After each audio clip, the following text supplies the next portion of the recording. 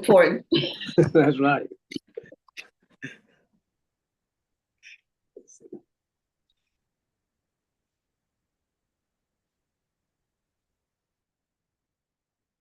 Let's see. Dr. Ramadan. Assalamu alaikum. Walaikum assalam. There's I need to get the information from her father, but there's a sister that has took up a residence around the mosqueers. They brought her in Friday. Transfer whole tribe moved her in, and she's a medical doctor at Western University. So I sent her father your information, so you might get in contact with you. So that was Friday. She came out Juma, but I don't have her information. Her father was going to forward her information to me, but I sent your name and phone number and so forth to him. Very good. Very good. That's wonderful. Yeah. So where is she from? What is she? She moved in. Was she from this area? From out of town. I know he's from St. Louis. He's from Chicago. He was here when Qasim was here, and they moved out when Imam told the imams to move out. So he wound up in Arkansas. He was the imam and had business there. I got his name. I have to look it up. I have to look it up. In fact, I should have texted you his information. I thought I did. Okay. But I don't have it ready right now. But he is in St. Louis. So like I said, his family, like a whole tribe came up here with her. They came out to Juma, and so she's supposed to be living somewhere around the mosqueers. I don't know her address or anything like that. So okay, all right. Well, I look forward to meeting her. Yes, yeah. He's not here. He's in St. Louis. So his daughter is the one, the medical doctor at Northwestern. Okay. Assalamu alaikum. We have about 1 minute before we start with. This time we're going to turn it over to Imam Warathuddin Muhammad II, the president of the Mosque Cares Ministry of Imam W.D. Muhammad. Okay.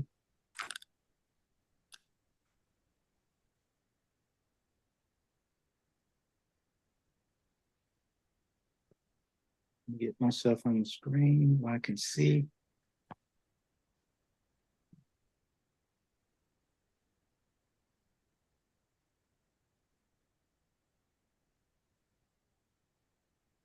Well, you can see and hear me, right? Yes, sir. We see. Yeah, I'll worry about that later. We see and hear you clearly. Full screen. Assalamu alaikum. Greetings to everyone. A'udhu billahi minash shaitanir rajeem. Bismillahir rahmanir rahim. Alhamdulillahi rabbil alameen. Peace and God's choice blessings upon us all, and welcome to July 1st Sunday. This is the first Sunday. We just celebrated a few days ago at the Mosque Cares on the 4th of July, the American Independence Day, which has a great significance to us as a community, coming out of the Nation of Islam into the new world leadership of Imam W.D. Muhammad, and New World Patriotism Day. Forgive me, I've been in my garden and I got some stuff here.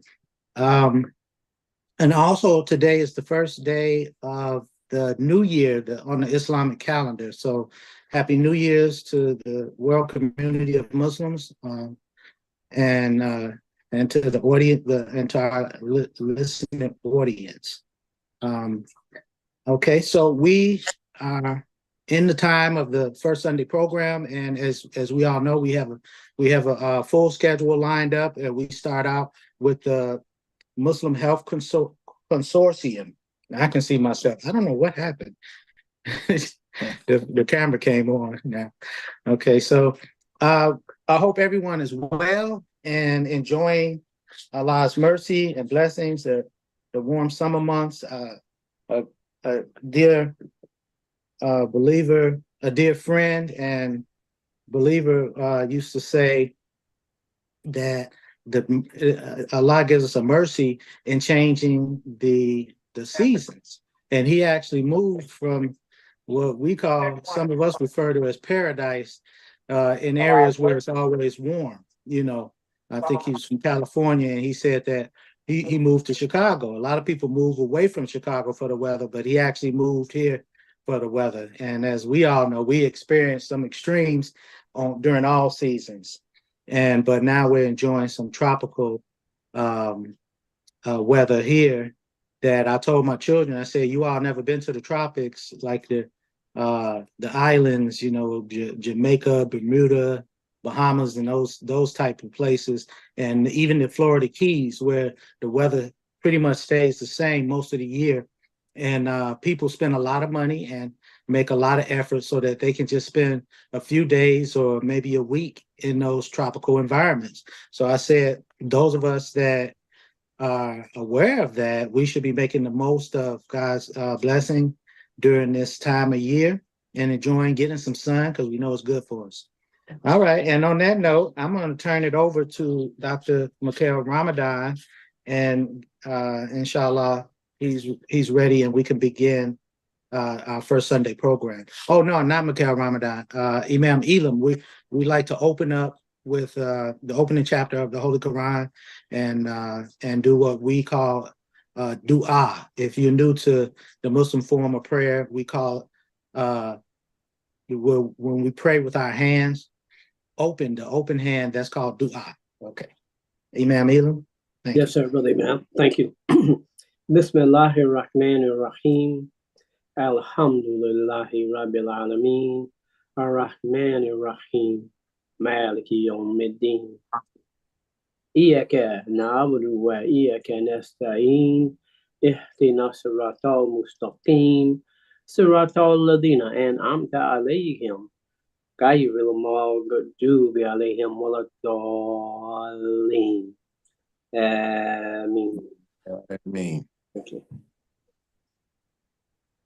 Yeah, Dr. Ramadan, you can take it from here if you like. All right. Thank you, Brother Imam. Assalamu alaikum. Wa alaikum assalam. Bismillahir Rahmanir Rahim. Ashhadu an la ilaha illallah wahdahu la sharika lahu. Ashhadu anna Muhammadan abduhu rasuluh sallallahu alayhi salam. Dear Muslims, it's as always a pleasure and an honor to come before you as guests on Mosque Cares. We thank Imam Wardi Muhammad II and Mosque Cares for this invitation for the Muslim Health Consortium to come on and share with you those things that we've researched and really are anxious to share with you. So with that beginning, we'd like to get right in to our subject. And as you know, we always begin with the public health perspective of the state of our country and the world, from the looking at it through that lens, public health. So a list of the current public health concerns for us begins with the nationwide heat wave that's going on. And some of you know that the heat is just overbearing in some places. In fact, right now, there's about 125 million Americans who are under a heat alert now. That's throughout the country, about 125 million. And just to give you an example, in Palm Springs, they had a temperature reported at 124 degrees.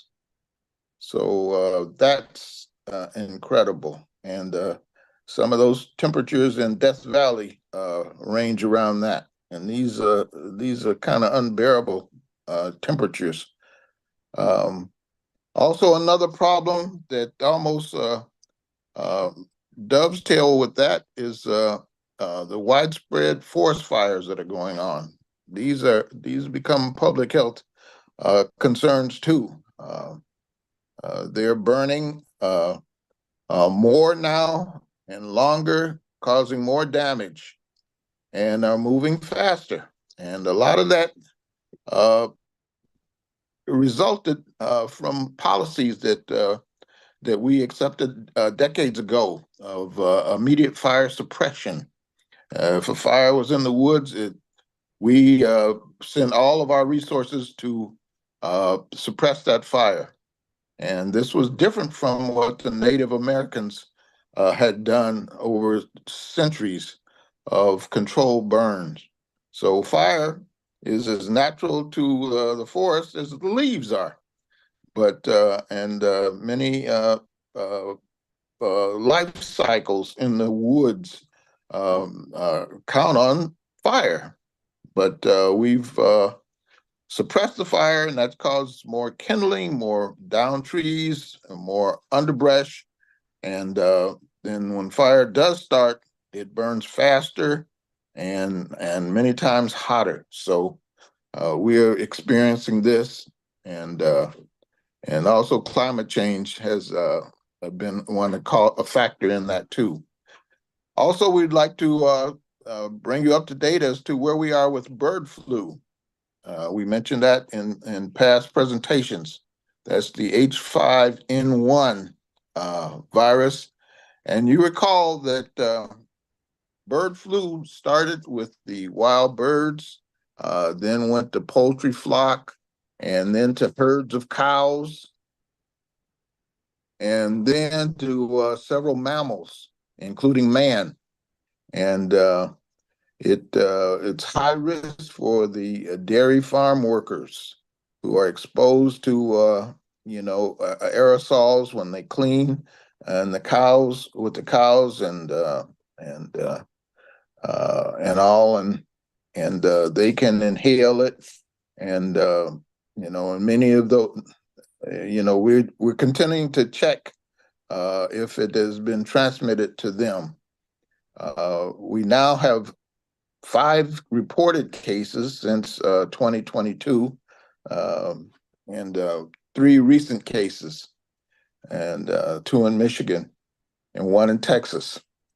And the good news is that there have been no noted upticks in the number of people who have contracted bird flu, according to the CDC.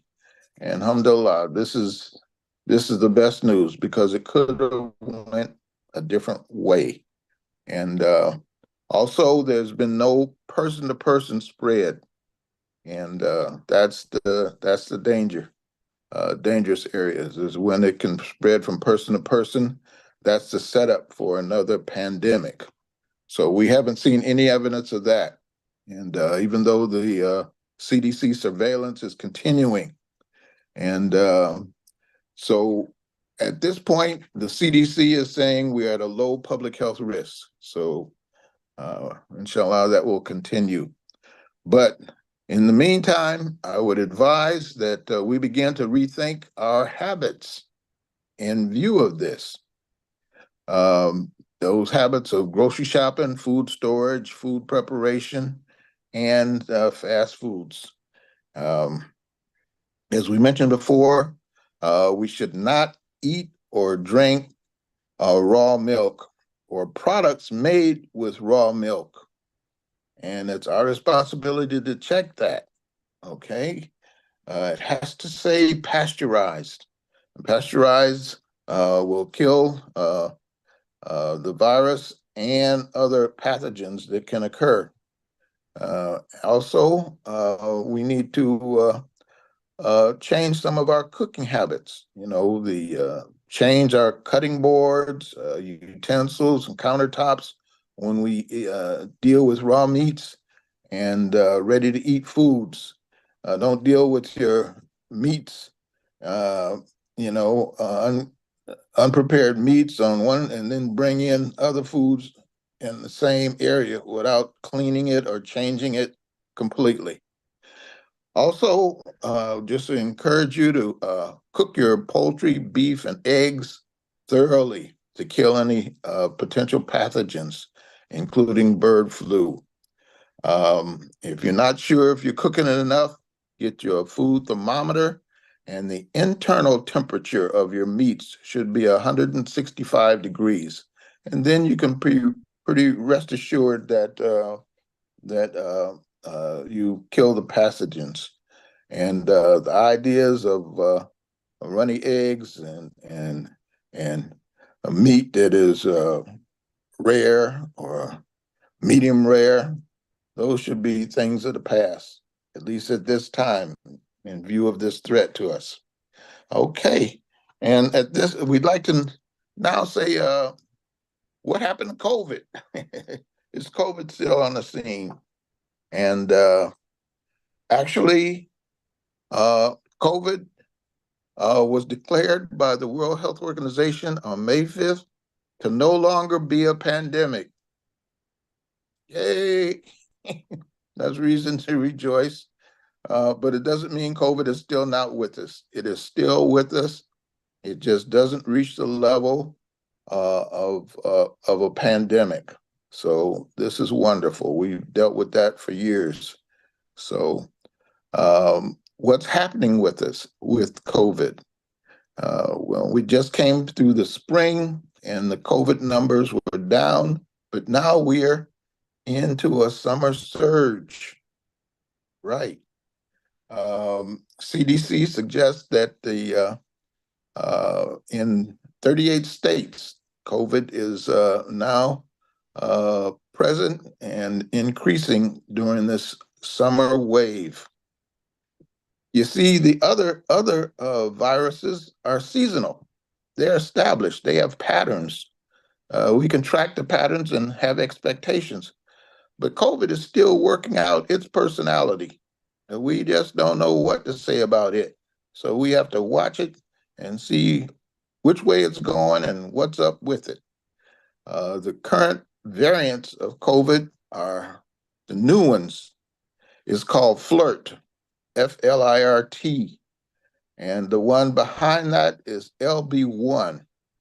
And FLIRT is the number one variant in the US at this time. It's like a horse race between the variants to see who's going to win, who's going to take over, who's going to be king of the mountain. And at this moment, it's FLIRT and LB1. It's a good thing that these are not deadly and do not cause severe disease. And they do cause hospitalizations and some deaths, but nothing like what it was a couple years ago. So you can still, if you haven't yet got your vaccination, it's good. What about the RSV and flu? Well, those are the seasonal viruses. So here in the summer, those are on the downside. So they're they're sort of in decline now, but still present. Another hot topic in public health is the fentanyl epidemic, and it's now has a new drug that the drug dealers are mixing with the fentanyl, and they can cut it and make more money and add this new drug which has sedating properties. It's the new drug is called xylazine, XYLAZINE, and it started out like a antihypertensive drug, like one that we use regularly. It sort of mildly sedating, and that was a property that was attractive. You can mix xylazine with fentanyl, and it is slightly sedating, and it gives fentanyl a kick, and so they use it for that reason. And what's on the rise is overdoses from this combo. Okay, and we also want to mention that public health wise, the Surgeon General recently acknowledged that gun violence is a public health issue. So we've had Dr. McGee on.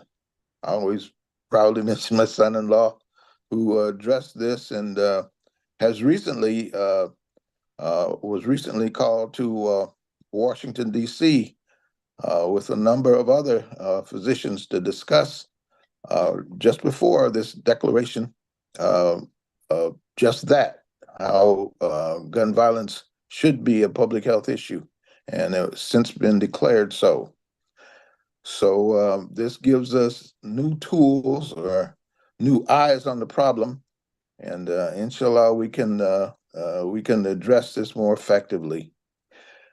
Finally, we big issue is we now are experiencing Hurricane Beryl, and it's gone through the Caribbean.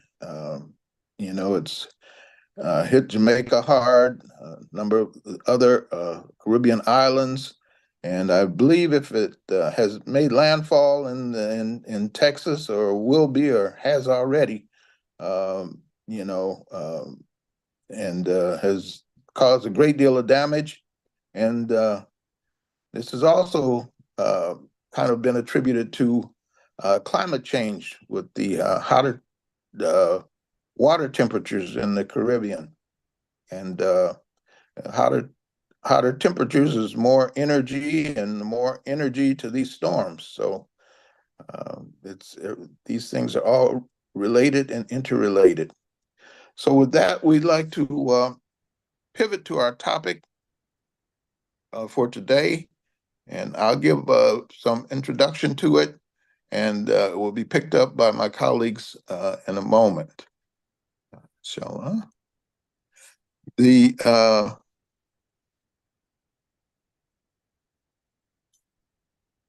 we are. Our topic is emergency preparedness, including swimming and self-defense. And this is a timely topic, especially with all of this change in climate and the change in political climate. Both climates are changing. And our topic deals with our readiness to adapt to these changes, adapt and survive these changes. Adapting is extremely important. So just to begin, we'd like to say that there is no power except with Allah. So we understand that as believers. And you can't change what Allah has planned for you. So if whatever your destiny that He has planned, no matter prepared, unprepared, don't give it a thought. That destiny is not changed. So we have no illusions or delusions about that. But we do trust Allah, and we tie our camels. That's what this is about, tying our camels. Trust Allah first. Inshallah, a disaster may never happen to you, but just in case that Allah permits it, you prepared yourself by His grace. That's how we look at it. Remember, Prophet Muhammad, peace be upon him, worked on the trench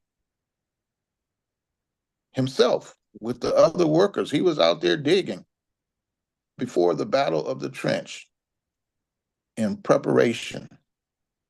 Alhamdulillah. So let's get started.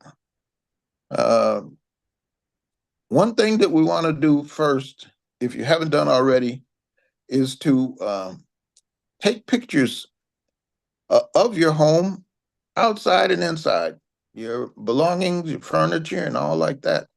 And in case of any disaster or something, you have the proof of what you had. And these pictures should be kept, not in the home, but away from the home, somebody else's home that's out of the area. So if your home and their home gets messed up, that you have proof of what you had, along with important papers, insurances, and other things. You should have those in places in safes or safe deposit boxes that keep them safe. The other thing that you should know beforehand is the type of disasters that can occur in your area. Are you in an earthquake-prone zone? Are you in a flood zone? Are you in a tornado zone?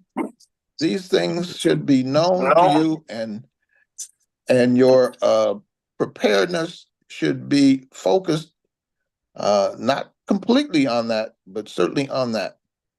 Whatever you're likely to be getting. Because what we see also is one part of the country can be having a disaster, and the other part, nothing at all. So, you know, that's a reality. And in fact, nearby cities, one can be having a disaster of some kind and the other not. And storms that move through can hit very close, affecting one but not the other. So you got to prepare, or we have to prepare for ourselves. And you have to ask yourself, how am I going to be informed that an emergency exists? You got to check what methods. You know, if yeah, you have to, you should have a radio. You should have a NOAA radio, a weather alert radio that goes off in your home and it has the ability to wake you up. And I have one on each floor that can wake us up and call our attention that bad weather is coming. And sometimes it'll surprise you. It may be a beautiful day outside and it says a storm is on the way. Prepare for a severe thunderstorm. That happened just a couple of days ago. And I said, that must be erroneous. Sure enough, the bad thunderstorm came on. I looked on the radar on my smartphone and I could see the storm moving in. So these are different methods of preparation that we have to become familiar with now. Also, notify your family and your network in case of a severe situation. A dam broke nearby here, and the alerts were really going off because of anticipated flooding in low-lying areas. And remember, your family may not be together. They may be on the highway. They may be with neighbors or friends. You should have prepared a local and a distant family rendezvous points. Okay, if you that would be important. The one thing that we want to get, and we mentioned it before, is, you see this? This is called an emergency preparedness flipper. If you don't get anything else immediately, this is the thing to get. This is based on FEMA recommendations, and it is put out. We'll have this put in the chat.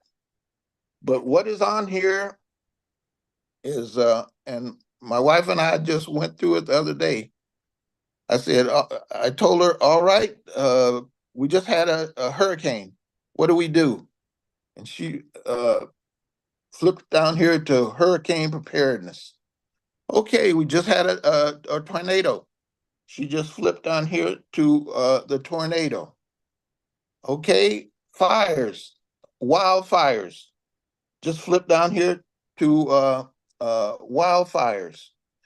This is boiled down to what you should do, what you need to do, and preparedness.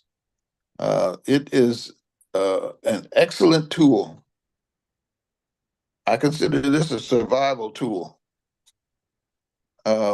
Also, we should develop skills, important skills. And we should learn to swim. We should learn self-defense. We should learn CPR. We should learn first aid. We should learn to shoot. We should go camping. We should learn hunting and fishing. We should start gardening and growing some food. Okay, I know that's a lot, and it's intended to be over a period of time. Some things are in the preparedness zone, other things are in the survival zone, other things are in the homestead zone, and other things are in the community life after the turmoil zone. Okay, so those skill sets in your skill toolbox are important for all of those areas. So even if it's not you, have it on your to-do list, I would advise. Also, quickly, is to develop a disaster plan and your disaster supply kit, okay? You got to have a plan and then the equipment to support the plan, or the materials to support the plan. Then practice your plan, and this one, conduct drills. Conduct drills, okay? Sometimes you can have the plan, you can have the material, but if you haven't gone through it, you don't want to be discovering when it's time to be doing, okay? Or find something doesn't work, or connections don't fit, all right? So conduct drills, practice your plan. And your plan, we move on quickly, for sheltering in place, evacuating, and home defense. Okay, we got to stay here. We got to get out of here. Or if we got to defend here, okay, prepared to do those. And we want you to keep these life-saving phrases in mind. And remember this, and you probably know some of them already. Stop, drop, and roll. What is that one for? That was for if your clothes is on fire. Stop, don't run trying to get help or look for the lake to dive in. Nope, just stop, drop, and roll. The next one is run, hide, and fight. What is that one? That one's for active shooter. If somebody's come into the movie theater that you're at, or come into the school, or come into your masjid or whatever, that's right. You run, hide, and fight. And remember, as was brought up in the Lifeline, when you run zigzag. Don't run, if I can get away, straight down the street. If the shooter has line of sight on you, that bullet can catch you. It can go a block or 2 blocks and catch you, no matter how fast you're running. You have to run zigzag and low. Become the smallest target possible and hide. If he can't see you, you don't know where you are. And if you hide, then you strategize while you're hiding. What if he comes near me? What am I going to do? How am I going to attack him and not get shot in the meantime? So run, hide, and fight for active shooter. Now, the next one is drop, cover, and hold on. That one is for the earthquake. If the earthquake happens, get down, again, become the smallest target for the falling debris as possible. Cover your head with a pillow or hands or whatever, so you don't get head injury or head trauma, and hold on, because the shaking is going on at that time from the earthquake.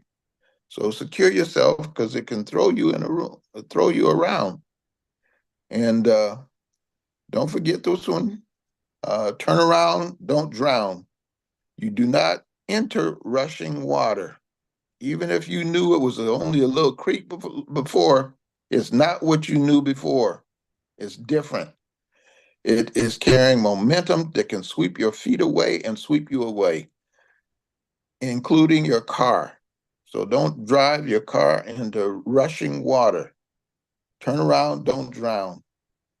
So in the next couple of minutes, I'm going to just hit on spot things and then turn it over to my colleagues. The heat wave, avoid strenuous activities, stay indoors, air conditioning, and hydrate.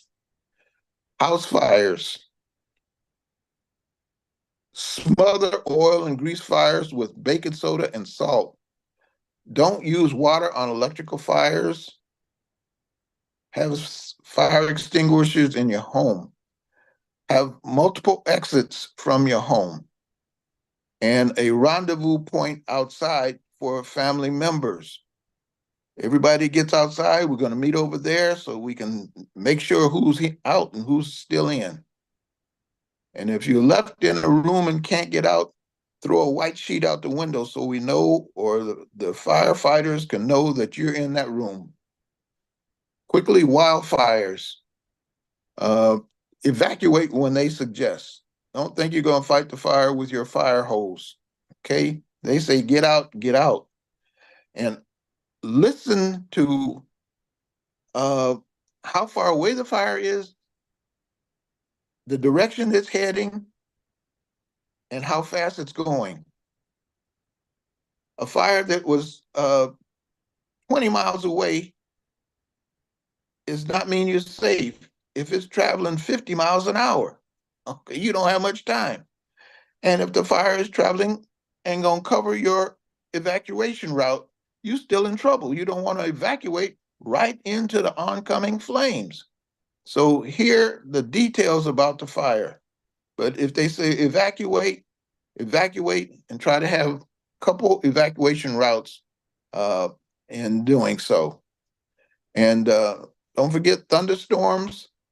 If thunderstorms are coming, unplug your appliances, your computers, and don't get in the bathtub. Don't take a bath during a thunderstorm, okay? For obvious reasons. And if you're out in the woods if you're out in the woods, don't get under the biggest tree for better shelter. Try to avoid being under trees unless you get the smallest tree among a whole lot of big trees. Okay?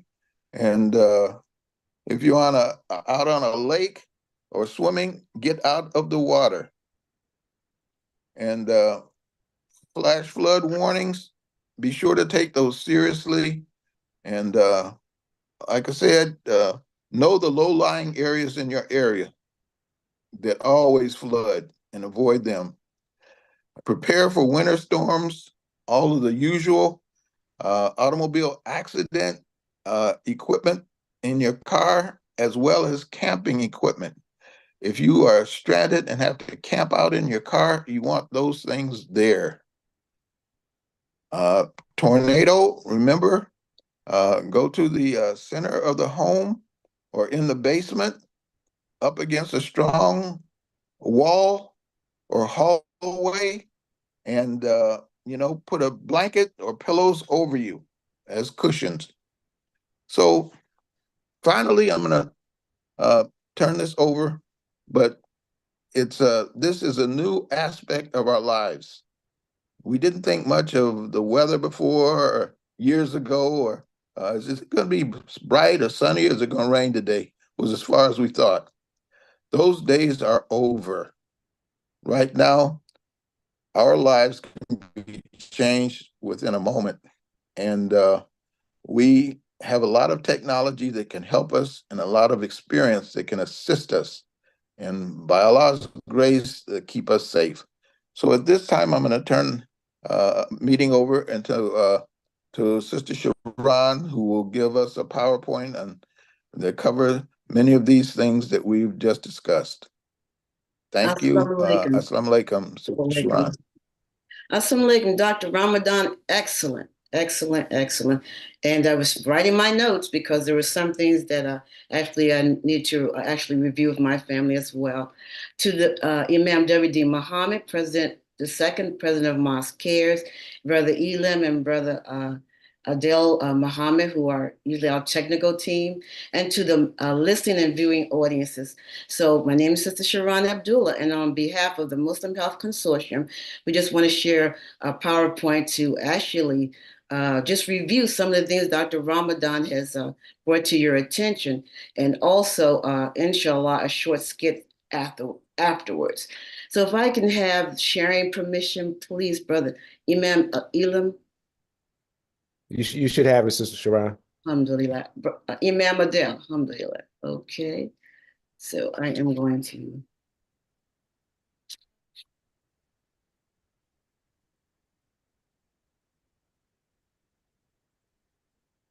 Okay. So inshallah, are you able to see? Not yet. Not yet. Not as of yet. Okay.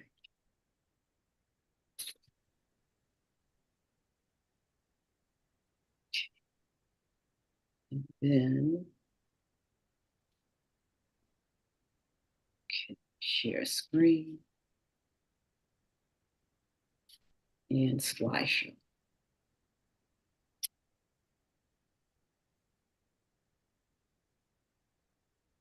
Inshallah, can you see the screen as yet?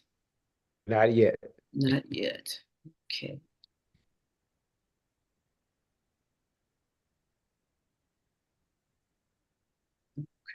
Exit.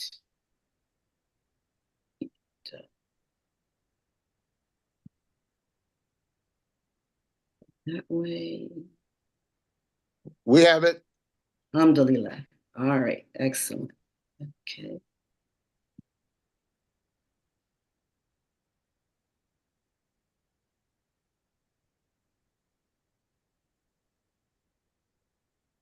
And I'm needing to see it.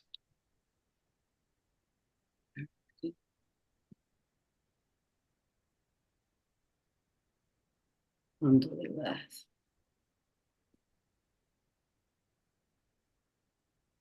All right, I'm going to put this into the slideshow.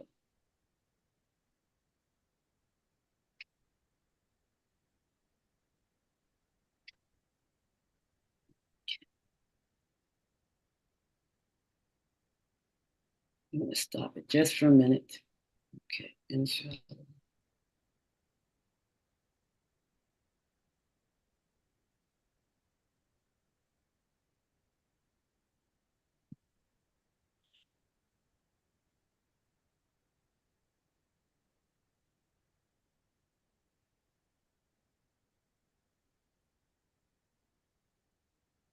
All right.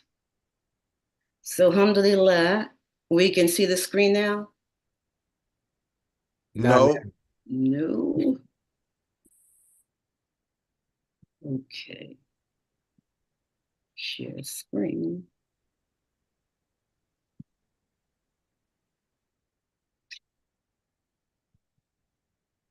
Yes? So, yeah. Not yet. Okay.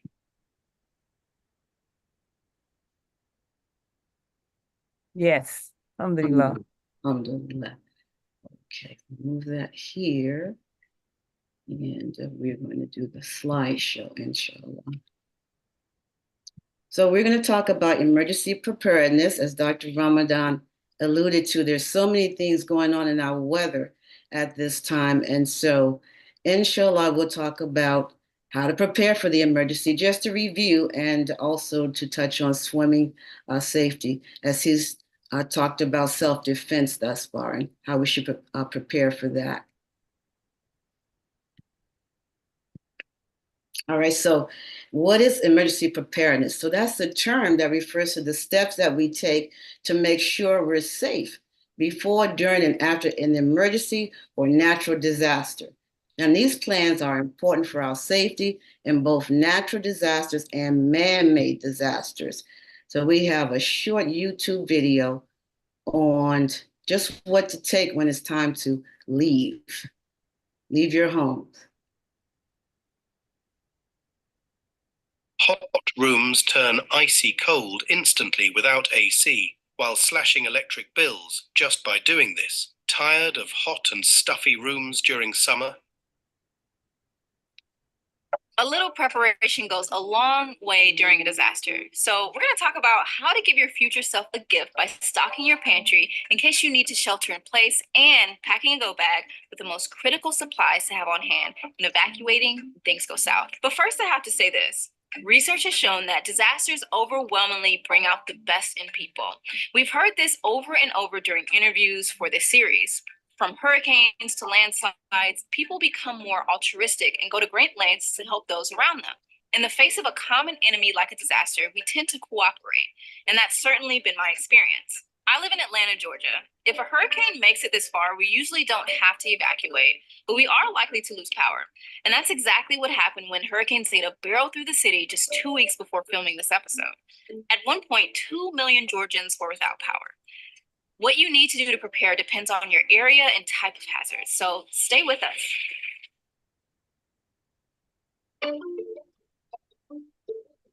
First, we're going to talk about what you need at home to comfortably shelter in place. Unlike a pandemic, most disasters heavily affect our infrastructure. So being self-sufficient without electricity, water, or transportation is the first priority. You can think of it like planning for a long camping trip. What will you need to survive and be as comfortable as possible while doing so? Your most important supply by far is plenty of water, even if it's raining. You'll need 1 gallon per person per day. Experts recommend having enough for 2 weeks. So for a family of 4, that will come to a total of 56 gallons of water. Next, you want to have 2 weeks worth of food. Now, there's probably more than you think, but the easiest way to do it is the pre-packed disaster food kit with dehydrated meals. But that can get expensive. So my strategy is this. Whenever I have an extra can of soup or mac and cheese or something else that I know won't go bad, I add it to my apocalypse storage bin. After a while, I have a lot of food and it never felt like a big expense. And I don't drink coffee, but if you do, plan to add some caffeine. A disaster is not the time to quit cold turkey. Once you have food and water and a safe place at home, you'll probably want to pack these crucial items. A hand crank radio. Now, cell towers and internet may be out of service, so an alternative way to receive communication is crucial. Mine has a solar panel, a phone charger, and even a flashlight, a headlamp or a flashlight, and extra batteries. And while we're talking about batteries, you're also likely to need an extra mobile battery for your phone. As long as cell towers are working, your phone will be a crucial tool to get help and tell family you're safe. A toolkit for basic repairs. You may not have immediate access to medical treatment depending on the severity of your disaster, so pack a first aid kit. In my first aid kit, I have a wound care section with things like antibiotic ointment, Band-Aids, and antiseptic towelettes. In a disaster, even a small cut can lead to a life-threatening infection. In fact, the World Health Organization estimates that in 2017, sepsis accounted for a staggering 20% of all global deaths. Taking a first aid class is a great plan since you're probably not going to be able to get the help that you're used to during a disaster. Just a little bit of basic knowledge can save your life. Also, make sure to include extra prescription medications since pharmacies may be closed for a while. Pack photocopies of important documents and seal them in a plastic bag so they don't get wet. At the very least, remember to include your identification, health insurance cards, and info for predetermined out-of-state contacts so that you can get in touch, even if your phone dies. I also highly recommend stocking up on personal toiletries. Listen, you don't need 10 weeks worth of toilet paper, but do make sure you have things like soap, toothpaste, and whatever items you generally use. I like to keep some extra chapstick handy. But unfortunately, you won't always be able to shelter in place, either due to evacuation needs or because your home didn't make it or is unsafe to be in. In situations like this, you'll want to rely on your go bag for supplies. You can think of it like a portable version of your pantry, but with a few modifications. As with your pantry, water comes first. Keep several bottles of water in your bag. Also, purification tablets come in handy if clean water isn't available. Next on the list, again, is food. You want to prioritize non-perishable, high-calorie snacks. I've got some energy bars and some dried fruit. You're also very likely to need access to money, so keep some extra cash and a credit card in your bag. Since a lot of things you'll need in your go bag are also things you need in your pantry, you can just store those items that we mentioned before, like the hand crank radio, those important documents, extra batteries, and a mobile phone battery in your backpack so it's easy to pick up on your way out. Also, a smaller but similar first aid kit. Another thing that I love to keep in my bag is a miniature portable version of my toolkit, a multi-tool. It has all sorts of useful things on it, from a screwdriver to a knife, even scissors. Also, don't forget to bring an extra change of clothes appropriate for the weather where you live. Remember, a couple pairs of clean socks and a jacket, even if it's warm. And last but not least, leave a little extra room in your bag for your valued personal items. When we talk to people who evacuate, nearly everyone said they grabbed a few important items like wedding rings, a photo album, or whatever is most important to them. If 2020 has taught us anything, it's that you never know what the future holds. Prepping can seem daunting, but doing something is a whole lot better than doing nothing. And taking small steps today, like buying a gallon of water for your pantry or picking up a box of granola bars for your go bag the next time you're at the store, may make a big difference when the next disaster strikes. And not only are you likely to fare much better when something goes wrong, but you'll be better equipped to help your friends, family, and neighbors. That's it for this episode of Weathered. If you liked it, don't forget to give us a thumbs up and subscribe so you never miss an episode.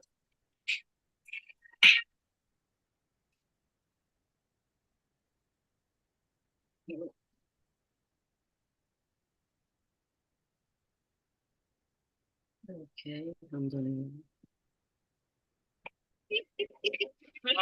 Yeah.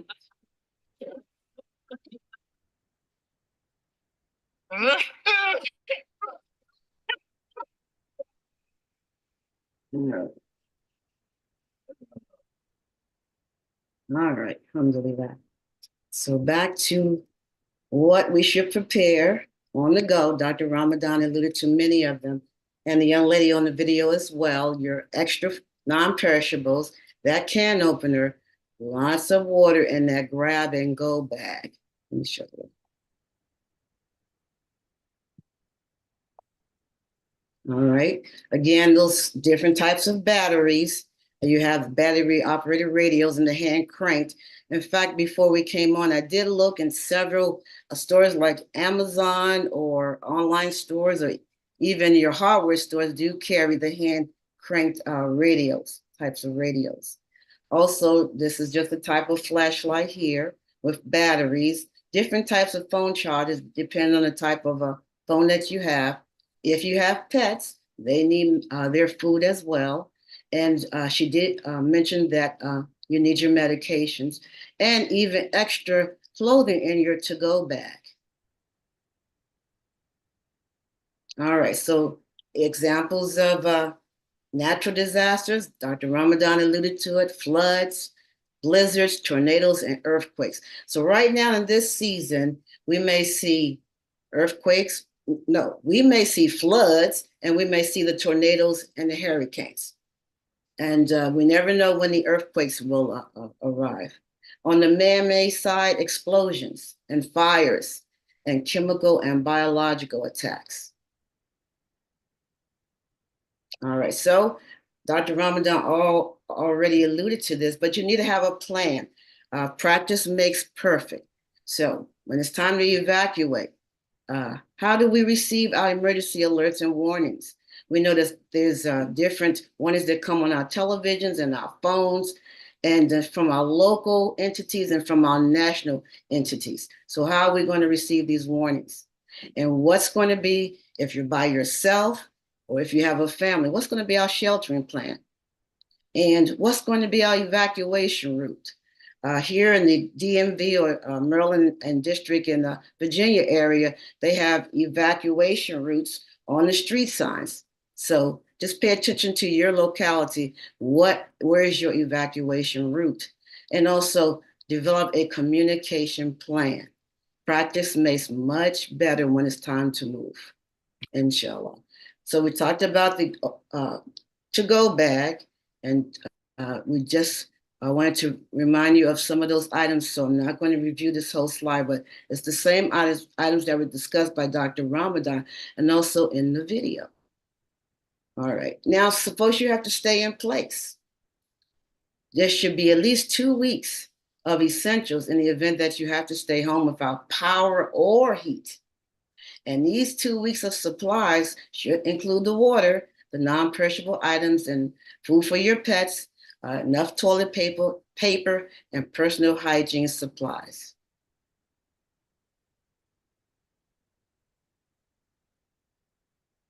All right. Also, additional supplies could be masks, Children 2 years of age and older, soap, hand sanitizer, disinfectant wipes, and to clean your surfaces. We talked about prescribed medications. If you're on medications, make sure that you have your supply. If you wear eyeglasses, prescribed eyeglasses and contact lens, make sure you have your contact lens solution. If you have the little ones, if you have infants in the house, enough infant formula, the bottles, the diapers, the wipes, and even diaper rash cream. All right. So about floods, they're happening. And we alluded to the fact that we're into global warming. So we need to find a safe place to shelter right away. Don't walk, swim, or drive through flood waters. Stay off bridges over fast-moving water, and determine your best protection based on the type of flood. Evacuate if you're told to do so, and move to higher grounds or higher floor, or you may have to stay where you are. And again, this is from ready.gov. Okay. And let's talk about the heat. We're going to be here for a while. And this is very, very, very important, especially for those with conditions such as asthma, the elderly, the very young, or any respiratory conditions will make you more prone to heat illnesses. So extreme heat often causes the highest number of deaths among all weather-related disasters. And this is according to FEMA. So if you're under an extreme heat emergency, find air conditioning if possible. And if you don't have it in your home or apartment, know where your cooling stations are. The cities open up libraries and other facilities so that you can have some air conditioning. Avoid strenuous activities, especially in the daylight hours. Watch out for heat illness. We'll talk about that shortly. Wear light clothing that breathes. Check on family members and neighbors, and of course, our seniors. Drink plenty of fluids. We're speaking specifically of water. Watch out for heat cramps, heat exhaustion, and heat stroke. So we are going to talk a little bit about that in a few minutes. And never leave people, especially children or pets, in a closed car. We know each year people forget. The windows are up, you go into work or wherever, and you come back and your child or pet has succumbed to the heat. All right, so heat and health trends. Extreme summer heat is increasing in the United States. We talked about global warming. Climate projections indicate that extreme heat events will be more frequent and intense in the coming decades. So while better for forecasting, early heat warning systems and increased access to air conditioning has helped to prevent some heat-related illnesses and death in recent decades, extreme heat events still remain a cause of preventable death. And this is nationwide, and this is by the CDC health tracker. So just a little bit on heat-related deaths from FEMA and the CDC. In extreme heat, your body works extra hard to maintain a normal body temperature, and this can lead to death. Extreme heat is responsible for the highest number of annual deaths among all weather-related hazards. And we talked about older adults, children, and sick people, and even the overweight individuals are at greater risk for heat illness. All right, and just for those who can see this picture, you can also go on FEMA and find this map. According to where you are located in the country, and you have a legend for the different types of temperatures in a different type of country, and you get an alert as to the amounts of heat-related illnesses that are occurring in your area. And inshallah, this is also in the references found at the end of this presentation. And this is from FEMA and CDC. Okay. All right, so heat exhaustion. Let's talk about heat exhaustion. That's your body's response to an excessive loss of water and salt, and it's usually through excessive sweating. So heat exhaustion is most likely to affect, again, the elderly, people with high blood pressure. If you have high blood pressure and you're on hypertension medication, you have to watch out for the extreme heat.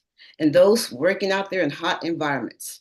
So some of those symptoms, again, headaches, nausea, dizziness, weakness, irritability, you're thirsty, heavy sweating, elevated body temperatures, and decreased urine output. All right, so what are some signs of a heat stroke? This is a medical emergency. Extremely high body temperatures above 103 degrees Fahrenheit when your temperature is taken orally. Red, hot, and dry skin with no sweat. You have a rapid and strong pulse. You become dizzy, confused, or even unconscious. So if you suspect a heat stroke, call 911 or get the person to the hospital immediately. Cool down with whatever methods are available until medical help arrives. And do not give the person anything to drink. And again, for the purpose of time, there's a YouTube video, very short, on how to stay cool in extreme heat. And inshallah, you can have a copy of that. Dr. Ramadan talked about tornadoes, going to a safe room in the basement or a storm cellar. If you don't have a basement, get to a small interior room on the lowest level. Stay away from windows, doors, and outside walls. And if you can safely get to a sturdy building, do so immediately. Do not get under an overpass or bridge. You're safer in a low, flat location. Watch out for flying debris that can cause injury or death. Use your arms to protect your head and your neck. Right. So the best time to prepare, Dr. Ramadan alluded to it, is before it happens. Practice. Make your emergency plan. And being prepared allows you to avoid unnecessary trips and to address minor medical issues at home. And that reduces the burden on your care centers and hospitals. Because once an emergency happens, then they're inundated, the first responders, and there may be some delays. So remember that not everyone can afford to respond by stocking up on necessities, but if you can afford it, you need to make those essential purchases and slowly build up your supplies. Also, watch out for any expiration dates on those supplies. All right, so again, Dr. Ramadan alluded to the earthquake. When you're in your car, you pull over, you set the parking brake. If you're in bed, turn facing down, cover your head and neck with a pillow. If you're outdoors, stay outdoors away from buildings. If you're inside, stay and do not run outside. Avoid doorways. So drop, cover, and hold on. All right.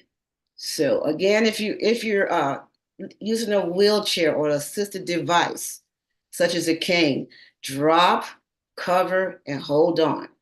Again, if you're using a walker, lock the walker in place. Sit down and cover your head and hold on.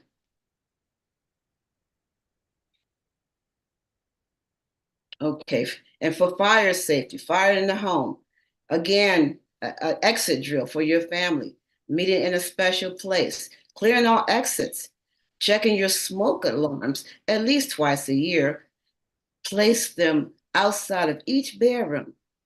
And they suggest sleeping with your bedroom door closed, and this will give more time for you to escape the fire. Purchase also carbon monoxide detectors to help detect the smoke, and pay attention to your cooking pans while they're on the stove. But if there is smoke in the area, you need to crawl low to exit the house. So check on your fire extinguishers, they expire as well, and your carbon monoxide detectors. All right, let's talk about swimming briefly.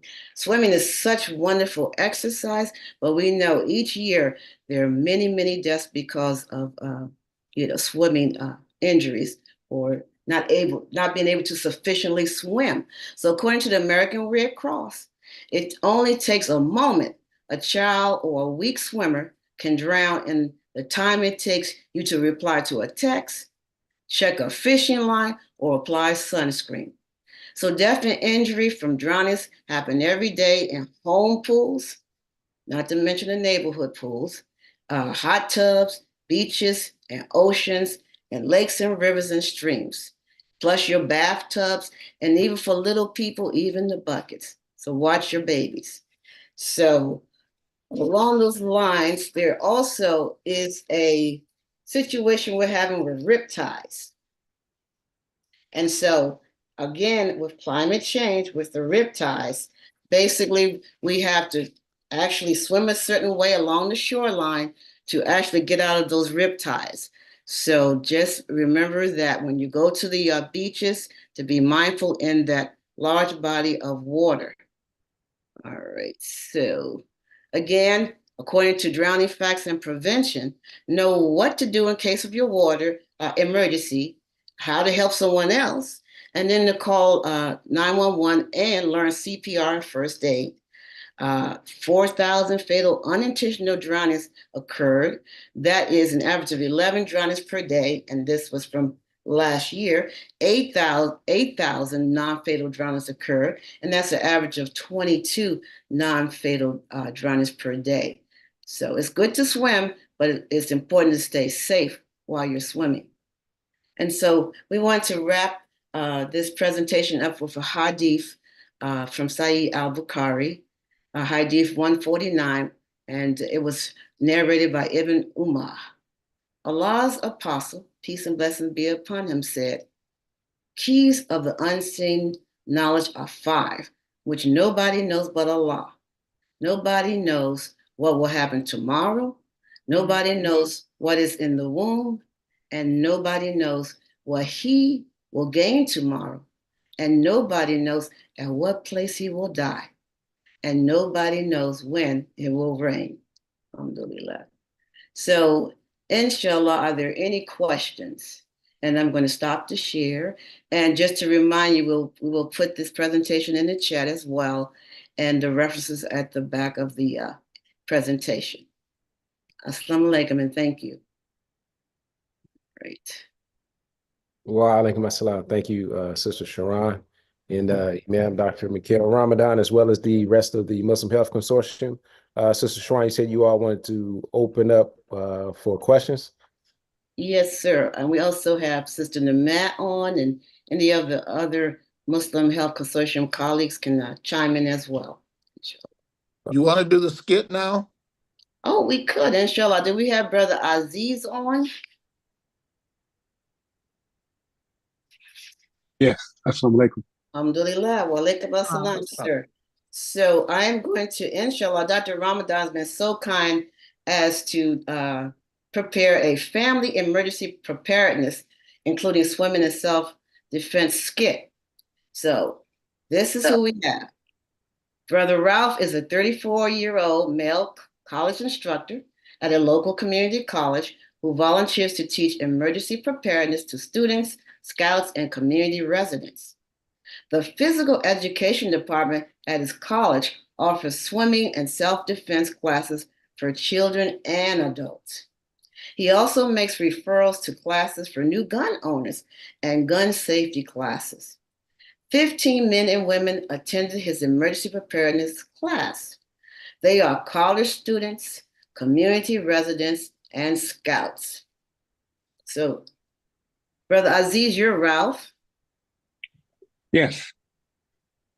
I want to emphasize the most essential things to have in emergency situations are an analytical and quick thinking mind, certain skill sets, the necessary items, and equipment.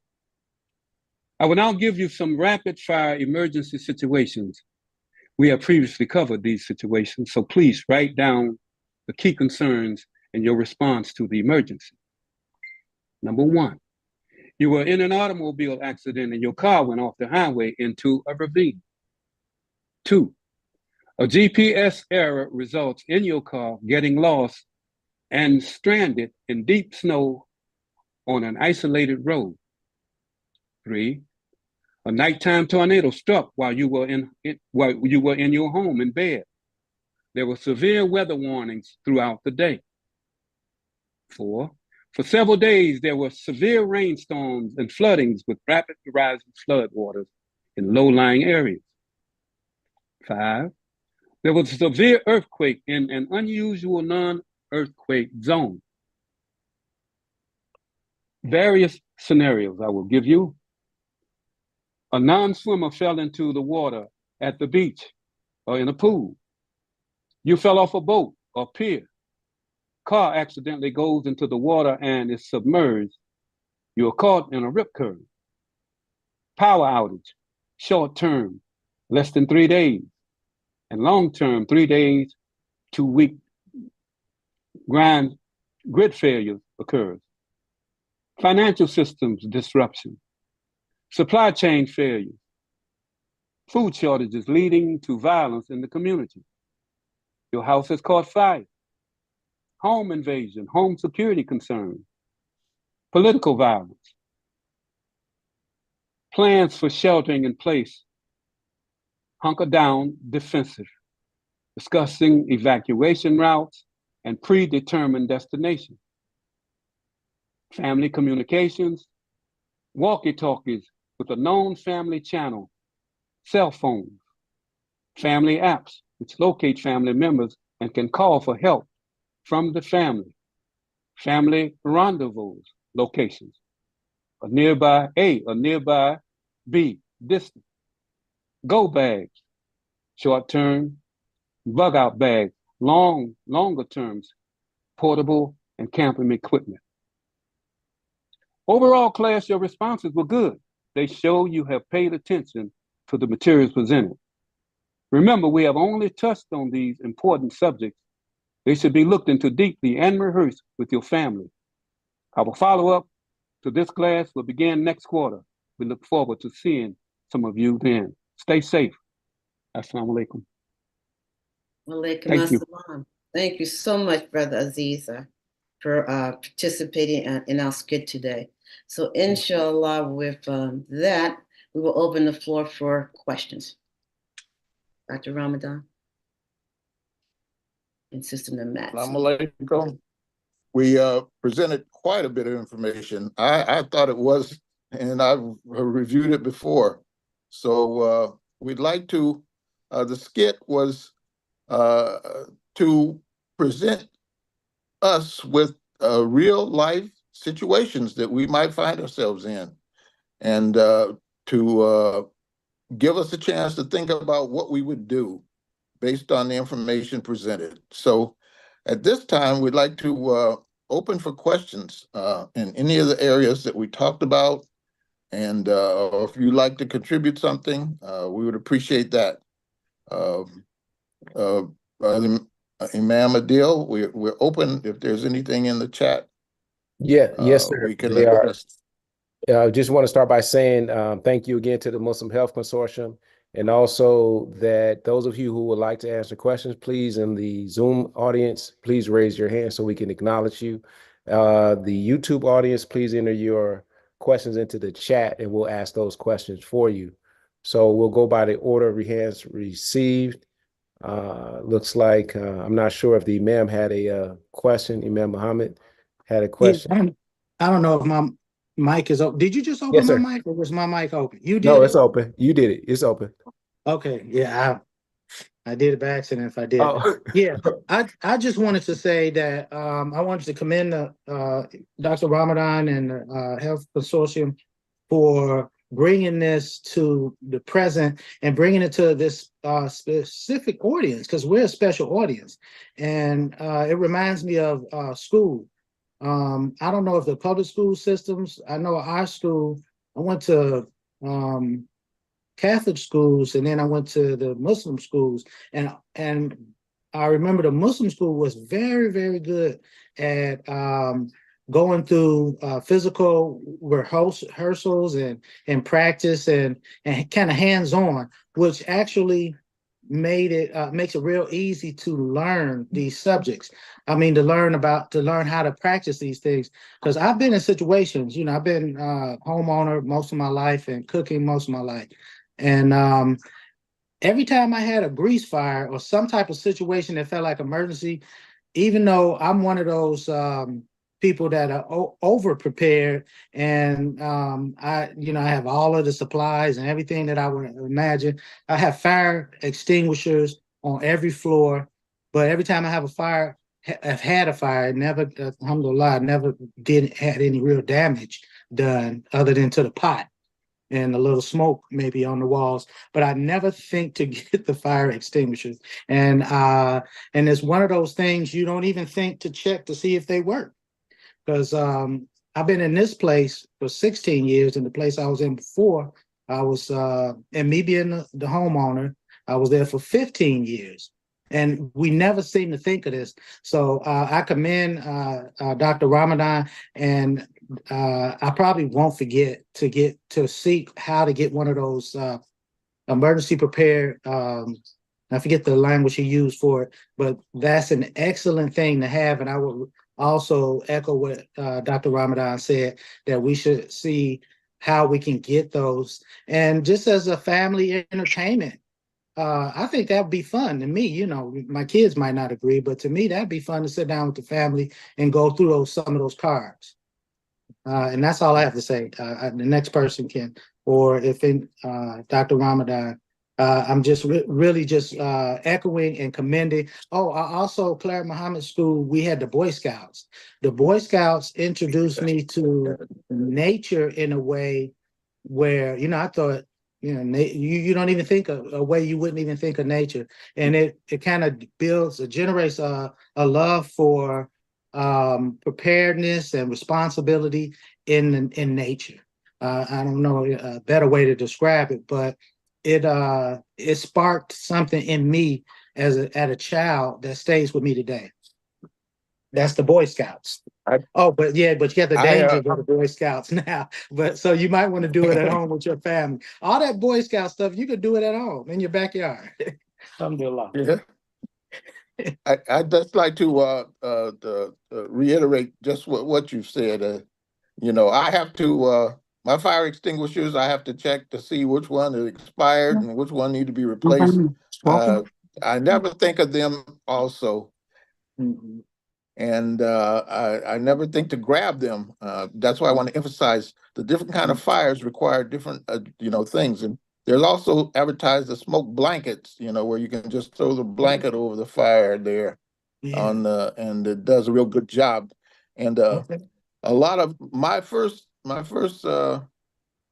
actually before our family became Muslim, I was a Boy Scout, and some of that training in the Boy Scouts I just retained, and Boy Scout training went right into FOI training, and yes, sir. And I just appreciate that combo, and somebody, all of the things from shooting and bow and arrow and hunting and fishing and swimming and camping and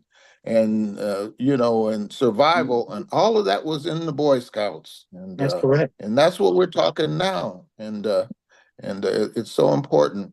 So thank you for your comments, Brother Imam. Thank you. Alhamdulillah.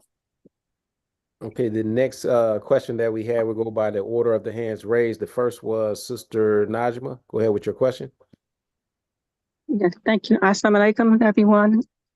Alaikum assalam. Imam Wardi Muhammad, good to see you again. I think this is an excellent presentation. I just want to make a couple of comments and ask a question. Brother Ramadan, you just mentioned the fire blanket. I was going to mention that. I've got one in every room, and I think I'm going to throw some in the cars as well. Also, when it comes to charging, don't forget the charger. Get a charger for your car, for your phone. Get a phone charger for your car, so that if you don't have battery power, you can charge it from your car. Also, my family, we had a code word or a sentence. If we have an emergency, say, for instance, somebody say, well, how you doing? We say, everything is wonderful. Well, nothing's ever really that wonderful. So if we use that wording, they'll know there's a problem. So we'll be eliciting help from other family members. Also, for weapons, I found this stun gun flashlight that I just love it. And at one end is a flashlight, the other end is a stun gun, and depending on the button you push, it can help you in a proper emergency as well. And when it comes to our health, y'all know, most of you know I'm in health and fitness. when it comes to summertime and it's really hot, cut back on all those sugary drinks and all those carbohydrates. They make your body heat up really fast. And so if you cut that stuff out when it's too hot, you'll feel a lot more comfortable. Also, a lot of people, they kind of cringe at this, but I've gotten used to wearing thermal undershirts in the summertime because their job is to keep the body temperature even. And I've been doing it for at least 15 or 20 years, and I'm going to tell you it works. So don't knock it till you try it, okay? Lastly, I would like you all to mention the fast for stroke, the phase arm slurring speech, and the time to call 911. So if you would, maybe speak a little bit on that as well. Assalamu alaikum. Thank you so much. Walaikum assalam. Yes, that's you said so much there, sister.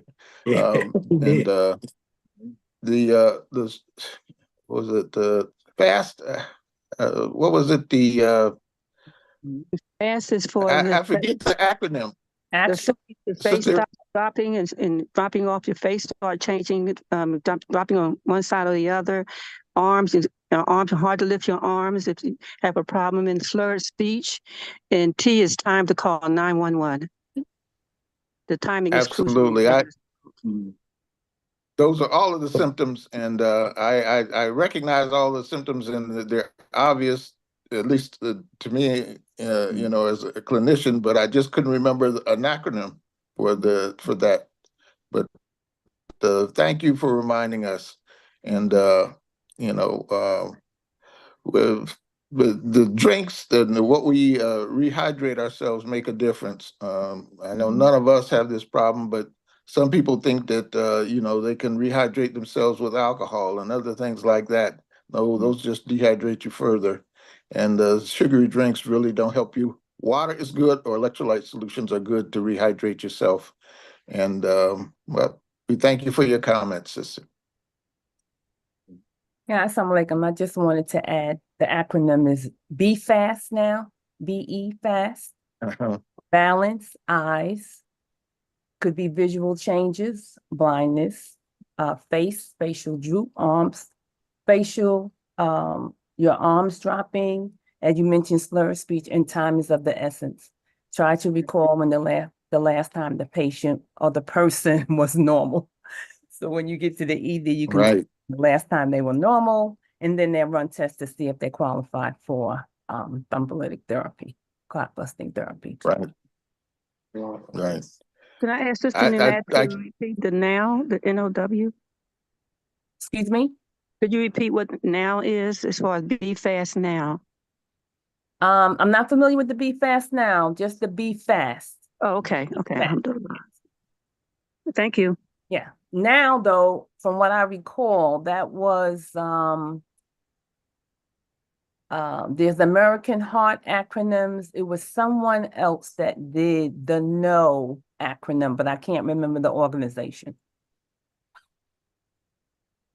And also, isn't it a fact, Namak, because you're still practicing, that there's different emergency rooms, as long as they know what's coming in, they prepare for someone who actually is experiencing a stroke so that the time can be even more shortened. You know, by the time they get there, they know, okay, a stroke is coming and a possible stroke, and there's certain treatment that they have to give immediately without delay. Is that still a process? Yeah, the ideal is to have the person go to a stroke center so that they and give a heads up, paramedics, like paramedics would know ahead of time. Well, not ahead of time, but once they do that assessment, to let the facility know, right, Dr. Ramadan, that you have a stroke. That's right. Coming in, and be prepared to do the MRI or CAT scan and see what the conditions are. And if that patient is, since ischemic strokes, Dr. Ramadan could elaborate, but ischemic strokes, clots are the most common. So if it's determined that the person has an ischemic or clot, then they will qualify for TPA, thrombolytics. Treatment. Yes. On that, if they have almost when the paramedics arrive in the ER, if the vital signs are stable, they'll just run right to the prepared CAT scan or MRI immediately. The ER doctor might just eyeball them and see them as they're rolling by, because time is of the essence. There's a window that for the effectiveness of the thrombolytics. And if they're within the window, the percent is high, that the clot can be dissolved.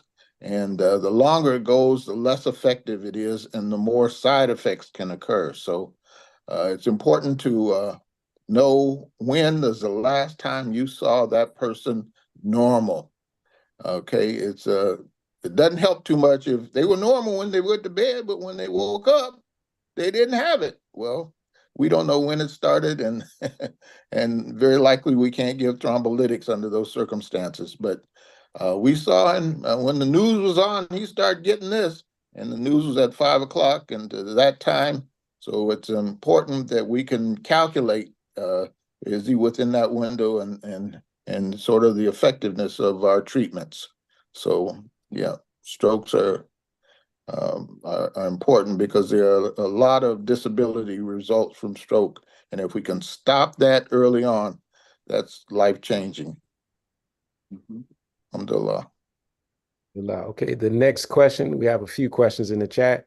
We'll go with Sister Mahassan, then Sister Tahida, followed by Brother Bashir. Go ahead, Sister Mahassan. Assalamu alaikum. Thank you, Brother Adil. Greetings to everyone, especially Imam Muhammad II. It's always a joy to be here on a first Sunday and for us to come together and share information. I wanted, like Sister Najla, I had a couple of brief comments or questions and one show and tell.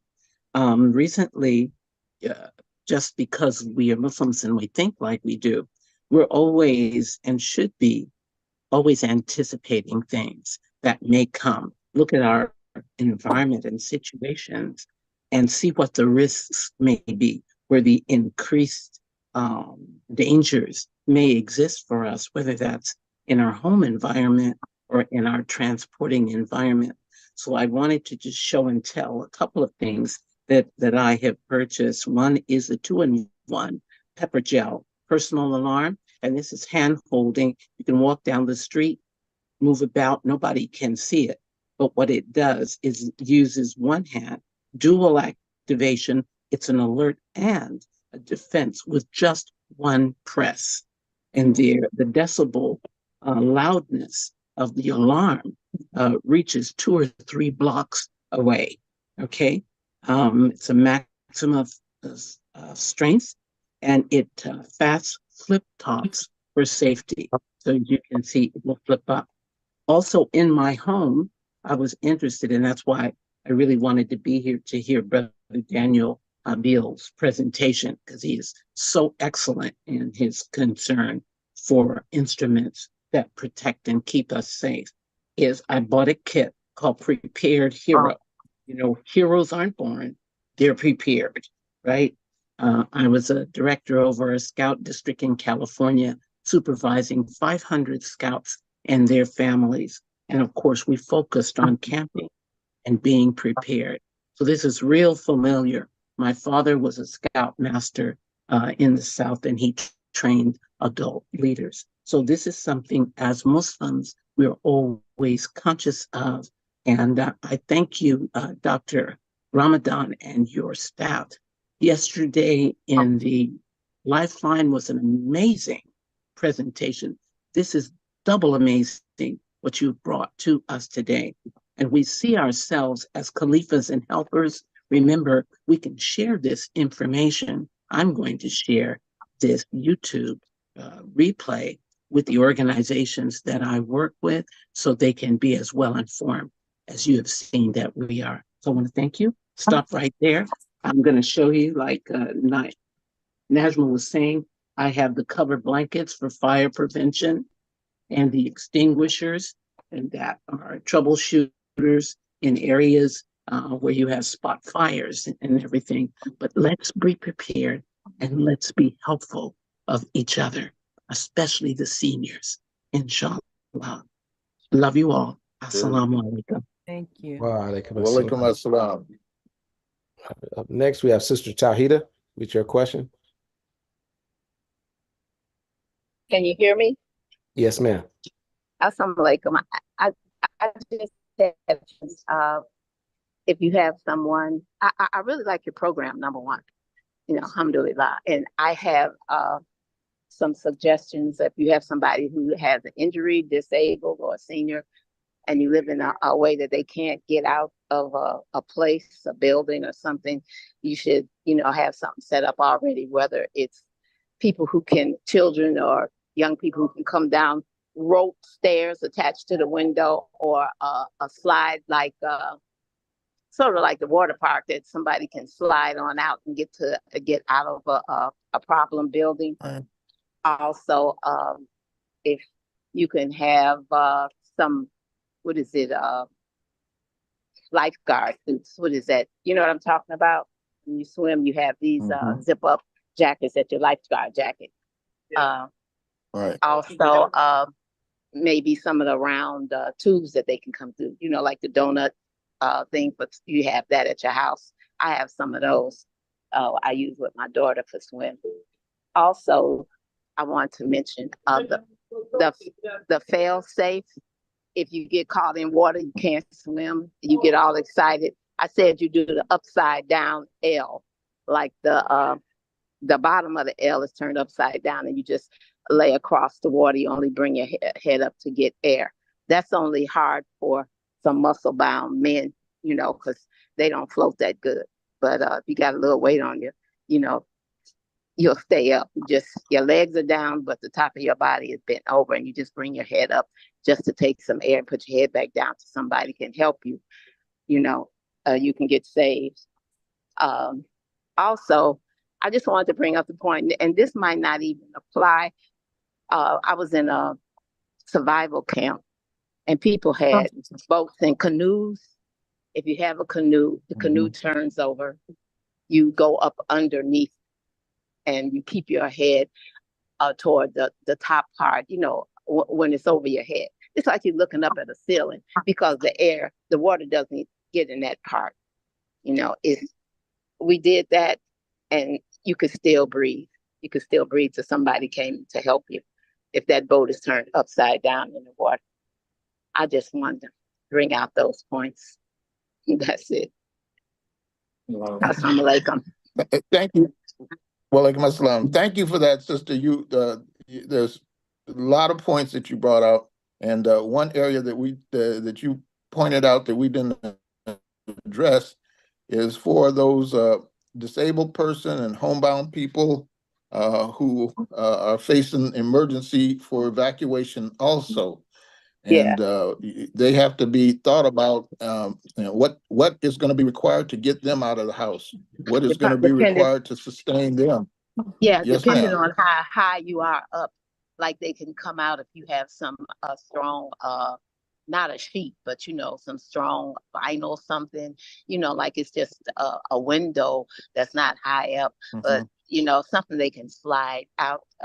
They can't come down the stairs, so you got to have something so they can get out the stairs. So the person who's watching them and them can both be saved. So yes, it's good to have that already in effect now, just in case. Right. That sort of thinking has to be done ahead of time, and it should be yes, it does done and practiced. That's right. I was going to say that, and it's something that you should try to practice and see how you can understand how that works. Yes. Yeah. We saw it was it was a disaster when Katrina hit, and a lot of the elderly people were in those homes, and and the city had not made that much preparations to evacuate them. And as the water came up, they were going higher and higher until they got up and were trapped by the roof.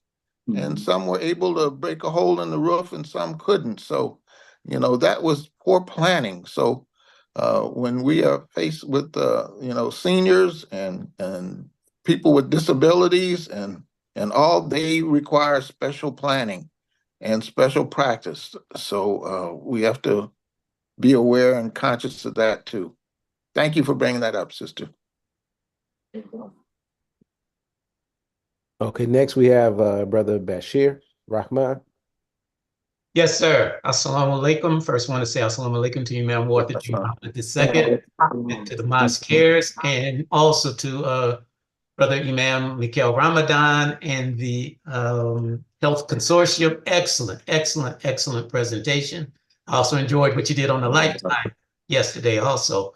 But just wanted to share a couple of things. I would be remiss after being 36 years in the fire service and having to deal with some of these situations. We just wanted to share that for those who may want to go, you can go to, and I put all of this in the chat. You can go to the NFPA, which is the National Fire Protection Association.org, and they will give you or share with you information on how to plan fire escape scenarios so that you can get out of your home. And in terms of what you mentioned as it relates to practice, you can't emphasize that enough. And one of the things I wanted to say is when you practice your fire drills, don't just do it at 1 o'clock in the afternoon. Try it at about 3 o'clock in the morning.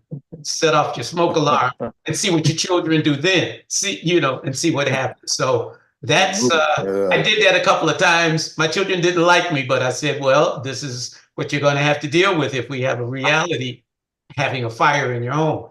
And having your, as you mentioned, having smoke detectors and fire extinguishers, which they last about 10 to 12 years, but you want to make sure that they're working. And then also one final thing is the life alerts that seniors and others can wear that in case and this is not just for a major emergency, this can just be for something that happens around the house.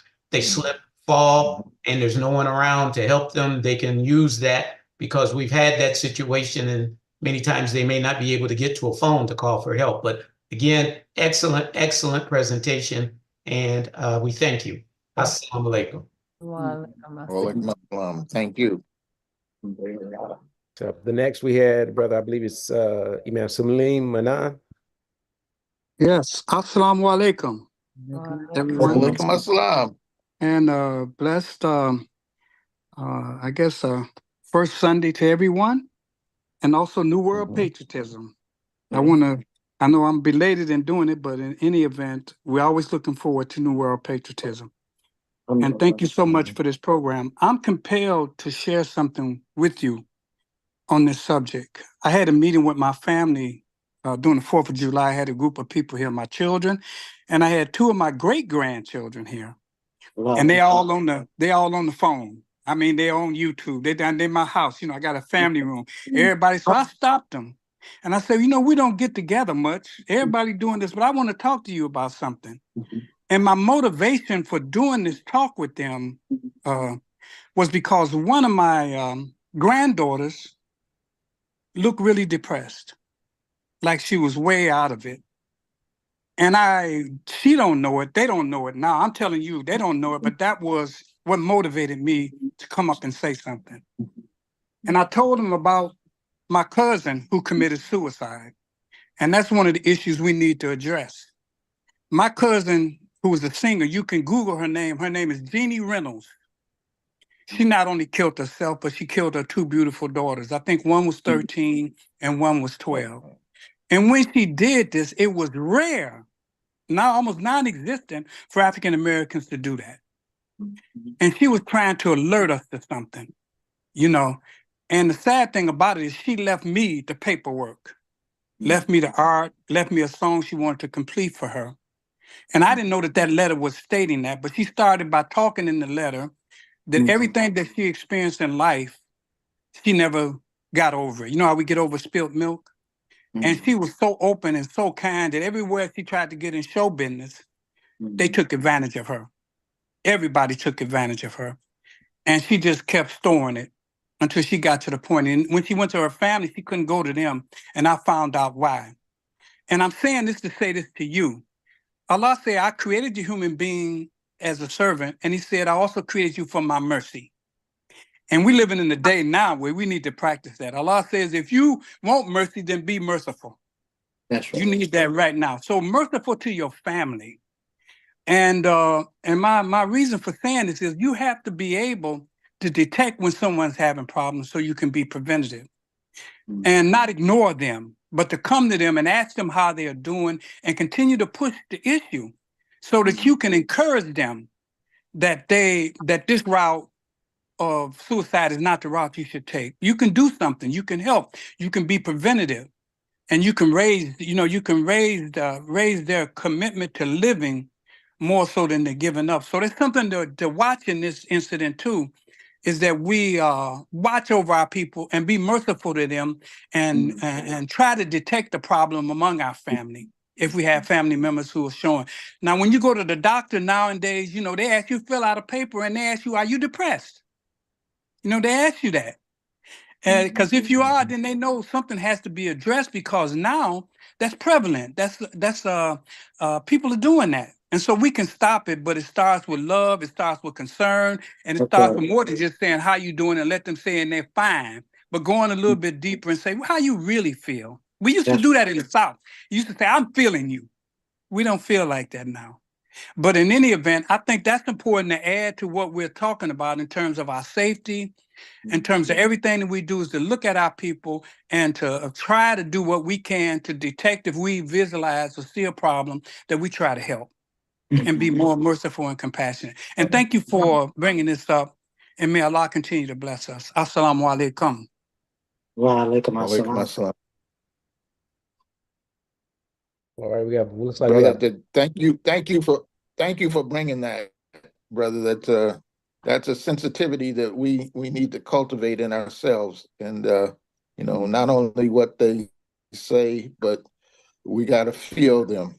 We have to feel them, and when we feel a difference in what they're saying and what we're feeling from them, we need to pursue that, because that means likely that they might be hiding, or what is there is much deeper, and they're covering up. So we need to have that sensitivity. So thank you, brother. That's very valuable. Yeah, and I like to make a comment too. I watched some of the soldiers, the sisters and brothers during the Nation of Islam time.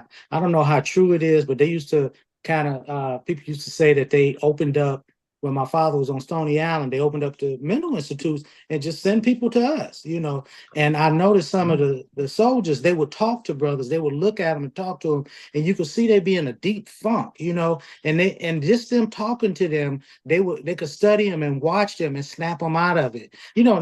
Not like magic, but I discovered that I've seen my parents and different people do it. They're just, if you don't let them walk away, because they'll walk away and they'll try to deter you, and by being mean or saying something that throws you off, just because they want to see, hey, you just like everybody else. You don't really care about me. So we have to be patient and not be deterred, but even show even more kindness, when you're rejected, when your kindness is rejected. I find that sometimes you can maybe get to the root of the problem, and you maybe can save a life. Because I was just as shocked as he was. It was about 5 years ago. I remember Robin had just passed, heard on the radio that the suicide, I don't know if it was #1 with African Americans, or that it was on such a rise that I didn't believe it. I thought they were lying. I said, nah, that ain't suicide. I said, them black people getting shot and somebody blaming suicide, saying he shot himself.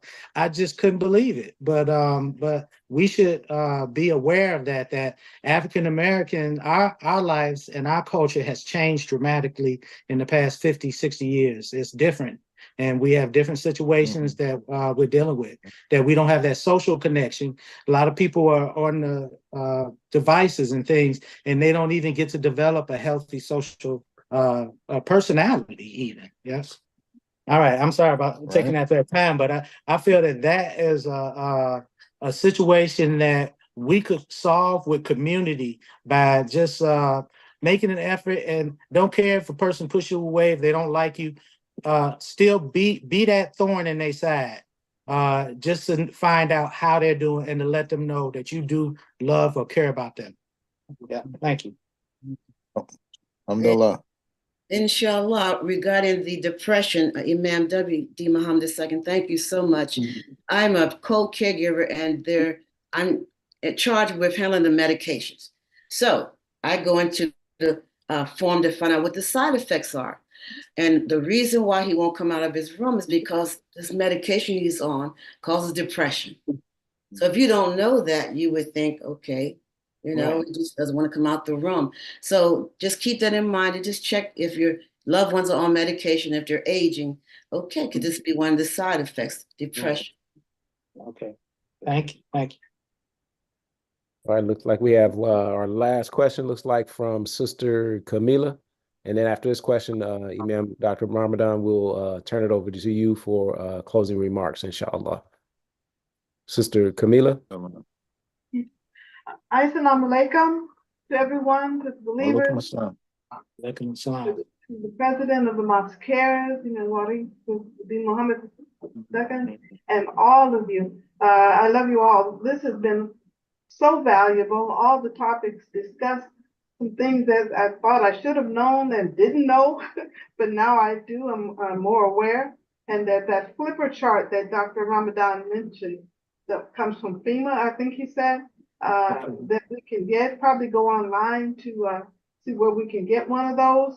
It's so helpful. And all the advice that's coming out from Imam Salim, your staff, Dr. Ramadan, has been vitally helpful.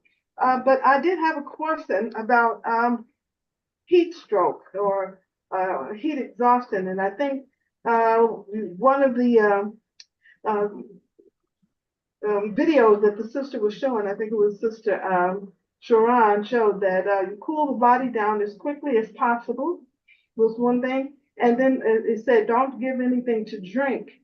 And so I was kind of curious about that because I thought if you're going to try to cool the body down as quickly as possible, on the outside, maybe cool towels or so, put water, soak down their shirt or whatever they have on to help cool them down.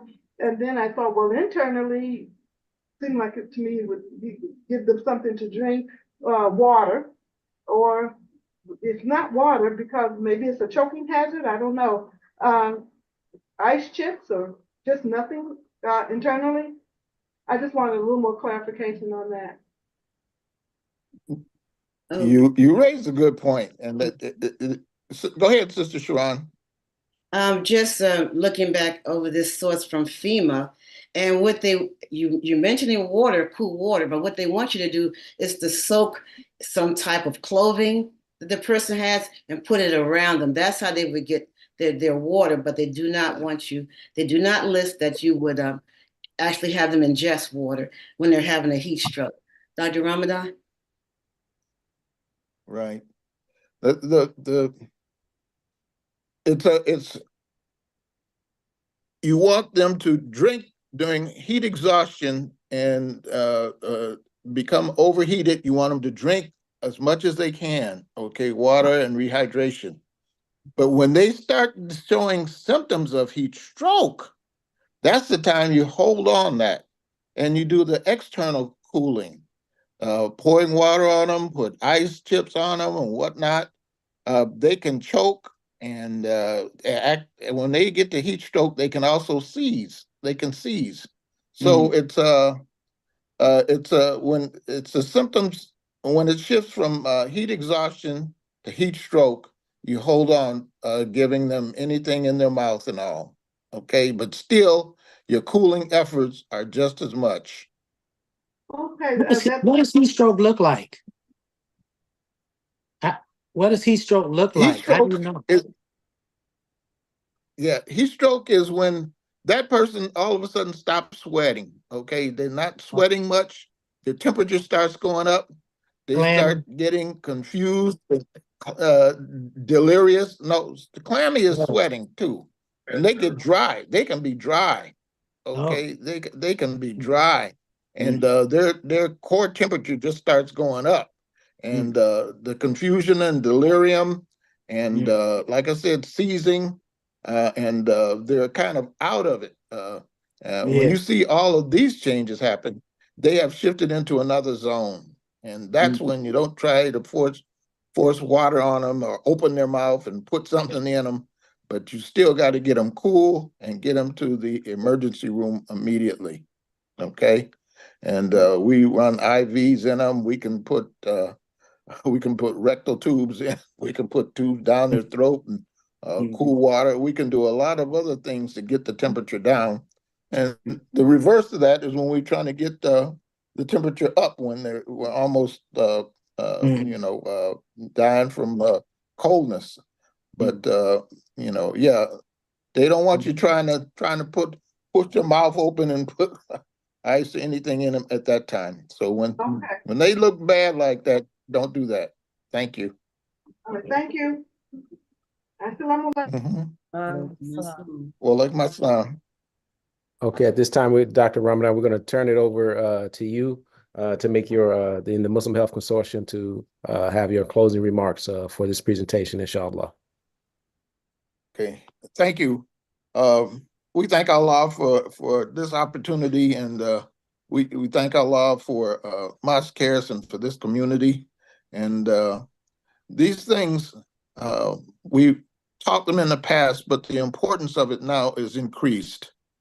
What was taught in the past was for the world of the past, and it wasn't as risky as the world is now. The world has changed and is changing, and we have to be adaptable to that. And all that we spoke today is how we adapt to the change that we see going on around us. And if we don't, any of these things can take us out. A small thing that we heard about it, but we didn't pay attention to, and that was a thing that could take us out. So, dear believers, we, focus on these things. You can't do them all at once, but those things that you've heard that you can begin doing, do. And just like buying the food, additional cans, and stock them away, do that. Make a list of the things that you can do immediately and those things that you can do long term. And as the sister brought out that, at any age, you can begin to prepare and you can defend yourself. And regardless of where you're living, if it's in a high rise, a senior citizen's home, the consciousness is what's important. That you're conscious that what if this happens to me? How can I get out? Who can I call? Or what have I prepared? I couldn't just depend on everybody else to prepare for me, but what have I prepared to help myself if these things should occur? So the first thing is a change of thinking, and always we trust Allah and His guidance. And thank you. Assalamu alaikum. Wa alaikum assalam. Alaikum assalam. Thank you, Imam, Dr. Ramadan, Sister Sharon, and Sister Neemat for that presentation. And you could reach and contact the Muslim Health Consortium. I believe their email is contactyourmhc@gmail.com. And Sister Sharon, the presentation, will it be available like the previous information, the presentation? Will you be posting that in the chat? Yes, sir. I'm going to go on a Google site, develop the link, and then I'll put it in Hold on. Yes, ma'am. Thank you very much for that, as well as also in the chat, you'll find those links by Brother Bashir Rahman, who posted the information as for the fire ladder. If you live in a 2-story or building, the way to be able to get out with the ladder, he posted that, as well as information for emergency preparedness. So inshallah, at this time, we're going to go on to our next presentation, which we still have a full presentation ahead of us. We'll be hearing next from Imam Elam Muhammad with the Quranic Arabic discussion, who will then be followed by our business and technology presentation, which will be our good brother Naeem. I believe he'll be presenting some along with Imam Ismail and Eric Shamsuddin. And Brother Naeem will, along with them, presenting technology pointers in the presentation, which will then be followed by our president, Imam Warithuddin Muhammad II, who will then be followed by our featured guest presenter, which is our good brother, Daniel Habil, with his presentation. So please stay tuned. And up next, we have Imam Elam Muhammad. Assalamu alaikum. Alaikum Assalamu alaikum. Salam. Assalamu alaikum, brothers and sisters. Alaikum assalam. With God's name, the merciful benefactor, the merciful redeemer, I testify that there is no God but Allah and that Muhammad is his messenger. I bring to you the greetings of I always do that on the Lifeline. Bring to you the readings of the President of Mosque's Ministry of Imam Devadim Muhammad. But he's here. And we have a great opportunity to hear from him today some more. This is the Quranic Arabic class. And it's going to be very simple today. We'll deal with one word, is al-Khaliqu. It means the creator, and it's the attribute of Allah. This is the Quranic Arabic class, so you're learning how to read and recite the Quran. And I do have a class, it's 4 days a week. I did send put my email address and name in the chat. So if you desire to join the class and receive material to work with us in the class, just email me your name, telephone number, and email address. And we'll send that out to you. Class is 4 days a week for free. And so, again, we're going to work with Al-Khaliqu. It's an attribute of Allah. We know Allah has, they have 99 popular attributes of Allah, or names of Allah, but the names of Allah is uncountable, because Allah is Akbar, He's the biggest. And so we need more and more attributes to try to understand who Allah is. So one is Al-Khaliqu. He is the creator. When learning Quranic Arabic or learning Arabic, you have to first start out with the alphabet. You have to learn how to use the alphabet, and then basically you're learning letters and sounds, vowel sounds, letters and vowel sounds. Then once you learn the letters, you learn how to put those letters together into words. And Imam Muhammad says that once you learn the alphabet, you should teach the grammar right off the bat. And so that's what we're doing in this class, is teaching the grammar. And there's a verse that I'm going to work with. It's from the chapter Zumar, which is 39, and it's verse 62. And I'll put it on the board, but if you have a Quran, you can open it. And you got 1, 2, 3, 4, 5, 6, 7, 8, 9, 10, 11 words. And a lot of them are repetitive.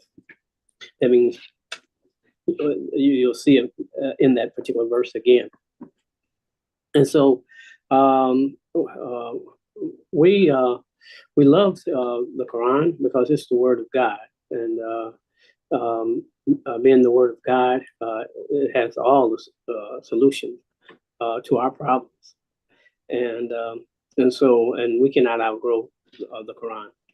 And so a lot of times we read it, and if we can't read it in Arabic, we memorize verses in English. And the verses don't have to be that long. And those verses, because they're part of the Quran or from the Quran, they're actually dua. And so this particular verse can be a dua. So I am going to put the whiteboard up. Let's see, hopefully I can use mine.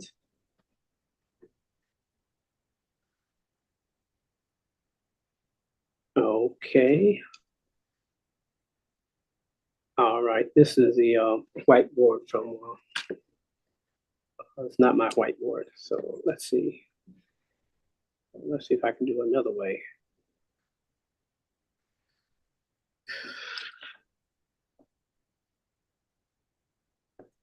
There we are. Oh, there we are. I use the whiteboard a lot. And so Arabic is, the language Arabic is made of three things: nouns, verbs, and particles.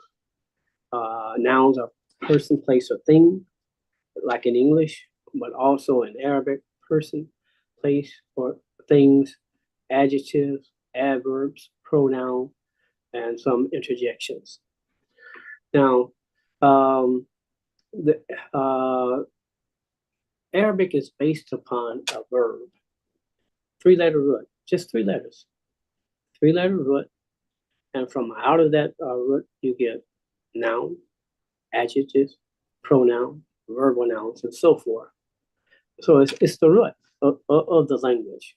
So you have to learn the 3-letter root. And if you learn the 3-letter root, you're able to look up big words.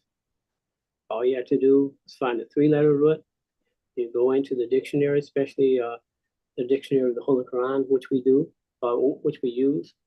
You will find that under those 3 letters is a volume of information and different levels of information. So the word we're dealing with is al-khaliqu.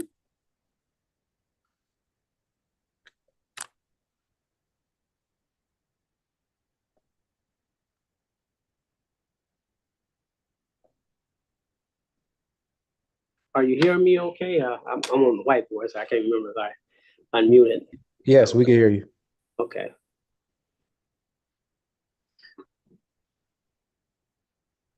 Al-khaliqu. This is an attribute of Allah, is the creator.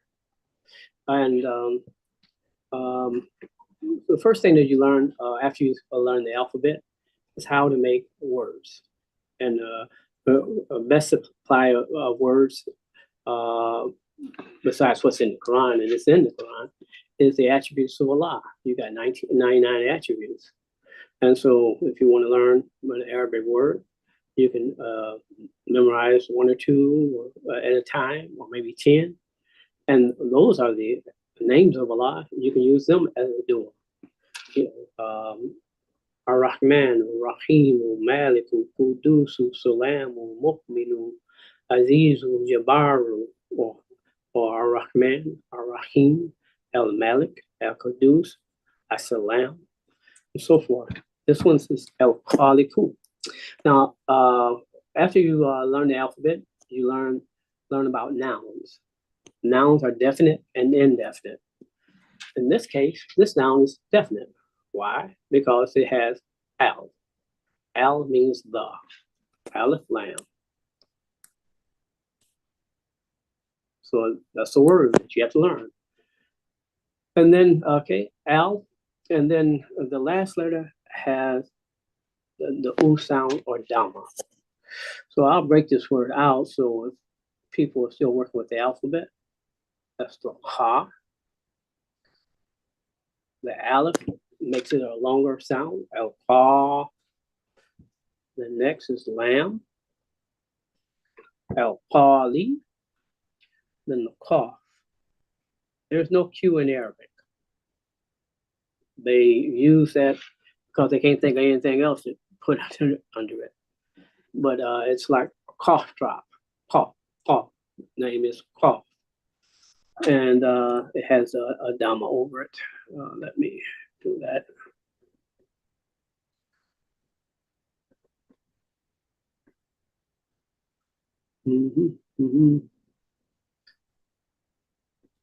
Al-Khaliqu. It's definite because of al, and the last letter has a Dhamma. That's a noun that means the creator. It is indefinite when all you have, you drop the aleph lam,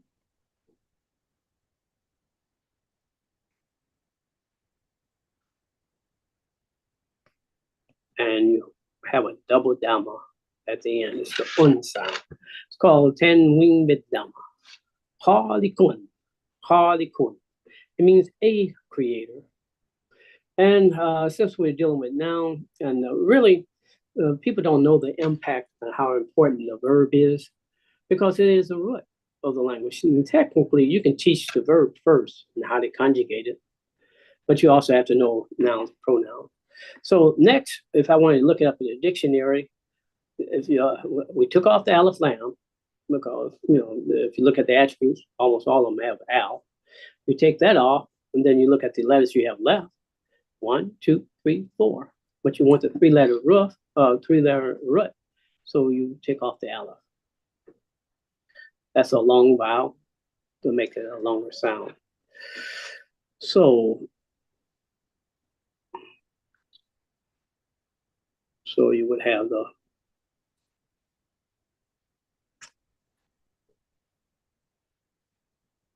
cough,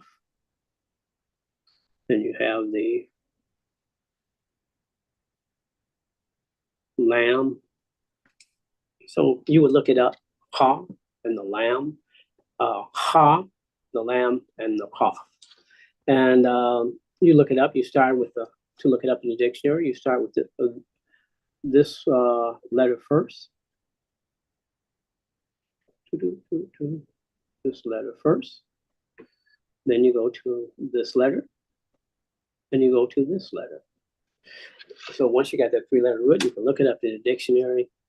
And we do have we do it from time to time, that we will take one attribute like this attribute, and we will teach about 70% of the grammar in about 1 hour and 15 minutes if there's no questions and answer.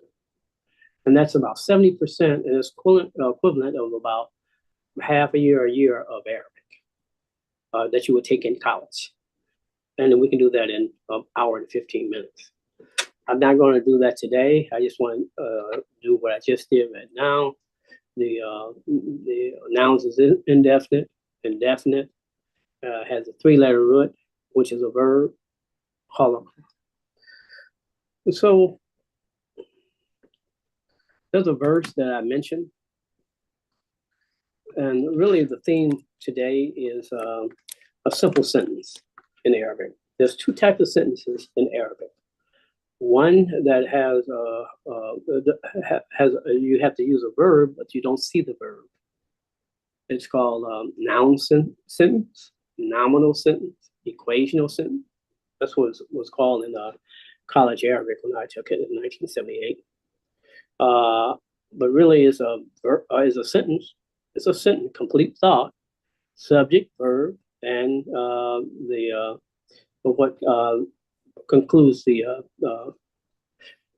subject, verb, and what completes it. And so the easiest one is that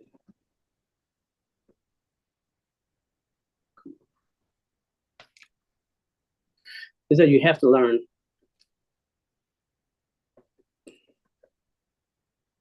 personal pronoun. Ana. It's universal.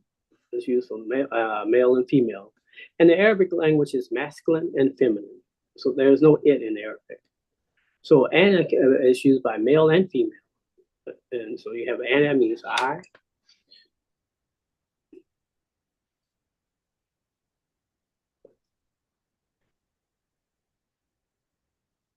And ta means you, male.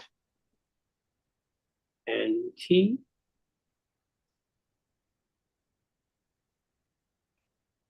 means you, female. Then huwa means he. Then hiya.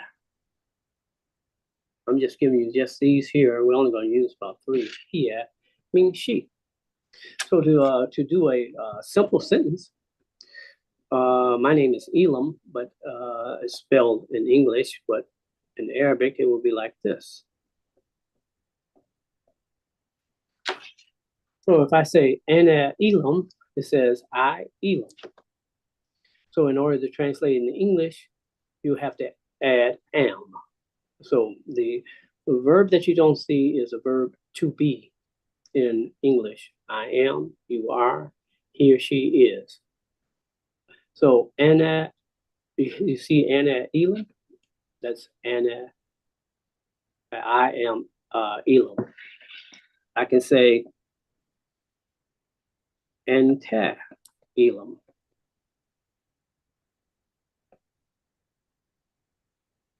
That means you, Elam. But you see you, Elam. Now you have to say you are Elam. I cannot say Auntie Elam because that's a feminine you. I can say Auntie Rashida, my wife, Dr. Rashida Muhammad. Auntie Rashida. You are Rashida. I can say Huwa Elam.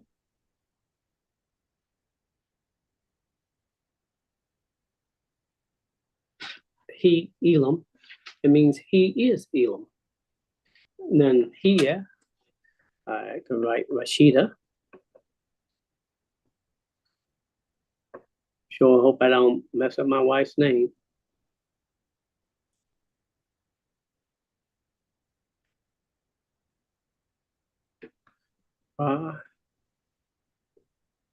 She, that tune. And that'll be here, Rashida tune. It means she is Rashida. She, Rashida, or she, Rashida tune. She is Rashida. So that's the first simple sentences that you can work with. You have to learn the unattached pronoun: I, you, he, she. Then you plural, you dual, they plural, they, and so forth. So, but we're not. My purpose today is show you simple sentences. The other sentence is called a verbal sentence. That means you have to know how to conjugate the verb, and the verb they use is fa'ala, fa'ala. I'm not going to go too deeply into that, but fa'ala, that's the model.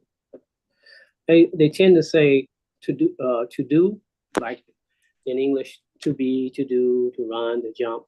But actually it is he did, because the noun for that is huwa. Huwa fa'ala. And you see the faha over the first letter, the faha over the second, and the faha over the third, or the a sound over the three letters. Huwa fa'ala. And he did. Okay. So this would be a verbal sentence, that you actually have a verb in the sentence. All right. So back to the nonverbal sentence. There's a verse, like I said, it's on chapter 39, and it's verse 62. It's very simple. You'd be surprised how many people cannot write this word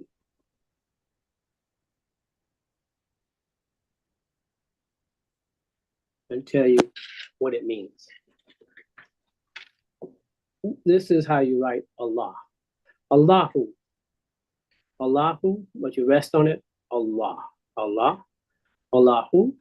And Imam Muhammad, he agrees with the scholars in how the word Allah came up, how they came up with it over the period of time, is that you have al, then there's a word that's indefinite,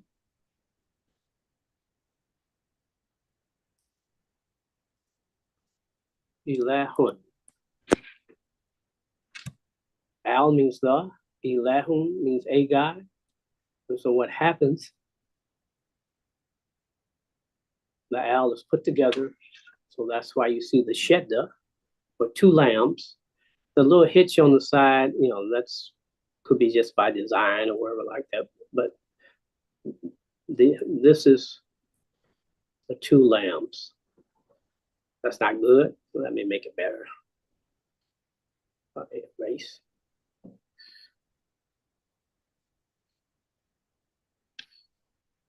You see the two lambs there, yeah.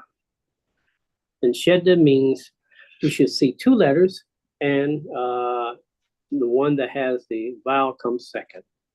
So it's Allahu. So in this case, it'll be like that. And this is what it looks like when it's brought together. Allahu. Allahu. All right. So that's the first word in this sentence. And I'm going pretty good. The next word is the attribute of Allah. and with the Arabic script here.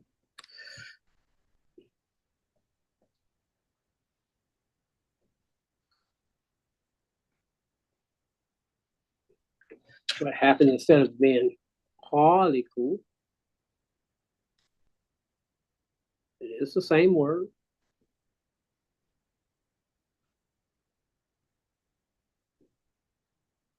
Is it has this little aleph right there to make it longer. That's what aleph does. Kha, then aleph, ka, liku. And so this is the way it's written in the Quran. Allahu Khaliqu. All right. If you were to translate this, you have the God, the creator. Okay. To translate it into English, you have to put is. Allah is the creator. It would be Al if it's by itself. I mean, if I didn't have what was coming after it, it will be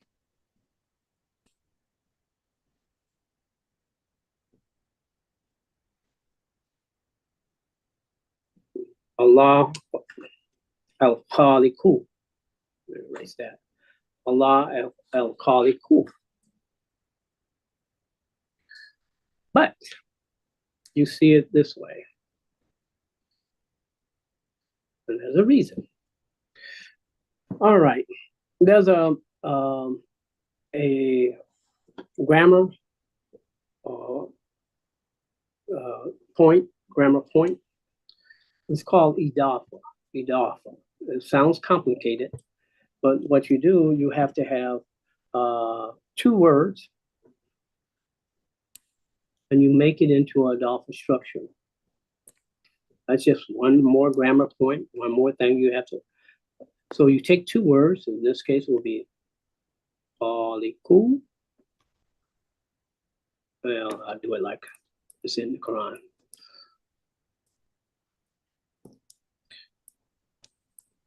Al-Khaliqu. Now,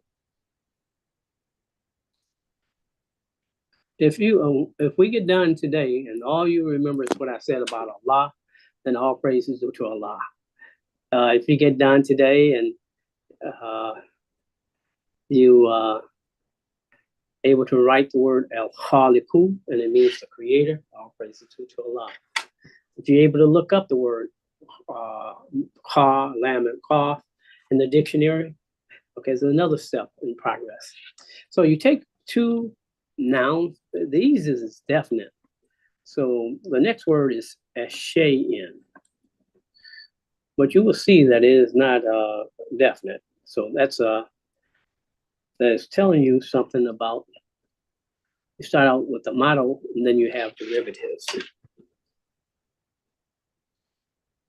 So you have Al-Khaliqu Shay'in. So you have two nouns. The first one, to get an idafa structure, you take off the alif lam. With this idafa structure, it means creator of the things. And in fact, yeah, well, I have to do it now. No, I'm gonna back out. Because I went one step earlier. This is the word that's there, which is fine.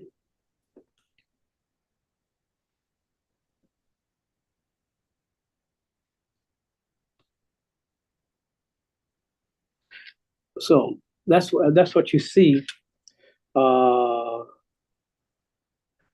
That's what you see. Kuli Shayin. Khaliqu, Kuli, then the next part, Shayin. So I really got something more complicated than your average students would know. Shayin. This is what you see. Allahu Khaliqu Kuli Shayin. Khaliqu Kuli Shayin. Both of these parts, the first part is the idafa structure, and then it has an idafa structure after it. Khaliqu Kuli Shayin, creator of everything. Khaliqu kulli shay'in. So that's the sentence, and I only got about 5 more minutes. Allahu Khaliqu kulli shay'in. So it reads Allah, creator of everything.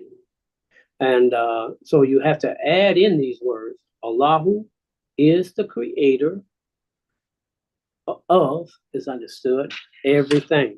That's a part of the Adelphi structure. Okay, so I got that. Allahu Khaliqu.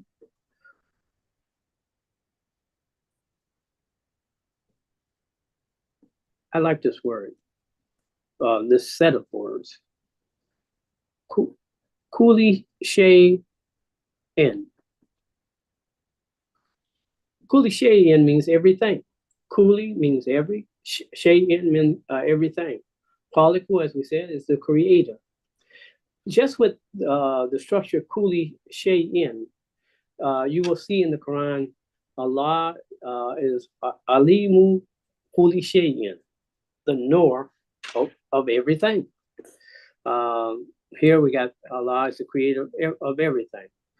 Okay, so that was the first part of the let's see. Allahu Khaliqu kulli shay'in. All right. If you'll follow me from the Quran, then I can sort of finish it up.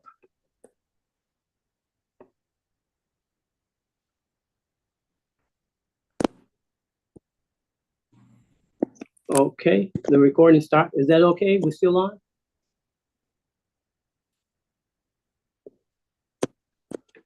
Yes, we're still on. Okay, so I got about 5 more minutes. So next you have wah. It's another word. Wah means and. One letter means A-N-D. And. Then next, I did put up the personal pronouns up on the board. Huwa means he. Wahuwa and he. Wahuwa. Then next is a preposition. Wahuwa ala. Ala means upon. And he is he is the guardian of all things. Yeah, ala kulli, upon, over. And he over. And he over. Ale. Then we come up with that word again. Kuli. And he is over. So you have to put is in there. Because you have and he over every. So, and he is over every. And here we come with that word again.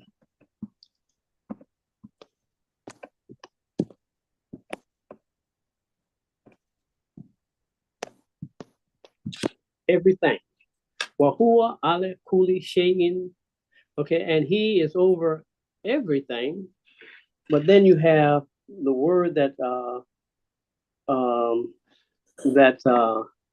comes after it, and it lets you know that even though this is at the end,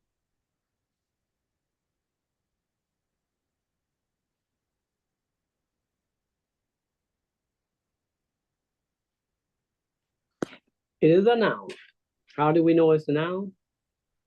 It has a double dhamma, and it's an indefinite noun. And so this is trustee, really. Trustee and trustee. No, not and. Trustee. So you got, and he is over everything, trustee. Okay, so in order to, we know that wakilun is not affected by anything. So you have to put it up just before ala kulli shay'in. And he is the trustee over everything. Wa huwa ala kulli shay'in wakilun. Wa huwa ala kulli shay'in wakilun. Let me look at my script. Wa huwa ala kulli shay'in wakilun. And ala is a preposition. And Kuli Shayin is the object of the preposition, that Adelphi structure. And Wakilun is another part, a noun as far as the sentence. And he is a trustee over everything. And at the beginning was Allahu Khaliqu Kuli Shayin. Allah is the creator of everything. Wa huwa ala kulli shay'in wakil. And he is a trustee over everything. Sadaqallahu al-azim. That completes simple sentence instruction using al-khaliqu as part of it. Thank you. I am done. Yes, sir. Thank you, Imam Elam, for that presentation. You said you've entered your information into the chat for believers who want to follow you, or yes, sir. Yes, sir. I did do it at the very beginning. I think the message came after, so you have to. I can enter it again. No, we can see it in the chat. I was just making sure that was the information in the chat for those who want to enter or request to enter your Arabic class, as well as, if you don't mind voicing it for our YouTube audience so they can take down information. Yeah, it's my email address. It's rafia1@msn.com. So it's RAFIAH, the number 1, at M as in Mary, S as in Sam, N as in Nancy.com. Rafia1@msn.com. And just send me your name, telephone number, and email address, and then you request the information for the class, or you'd like to join the class, or if you have a question in regards to Quranic Arabic. Yes, sir. Thank you, Imam Warfti Muhammad II and Brother Adil, for let me do this for the Arabic class. It is a high honor to be a part of the First Sunday program. Thank you. Yes, sir. Thank you, Imam Elam. At this time, we're going to proceed with the next portion of our program, which is going to be the business and technology presentation presented by Imam Ismail and Eric Shamsuddin. So at this time, I'm going to turn it over to Imam Ismail Shamsuddin.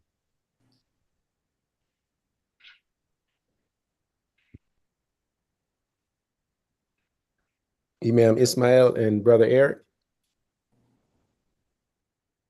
Assalamu alaikum. Wa alaikum assalam. Once again, it is also a privilege to be a part of the First Sunday program. And we will actually continue the program that started last First Sunday by our associate, our dear brother, Naeem Najib. And matter of fact, there it is. I see him. And I know that he has, from the overwhelming response from his previous talk, we thought it'd be best for him to continue since he has so much more information. So what I will do at this point is to bring in the co-host for this particular segment, who will bring on Brother Naeem Najib, and that will be none other than Al-Hajj Imam Ismail Shamsuddin. Unmute your iPad, Brother Imam. No, you're still muted. Yeah, I was, Brother Eric, I was trying to unmute myself, and you beat me to it. I think he might want to explain El Hajj. I was trying to unmute so I could congratulate the both of you all here at the Mosque Cares First Sunday on the first New Year day on the Islamic calendar. Yes. yourself, Eric, and Ishmael El Hajj Shamsuddin. Yeah. Yes, thank you so much, brother. Brother Imam Ismail, unmute your iPad. Somebody might have to unmute him. All right, what I'll do is I'll go down and let me see if I can unmute him. Hold on. Yeah. Oh, there he is. Oh, okay. I bear witness that there is no God but Allah, and I bear witness that Muhammad is the messenger. Brother Imam Warith Muhammad II, Imam Adil, Imam Elam, and staff, we greet you all. Assalamu alaikum. We really appreciate this warm opportunity once again to come to the forum of the business and technology. We will have a special first Sunday with the Hajj information. Hopefully, Eric will come back and explain a little bit about that later in the program. But we would like to give you more information, hopefully, between now and the end of, I think, in August, the first Sunday in August, we will have a special program with regard to the Hajj. I would like to introduce our esteemed Naim Najib,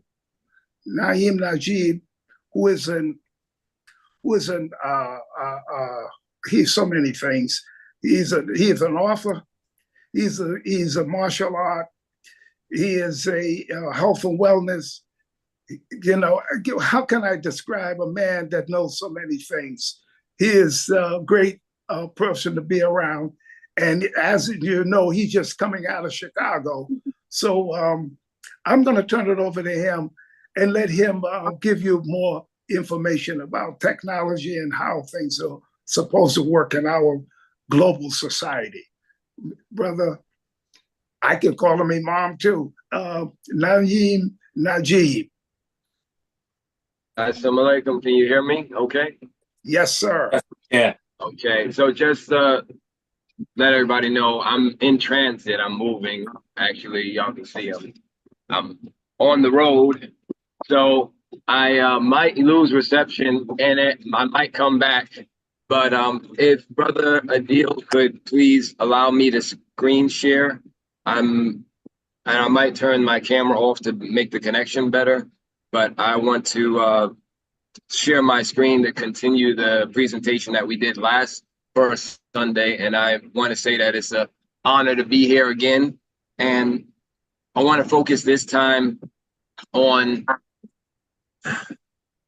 questions. So anyone who has any questions, like practical questions for how to make your life easier using technology, that we can answer today. Because the presentation is one thing, it's there. I'm going to go through it real quick, but also I want to know what you want to know, and also using AI and language models to help gather information so that it can help your research, your study, your writing, all these sorts of things become easier for you. So I'm still not able to share my screen right now. If you can allow me. Yeah, go ahead. I will interject, Naim. I have a couple of questions for you. This TikTok, and people walking on the phone with their heads down, walking in the street, crossing the street, not looking at traffic, you know, just this all. Tell me a little bit about, you know, what is the remedy for this type of behavior? Well, what is the remedy for an alcoholic who doesn't want to give up alcohol? I don't know, you know. It's an addiction. It's an addiction. And unless someone recognizes that the person with the phone in their hand walking into oncoming traffic, if they don't see that it's a problem, then there's nothing you can do. I just want to reiterate that these platforms, while they are not objectively good or bad, they are geared toward addictive tendencies. They take advantage of our human biology and chemistry and hijack our brains and our attention spans. You know, 20 years ago, the attention span of the average person was at least 15, 20 seconds. These days, it's not even 5 seconds. That's why the thing about TikTok and Instagram shorts and things like that is that it gives you small, hyper concentrated dose of content in 15 seconds. Seeing all of, wow, that was very stimulating. And then you see another 15 seconds from another thing. And then the algorithm just puts you into a loop. And next thing you look up, it's been 2 hours have passed. But the thing is, if you ask somebody, what have they been watching for the last 2 hours? They couldn't tell you. It's not even about the information itself. It's more about just the stimulation of it. And so it's an addiction. And unless someone wants to help themselves, then there's really nothing you can do. But for us, I advise that you limit your screen time. You use blue light blocking glasses. I'm gonna get to that. Yeah. You put yourself on a curve, say an hour before I go to bed, an hour after I wake up. I'm not gonna have my phone on. I'm gonna have it off. Because whatever's coming through here, if it's not supporting me, then what is it doing? It's distracting me. So a good thumb is to... Okay. That's I think we may have to... Go ahead. Keep going. But I think it's a lot of this that the society, which the companies that really does this is for the purpose of the data. That they use a lot of this data to attract you to be able to use it so that they can make money. So I think that's what it is. All right, I think we have you up. Go ahead. Naeem, okay? Yeah, your screen is up. Go ahead. Eric, I'm going to take my big one. If at any time I go out, you can just take over because I'm, my connection might be unstable. Okay. So this is the presentation. Okay, excellent. So we're talking about technology 101. Okay, what is the purpose of this presentation and what are the goals? Go ahead, Flip.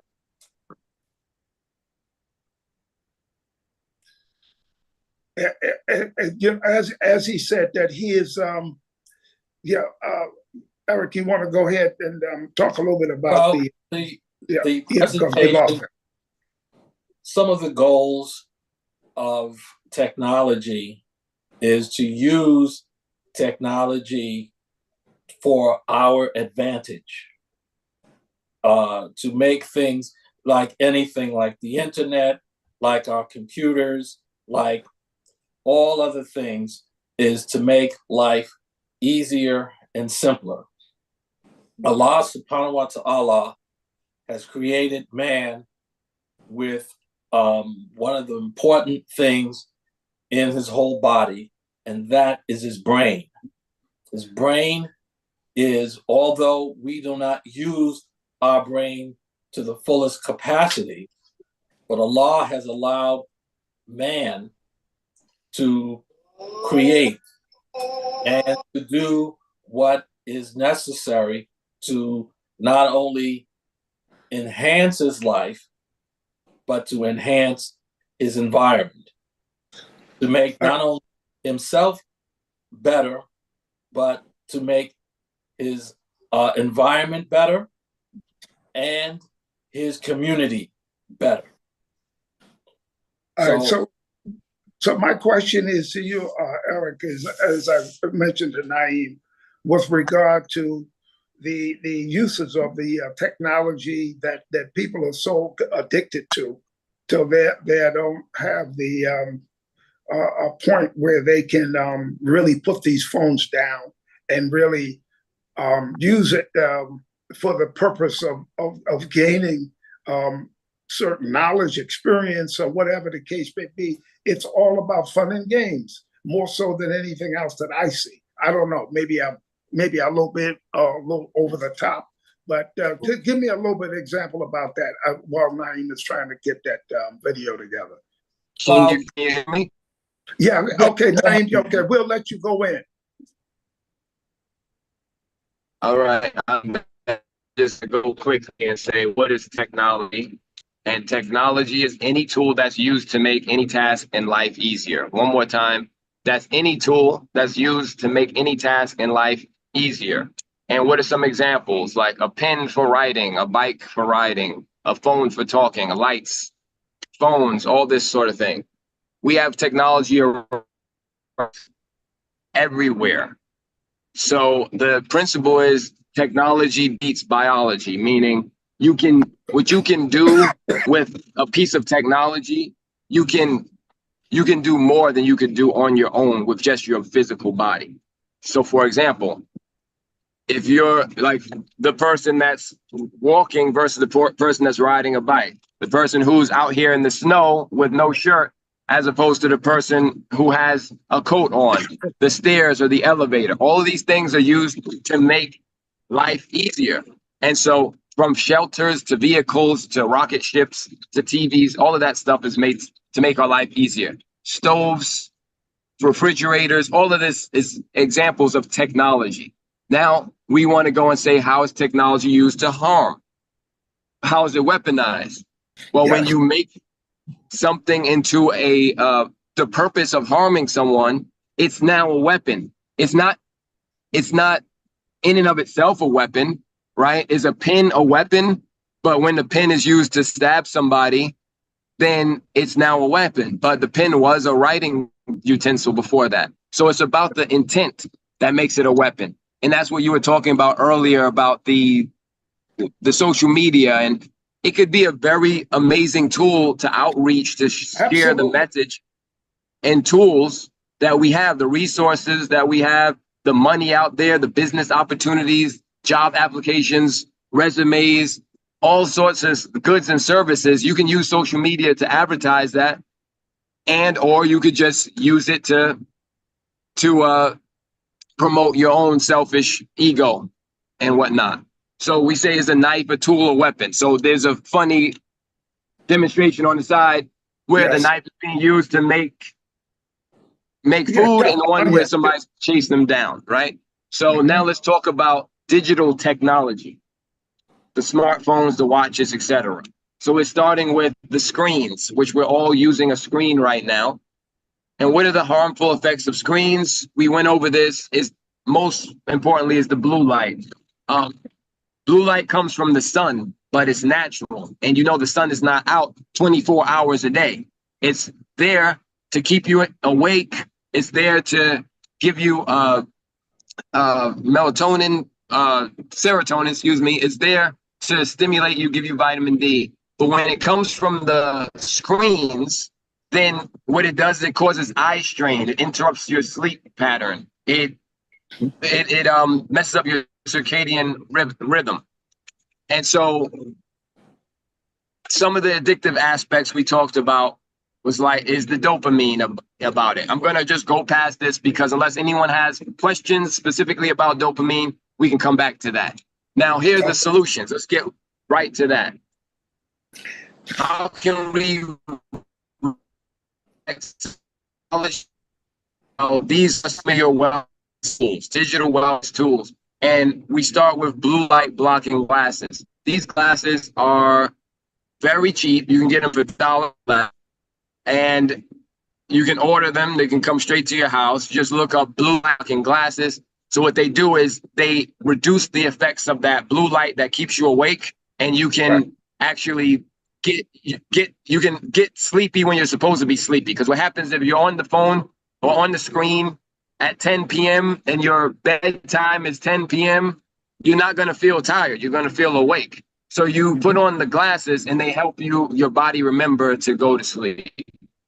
So there's also digital well-being apps and features. Let me pause right now. Did you have any questions? I have one question with regard to why the people are using the phone so abruptly in terms of movies, and they're not using it for the purpose of for learning and being able to do. I mean, it's just so much interruption of their lives. Like at night when they're supposed to be going to sleep, they put their phone right next to the bed. Instead of them putting the phone where they don't be interrupted their sleep. So what about that? We don't have any. I don't know, actually. Because those people are not here on this presentation, and they probably will never listen to it because it requires too much of focus and attention. So yeah.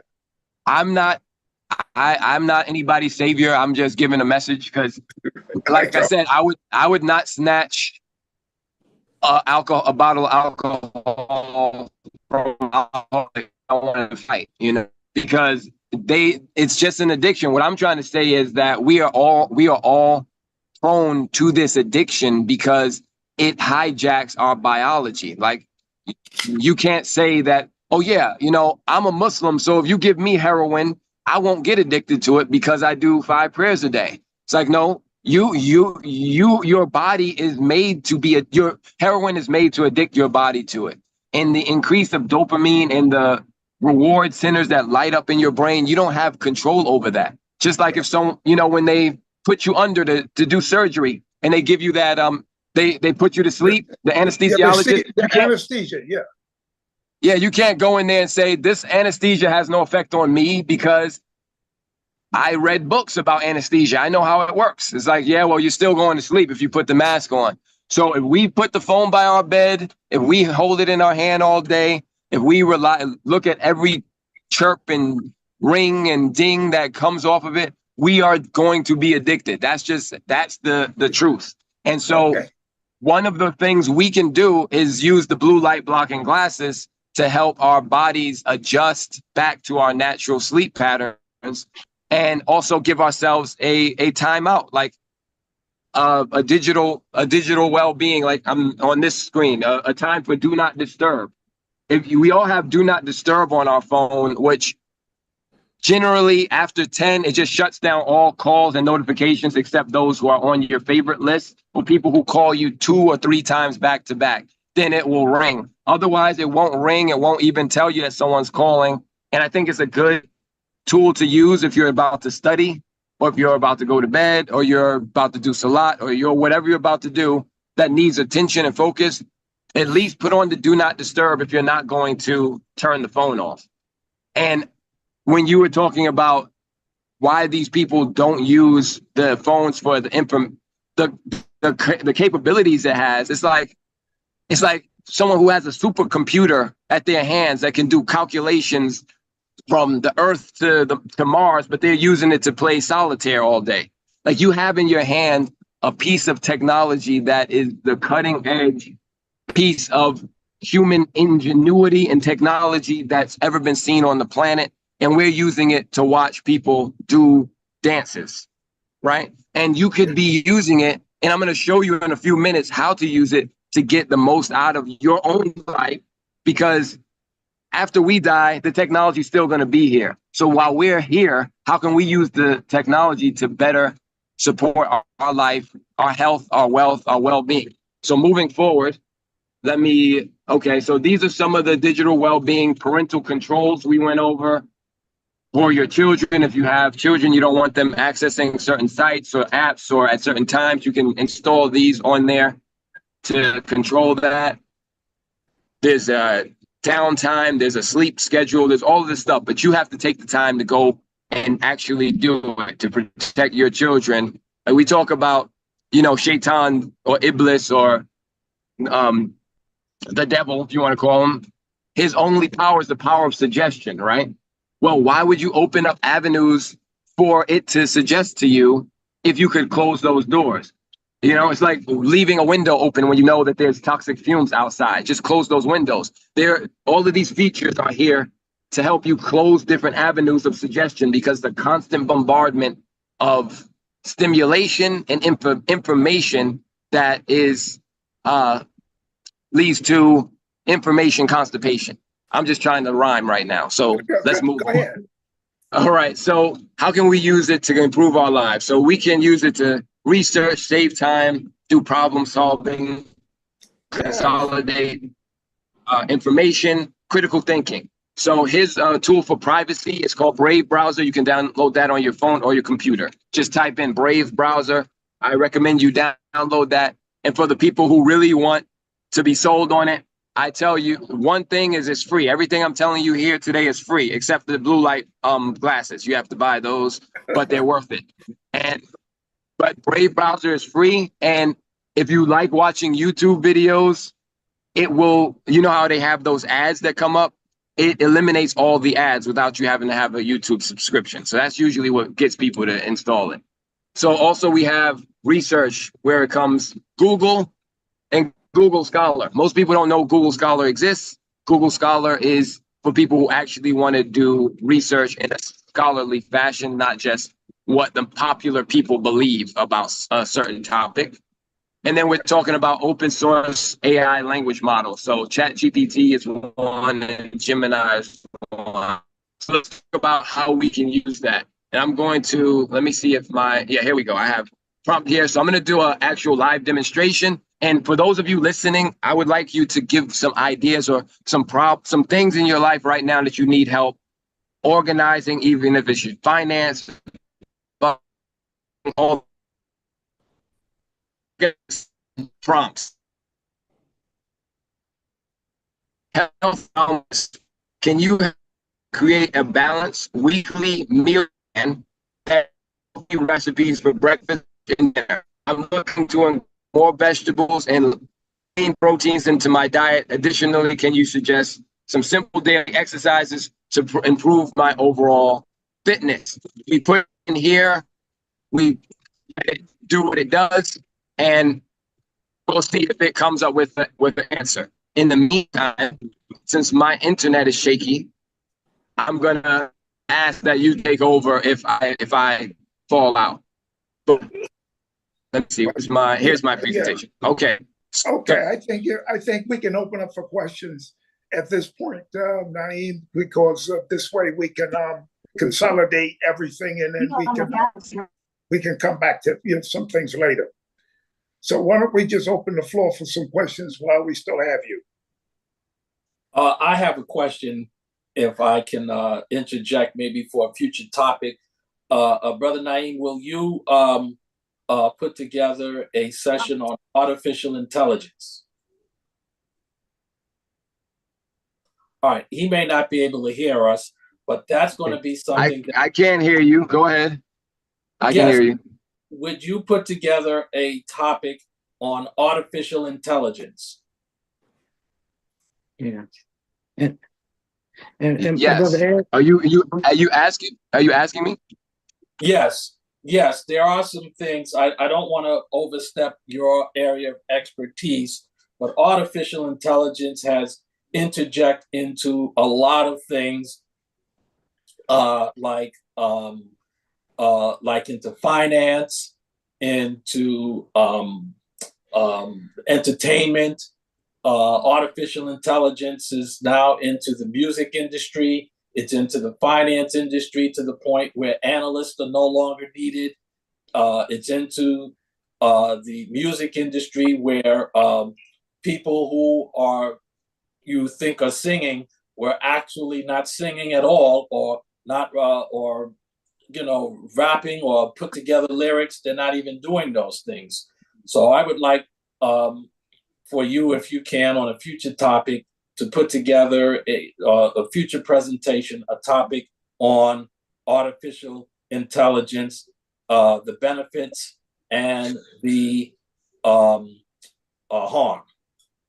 Let the Imam go. I think Imam Warati Muhammad, let him come in. Yeah, I had a comment too. It generated a lot of thought in my mind and reflecting on, we used to watch Star Trek when back in the 70s, 60s, 70s, and they would say today that a lot of the technology that we thought was way far in the future or almost impossible, that we're experiencing it now. And then I reflect upon what Imam Muhammad had once said, that because he just mentioned about Shaitan.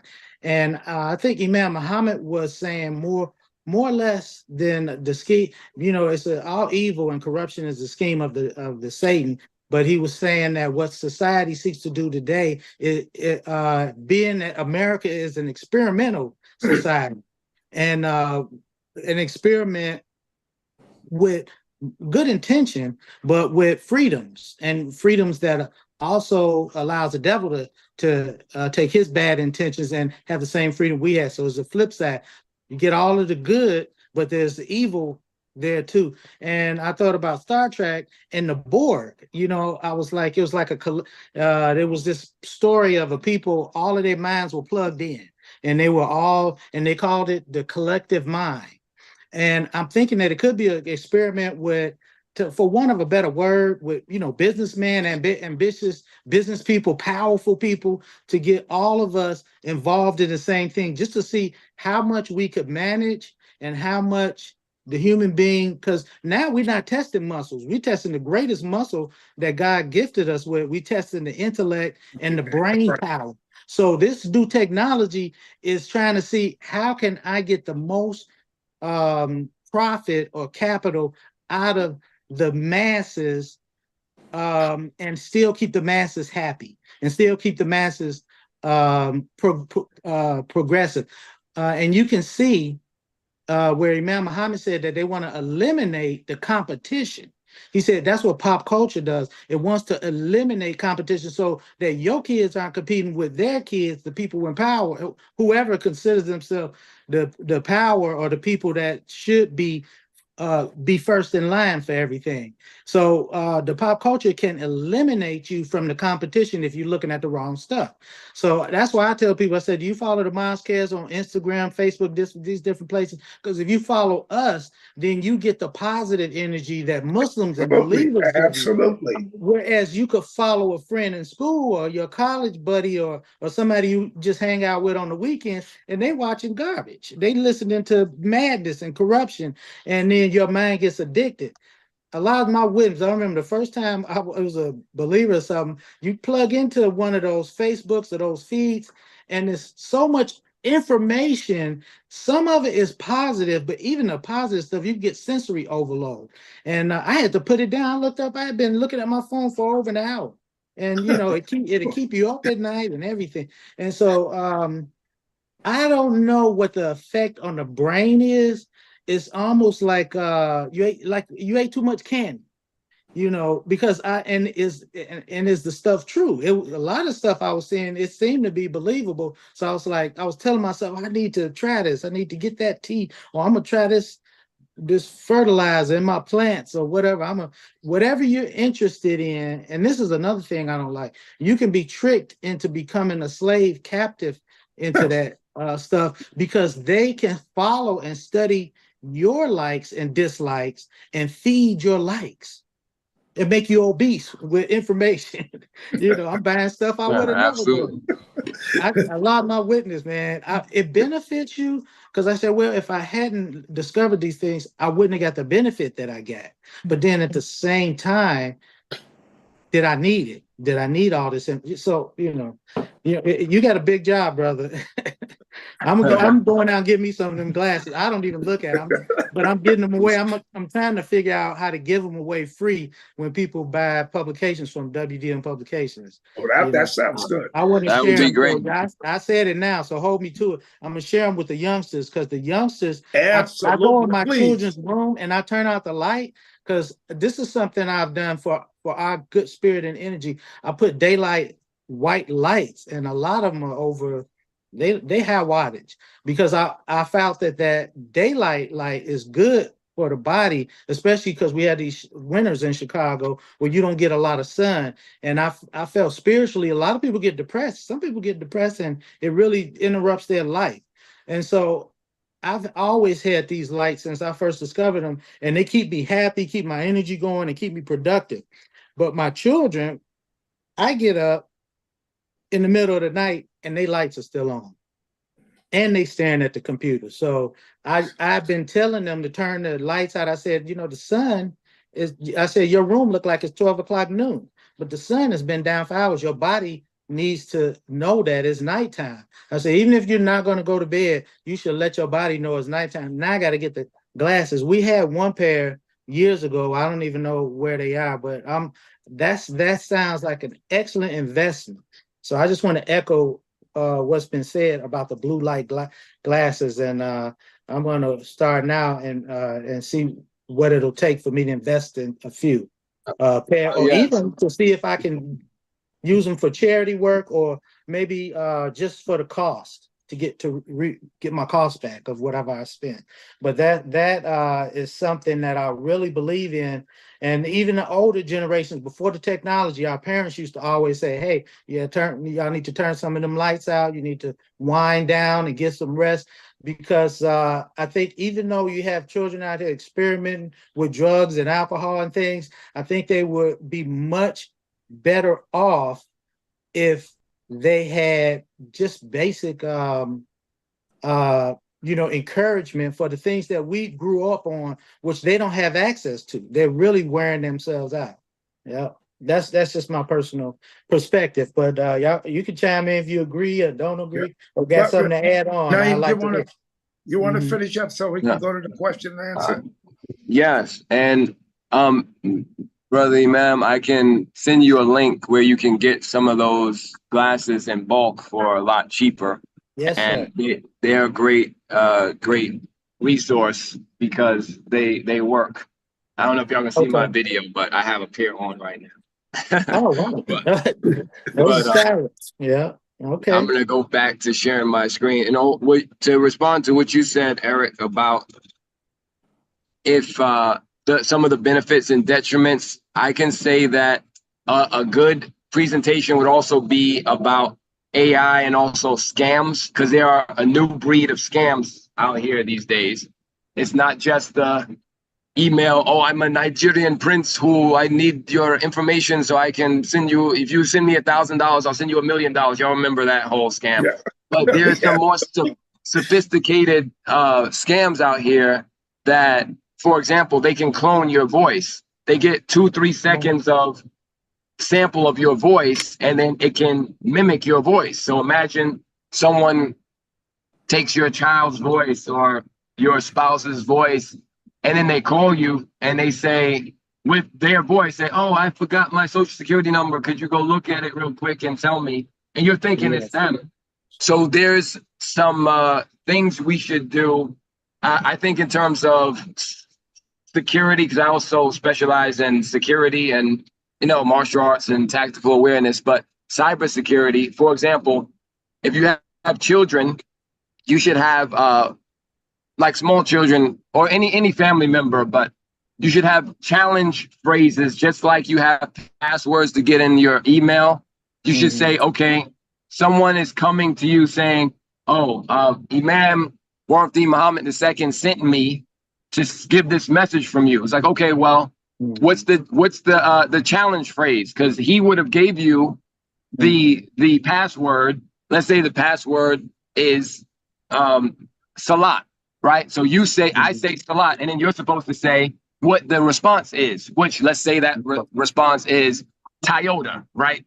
Toyota. That would be our word that only we know between us. And I know when you say those words to me that he actually, in fact, did send you. So you should use these type of security measures, even when it comes to your door. If someone you're not expecting anyone, don't even go to the door. There's a certain kind of knock that you can create at your door, different things like this. And also never give out, a good rule is never give out money before you have something in hand. So someone's like, oh yeah, you just give your information and then we'll send you the so-and-so or blah, blah, blah. Like, no, that's not how you do business. Like, we need to be able to, like it says in the Quran, reduce it to writing. And also I need to know exactly what I'm getting. I'm not giving you my information before I have something in my hand. So different things like that are good security measures. Now, would you like to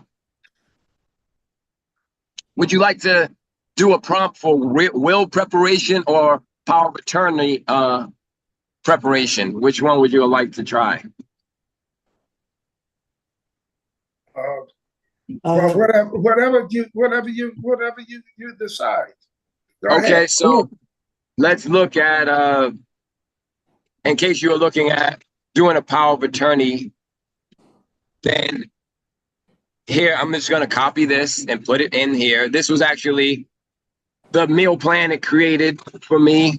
You see, it has all of these, all this information that you can use. Workout, you got warm-ups, squats, push-ups, lunges, etc. So it'll type it out for you. All you have to do is know how to ask the right questions. So here is a prompt for a power of attorney. So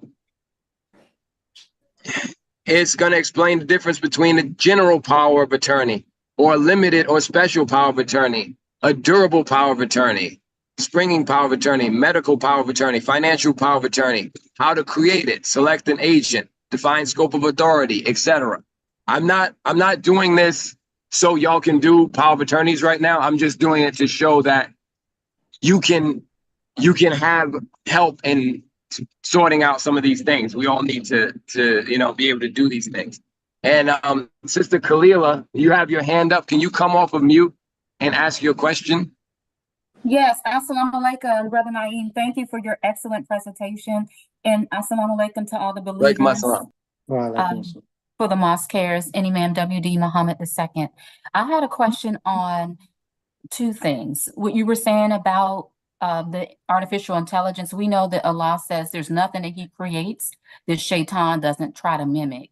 And so as Imam Warith Muhammad II said, we definitely need to be balanced and also look at the harms as well, the positive as well as the negative, because they are using it in some instances, as you said, to take over people's identity and also steal jobs from people. In addition to just taking people's jobs, I had one on, there was a program that was asking, and I do write books, but they were asking you to submit information and they would just write the book for you.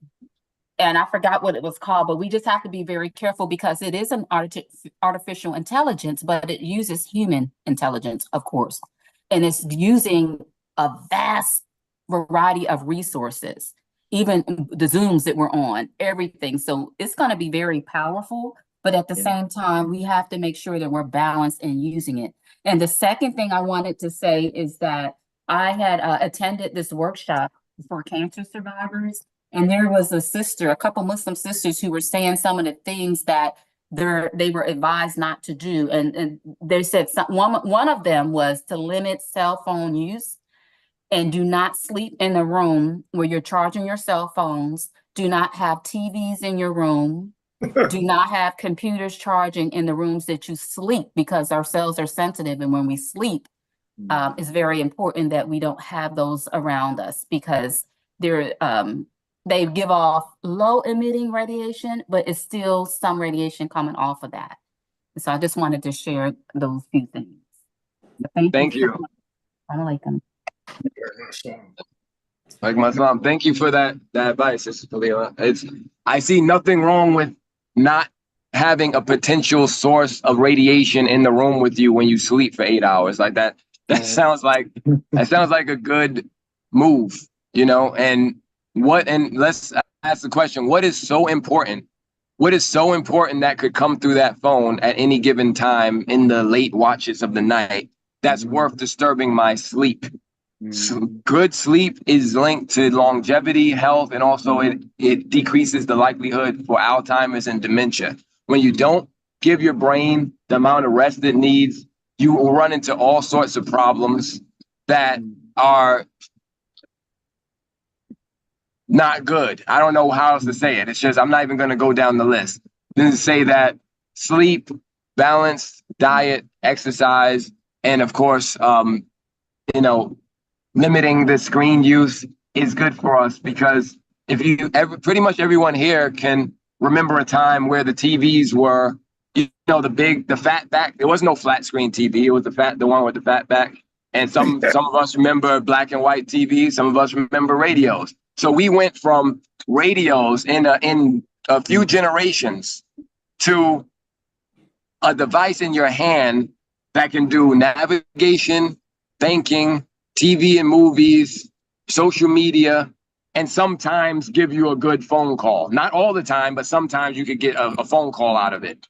And we went, so imagine in the next generation. And I would say that for this generation that's born into it, we really have to be more vigilant in terms of parents and guardians with protecting the brains, not just the minds, but the brains of our children, because up to 7 years old, children don't have a filter for reality. What you show them is what they believe it is. And so when they're getting artificial reality beamed into their head, into their eyeballs with this screen, every 15 seconds is a different image, a different thing being shown.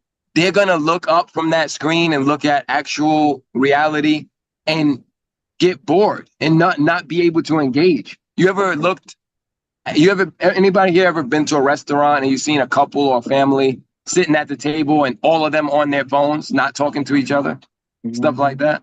Like this is what the society has deteriorated into, where we have social.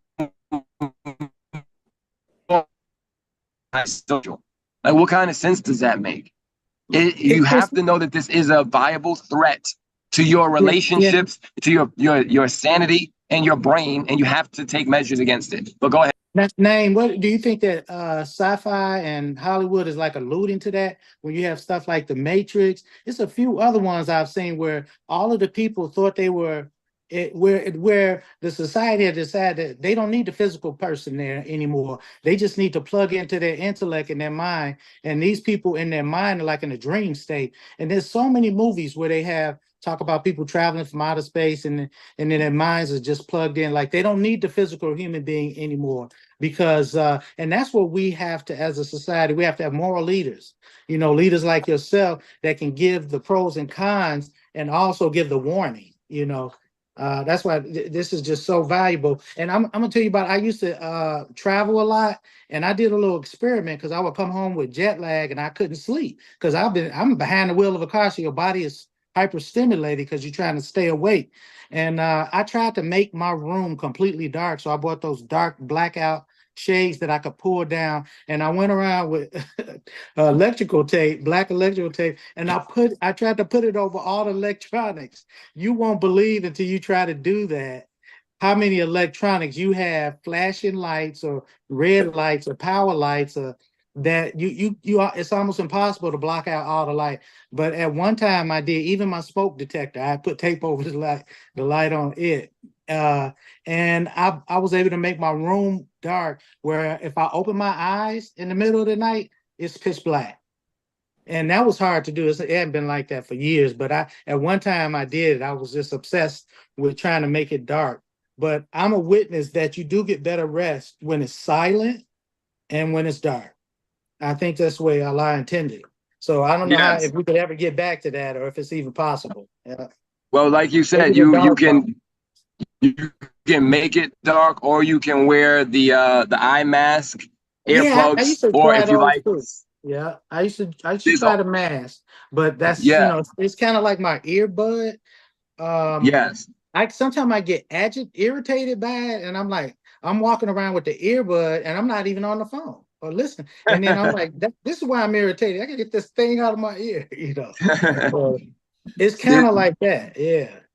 There's also brown noise and white noise, and you can have like rainforest sounds, waters. There's sounds that you can have play at night that, depending on what you like, it can help relax you as well. I agree. I did that before, and I agree with that 100%. Yeah. And Sister Mahasan has your hand up. You can come off of mute if you'd like to speak. Thank you. Assalamu alaikum. Wonderful presentation. It makes me desire more.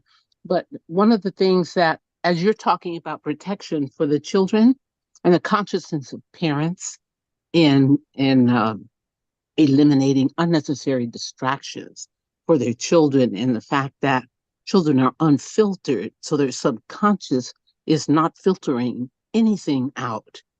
What I noticed as a coach for transformational thinking is that many adults nowadays, they're operating exactly like that.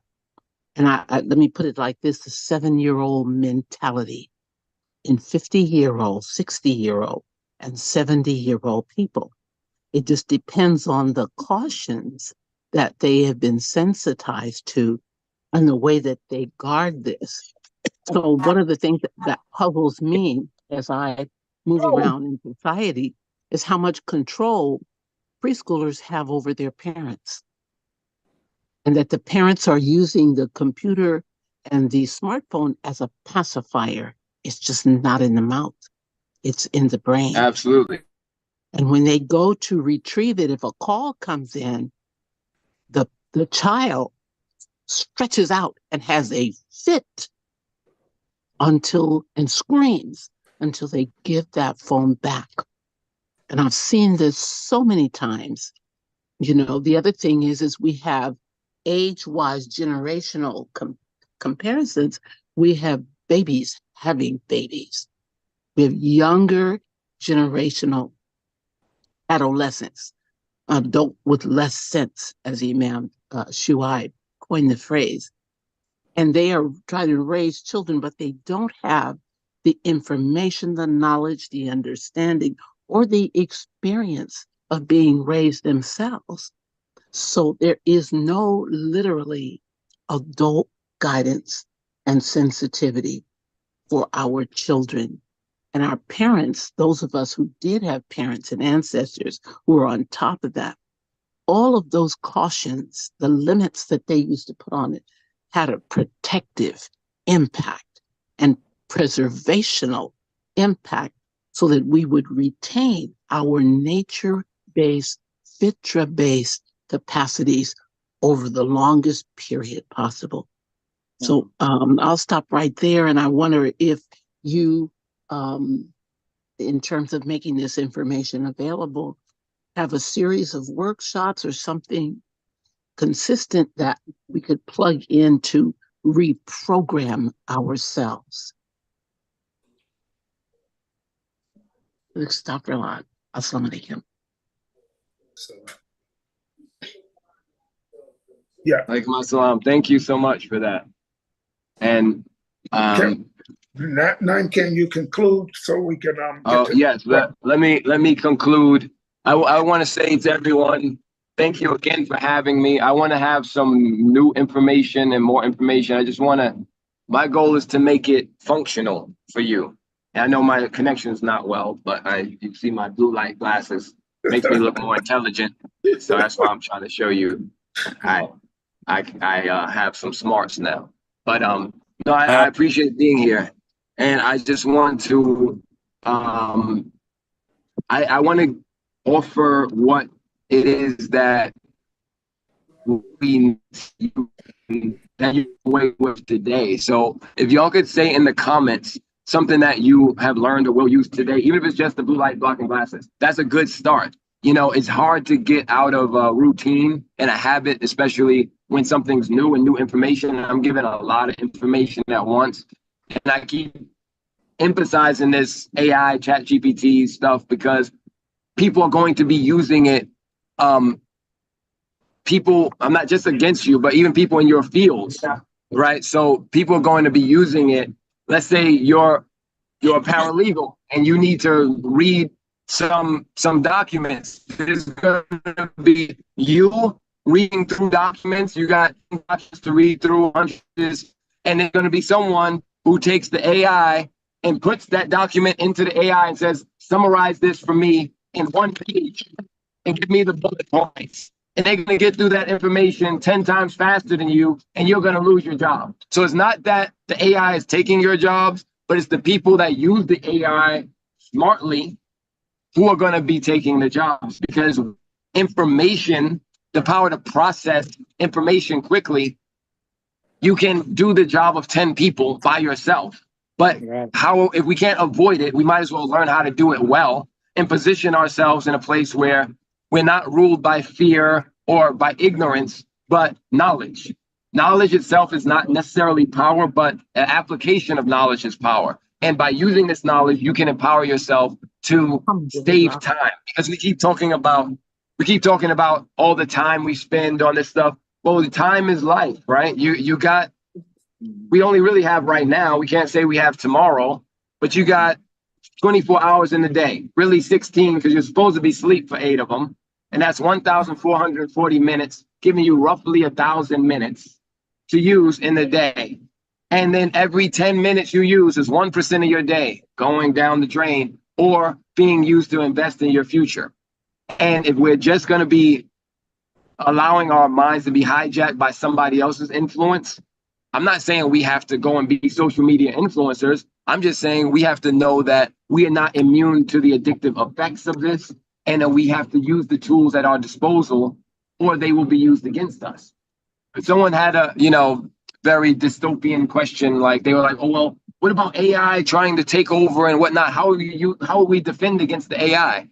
And the answer was interesting, but it'll make sense when you hear it. It's like, how do you defend against AI, which is a super intelligent thing taking over, with another AI? Like, right? Because if it can think 1 billion times faster than you, then how can you defend against that? Except with something that can think 1 billion times faster than you, but to your benefit. That's right. So AI is, again, you're going to weaponize it to robocall hundreds of people a day using a voice to make it seem like it's a real person when it's not. Or you're going to use it to create content based on what the mosque cares. And your Sister Mahassan was talking about coming back to nature, helping you put more people take in and bring themselves back to a place of it's not anywhere. Okay,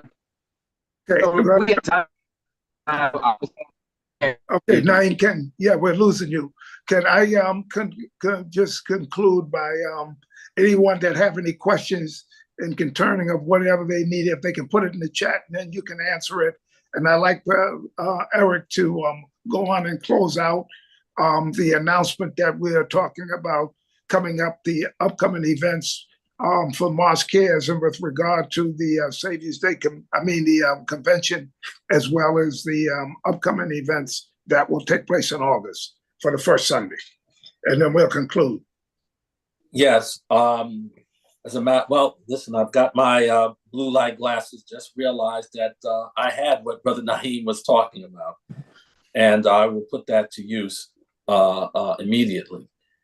And thanks very much, Brother Naeem, for your comments and excellent presentation. Please drive and get to your destination safely.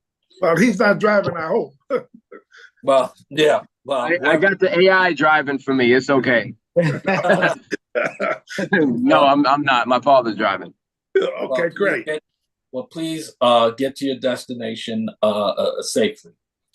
With that, we will bring this part of the business and technology session to a close and remind everyone, which I'm sure the brother Adil, Imam Adil, will mention, that the Muslim convention, the annual Muslim Islamic convention, is now available. The website is open. We encourage all believers and their friends and family to register for the convention, as I will next week, this week actually. And for the next upcoming first Sunday, which is in August, we will be discussing we will take a slight departure from the business and technology and speak on the Hajj, from the perspective of what is Hajj. To some degree, I don't think we can explain it all in one session, but we would like to identify what is Hajj, what the importance of Hajj for those who can make it, and to give a brief perspective from our viewpoint from myself and Imam Ismail Shamsuddin. And we would like to we have invited a guest, a special guest, Qasim Daoudine has been invited, and he has tentatively accepted to be on the Mosque Cares for the next Sunday. We would like to bring him on. We are working with his staff to get the information, to get his timing and his location, and to bring him on, and to also bring on his aspects. Many of the young people know him as Swiss Beats, the extraordinaire music producer and reality television host. And we would like to bring his perspective on Hajj, and hopefully we can bring that to the community. So if there are no other questions for Imam Al-Hajj Ismail Shamsuddin, again, our thanks to the Mosque Cares for allowing us to be here. And we would like to turn the speaking back over to Imam Warithuddin Muhammad II and Imam Adil Muhammad. Yes, thank you, Brother Eric. Can you hear me? Can you hear yes, me? sir. Okay, yeah. See, this I didn't know if I was. Now I hope you all heard what was just said. This is an opportunity for the Mosque Cares, the community of believers, of part of this legacy. This is Swiss Beats is somebody that is a name. Swiss is a name that is on all the tongues of the youngsters. If you're hearing it for the first time, this is an opportunity to invite the younger generation, the 30 and under. Swiss Beats is probably known for, even in some of the grammar schools, his name is known, and he is a shining star. He has a young son that is on. I'm about halfway through him. I'm trying to. I've been having to watch it on my phone, but I was at my barber's house the other day, and he has it on television. But I've been watching. I've watched several episodes. There's a series. There's an ongoing series of Driving with Swizz. So you all got to see that. It's on Hulu. Driving with Swizz. Yeah, it's on Hulu, Driving with Swizz, and it's an excellent program. And some of our pioneers, if you see it and see how handsome and intelligent this young man is, and his son, that it's going to bring tears to your eyes of pure joy and pride in what Allah is doing with us and what our future should look like. And he's a shining example of what we can produce out of our families if you take the proper care and raise them up right, give them the love that they need and the attention that they need, and so that their intellect can grow. And a lot of it is genetics, but a lot of it is nurturing. You got to mention that with the Dean family, because they got a lot of superstars in their family. But this is a first Sunday you do not want your friends, your family, your children, your co-workers to miss. You should be present at the next first Sunday. It's free, live on Facebook and YouTube. The time that we were thinking about Swiss Beat, Qasim Dean, approximately about 4:30, possibly. Is that good? That's good. I was told between 3 and 4, but 4:30. We, as long as our power is on, we see him as an honored guest. He is an honored guest, not just because of his talent and his momentous achievements as a businessman and as a producer. He also is educated, and not just for that, but for the esteem that he brings to the Mosque Cares.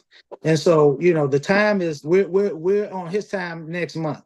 So we're inshallah, we're really excited, and we want to hear from him. We want to hear him speak to us, speak to his community, tell him that let him know we love him, and we love the blessing and mercy Allah has shown him and his family. And we just want to spend some time hearing and trying to absorb some of his energy, so that we can make progress and that our youngsters and our families can make similar progress. Absolutely. Thank you, brother. Assalamu alaikum. Excuse me for interrupting, but let's also mention Swiss Beats is married to Alicia Keys. That's his wife, and they are a dynamic duo. Please mention her. Those are her children that are excelling now. This is beautiful. Yeah. Thank you. Next month, we're gonna get it straight from Kasim. We're gonna get it straight from. And my barber, I was talking to him yesterday. His son's name is Kashif, and he didn't know that Swiss name was Kasim. And you know, he lit up when I told him that. You know, so we're gonna save it. We don't want to put everything out. We want to hear from him next week, inshallah. Yes, yes, we will try to bring us most of the information. But most importantly, we would like to hear his experiences from Hajj, only because that's probably a once in a lifetime event that may, for many people, may never be repeated. So we want to hear those informations along with the rest of his accomplishments from him and his family. But yes, the purpose of his talk will be on his Hajj and his Hajj experiences. Truly a breathtaking event.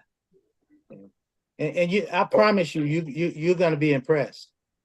You're going to be impressed. Oh yes, I promise. Yes, you will. Okay. Assalamu alaikum. Wow. Yeah, we turn it back into the hands of Imam Adil. You have the floor. Thank you. Yes, sir. And just thank you, Imam Ismail and Eric Shamsuddin, along with our brother Naeem. Najib. Yes, sir, brother Thank Naeem. They mentioned the First Sunday program for August, which is next month. That's the August 4th is the date for that First Sunday community program, and that's the month prior to our convention, which this year is from Friday, August 30th to Sunday, September the 1st. And inshallah, before we close out, we'll have the chair for the annual Muslim convention, the 35th annual Muslim convention, Brother Bashir Rahman. He'll make an announcement about that. But you can register at muslimconvention.net. Registration is open. We recommend that you take advantage of the early registration, which will end at the end of this month, inshallah. So take advantage of that early registration pricing. So at this time in the program, it is time for us to turn it over to our leader and our president, Imam Warithuddin Muhammad II, who is already on screen. So, Brother Imam, we turn it over to you as you prepare us for our featured guest presenter as well, Brother Daniel Habil. Brother Imam. Thank you. Imam Adil, I appreciate it. And thank you, Imam Ishmael El-Haj Shamsuddin and Eric, the son of Imam Ishmael Shamsuddin, for another excellent business and technology program. And we appreciate young Naeem. Is it Naeem? I heard you say his name. Yeah, Naeem. Yeah. Really Najib. Naeem Najib. Yeah, Najib. Yeah.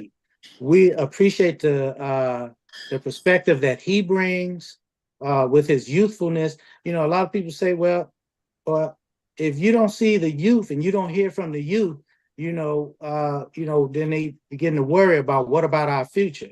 And Naeem keeps us in perspective, and it's kind of crucial now for us to stay in touch and not lose what our future holds for us with the young people, and because Allah is guiding all of us, and He's guiding the young people to Him, whether we're involved or not. So if we want to stay in His good graces, we should continue to encourage young believers, young leaders, young imams like Brother Najib and others to continue and keep up the good work that they're doing in the role of leadership. Yes.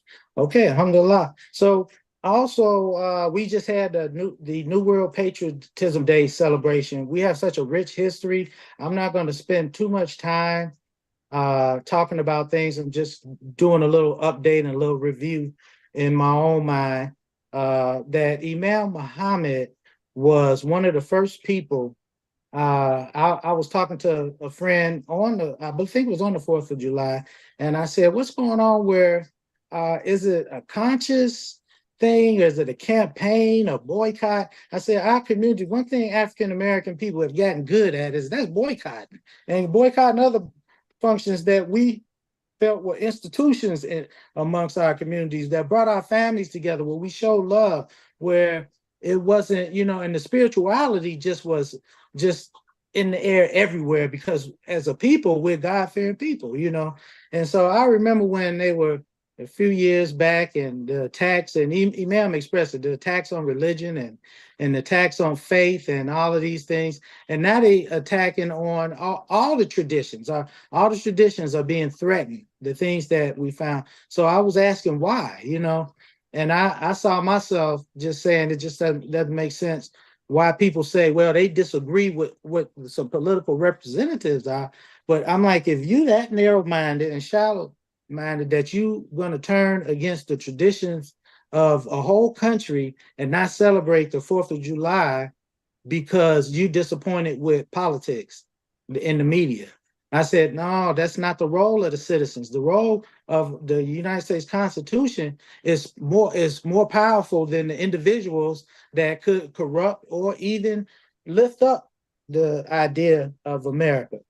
So it's really your responsibility to, when you see the spirit of America being taken off course, to take the role of leadership like Imam Muhammad did. And so I sent that person a picture. I think I copied it. It might have been Brother Anthony or somebody was on Facebook. I just copied him and I sent him the picture of Imam carrying the American flag across the stage. Because what we remember more than that image of him in that picture is him telling the rest of the leadership. I think he was mainly speaking to Black leadership, African American leadership back then. He said, if you don't pick this flag up, I will. And he did. And they took a picture of him pick it up, and he walked it from one end of the stage all the way to the other stand and put it in his post. So, and what came out of that was New World Patriotism Day. He was acknowledging not that we were trying to make a new world. See, the Satan always whispering, and sometimes y'all listen to him, you come out of a dead sleep to hear what Satan got to say before you listen to the message. The message was that we were living in a new world, not a world that some terrorists or Muslims are trying to take over and convert everybody to Islam and force everybody Islam down the throat. That is a lie that the devil can't tell no more. Because the whole world has seen on the internet for the past, I don't know how long it's been around, I know at least 20 years, and we see the world for what it is. And we know that Muslims are not terrorists. Muslims are not evil people. Muslims are not materialists that want to take over the world. That Muslims are human beings devoted to God. The same God that all of the other people that say they worship God are devoted to. And the world know that. You can't lie, you can't trick people today. So if somebody is carrying that idea of discrimination in their mind, it's like Imam Muhammad said, they need to visit the nut house. He said, because they're not living in reality, and in reality, they are no longer a threat to us. And if they attack you or offend you, you can dial 911. So we don't fear. We living in a new world. This is a new world and a new day, and the world has even evolved since the passing. It's been 15 years, a little better, since Imam Muhammad passed, and the world has even evolved to more of a civilized state. I'm not talking about individuals and politics and this war over here, that war over there, or this person that was discriminated, these isolated events. The world also is a much bigger, more crowded and heavily populated world. And with this, with the advancement of technology, it's going to become a more accommodating world for human life and for human progress. We mustn't forget that. We mustn't forget that. And we have to, at the same time, fight for the souls of our youth, our young people. because they are being indoctrinated and brainwashed and taken far, far from anything that we would have desired for them. And what they're taking them to guiding the young people to may not be something that will harm them or corrupt them. It just will, it may assimilate them and you won't be able to reach it. So if we want to continue to make progress as a community, we have to, like Brother Eric said, we have to compete. Or Brother, I think it's Naeem was saying, we have to put more information. So we got to get tech savvy. That's and you right. know what I love That's to right. do? I love to do, see how many, because like a drug, you ever walk in, or I watch TV, so I don't know. I'm sure it happened all the time. But you walk in some great grandma's house, she the matriarch of the house, and she got a bottle next to her, and she dealing with that bottle. And so it's like that. We need to see how many of them are doing this on the TikTok and they can't seem to be distracted. She talking to you, yeah, baby, but she on the thing. Because I was like, I'm talking on the phone and I'm trying to communicate with the person I'm talking to. And then they make a comment. I said, I'm like, what are you doing? I'm like, you're on Facebook or YouTube? And they definitely are, what do you call it? Simultaneous or double tasking. That's the word, multitask. They multitasking. But the last thing, it's almost as if they can, it's like drug. It's like a drug. Like you can't see the person on the other end. So you don't know, they're looking at 100 different feeds, getting hundreds and hundreds of different information. And you think you having a connection and a conversation with somebody, but you really not. It's like a person, and it's not like alcohol. Because when they start getting a little tipsy, you can kind of hear in their voice, they're a little tipsy. And it's not like drugs. Usually the drug changes their voice and their behavior. But they be on that YouTube and nobody know that they're watching those feeds. And many times that's what they're doing. They're on those feeds. And so we need to double check and say, hey, what you doing? You on are you doing what you doing? What you writing a paper or something? They'll tell you no, they on there. So it's something I think we should be concerned about. But if they looking and reading the right stuff, then it can actually increase the intelligence of some people. Because we got some people that are, 70, 80 years old, and their level of maturity and intellectual level is really far below where it should be. And so that's what I don't know if they're reading it for good causes, but this is that's a subject that I think we should probably deal with as a community. And I hope some of these ma'ams are not just taking the easy route by condemning it. With preachers love to just condemn something, condemn it, and don't do nothing to change the situation, and don't really do no real research. That's why we have such a hard time as Muslims in our community, because I'm not gonna point no fingers, but I know it's coming from our brothers from another faith, and they, instead of dealing with us, they make us appear to be a threat or something that's lesser, and they discourage their people from interacting with us. But Imam Muhammad said a long time ago, he said that the believers of faith, that we all wear black ties, and that we all gonna be needed, and we're gonna need each other, not just for a fundraiser. We need each other to fight this, the schemes of the devil, the schemes of Satan. And none of us can do it alone. Christians can't do it by themselves, and the Muslims we can't do it by ourselves. And we shouldn't reject anybody, but we should always put our own self first, those of us that are up from slavery, because we have a perspective that the rest of the world does not have. We have an experience that the rest of the world cannot experience. They can only guess and speculate. The things that have fear and that put fear in our hearts would never be experienced in the same way, even though another person may experience the same thing that we experience. Our situation is unique to us, and I don't have time to convince anybody of it, but don't forget that our situation is unique, and not for no drama, not to say, yeah, we just got this bad and this and that and the other, but Allah is there. God is there for us. And he's always been there, and he will continue to be there to guide us so that we can live as healthy as healthy members of the human family, because that's where our stars, our stars at the very foundation of our existence, which most people don't even acknowledge.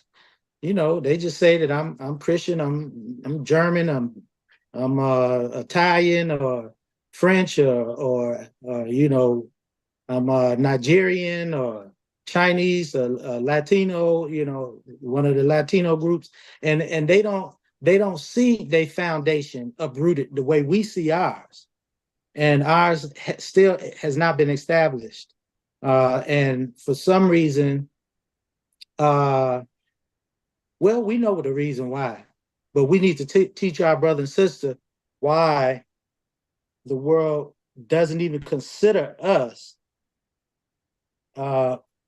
worthy of the freedoms that we seek.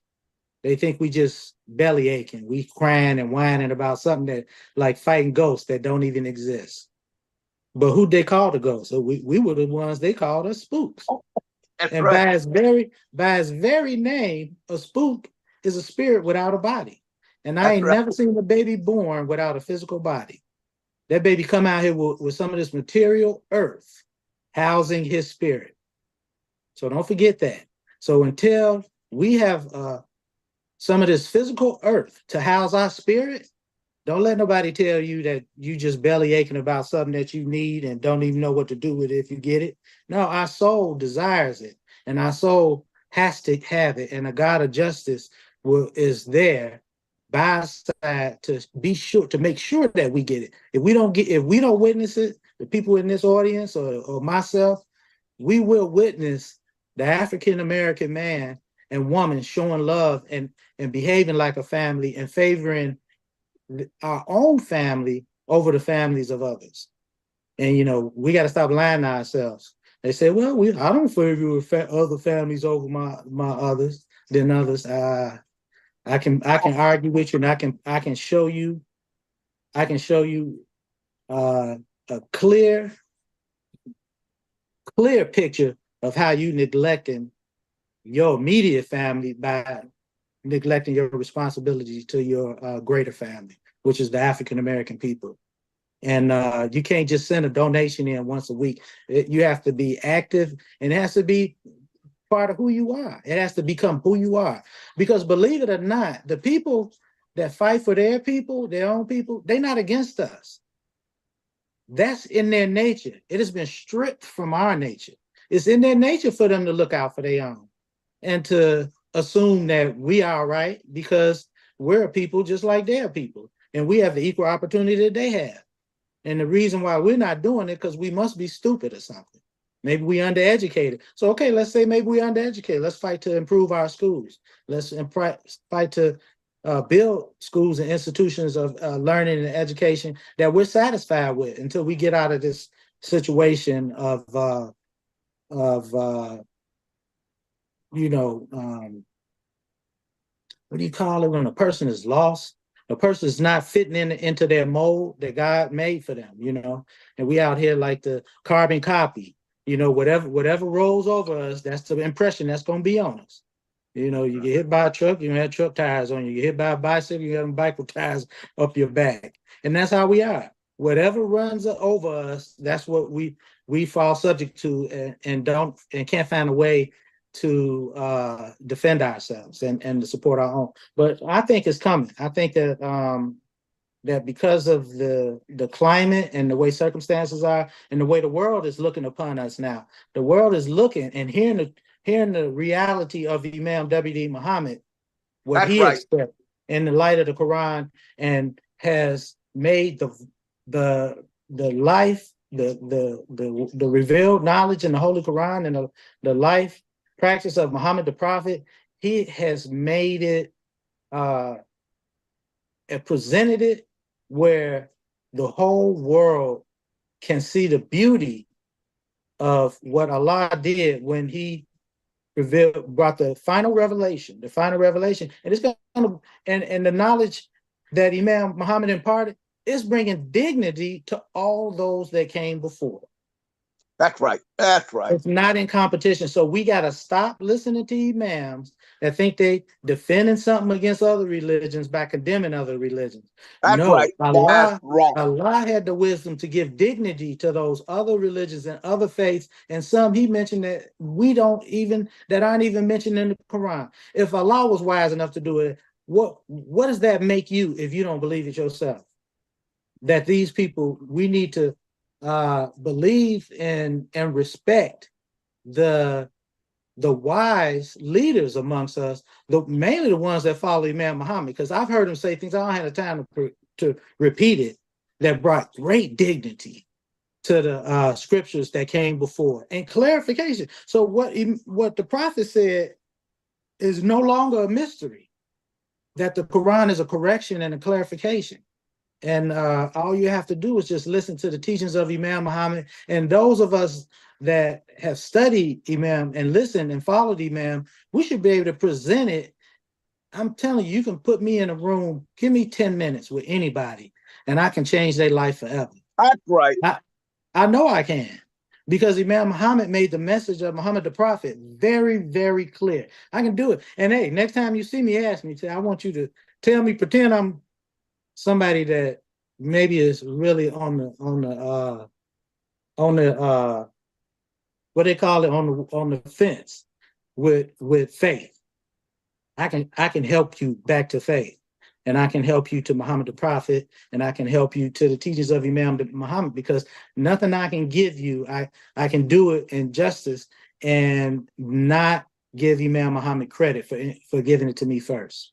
So and some of us know this. We need to take our role as leaders and find a way, because I found it. I'm not one of them smart people that can sit down and study and work out a strategy. I didn't do that. I just accepted what Imam Muhammad said. He said that we don't need to be carbon copies of him. He said we need to digest what he gave us, and then what he gave us should come out as us. And I believe that I'm approaching that point where I can talk to any person one-on-one, but I can deal with situations of faith and spirituality, morality, of just human situations. I can deal with it as if I have, because why would Allah let my father leave me? He left him with me. I just have to learn how to tap into him and bring him out. And That's so right. I've discovered that I can bring him out when I need him. And you can do it too. I know you can. All you have to do is be sincere and trust him. Trust the strategies that he left with us. He said we need to remake the world. He said we in a new world. And that's what's going to have to happen. The reason why we having trouble, because Satan has so corrupted the world that the world needs to be remade. And we ain't gonna do it by ourselves. We need the Christians, we need Jews, we need anybody of faith that is willing to help us remake this world that Satan has corrupted so bad that if we can get your help, then we're gonna do that. God willing, we're gonna remake the world where the human being can make progress on his nature, on the nature that God created it with. Yeah. So we got to remake the world. See, we believe different from a lot of the preaching that you hear. We believe that God forgave Adam, and that the human being, every child that's born, is straight from heaven and has everything it needs to get from its conception to the Jannah, to the paradise, to the promised land, where God tries us, that we should be able to make it through all the trials and tribulations of life, and back, if we ever lose it, we can get it back, and we can be back in the favor of God and earn his reward in the next life. that the human being has all of that in it. And that's what we need to let people know, that that's not something that Satan was given respite. He wasn't given permission to do anything. He just was given respite. He wasn't given permission to do any of the stuff he's doing that's causing the corruption in the world. He was given respite so that he can be proven wrong.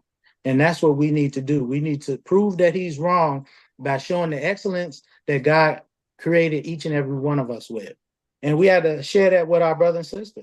I know a lot of imams, I'm looking at Alfred on here, a lot of imams do just that, but we need to continue to do it, but we need to do it with a little bit more confidence and a little bit more faith and surety that you're speaking to not the human being that the world has influenced and corrupted. You don't fear that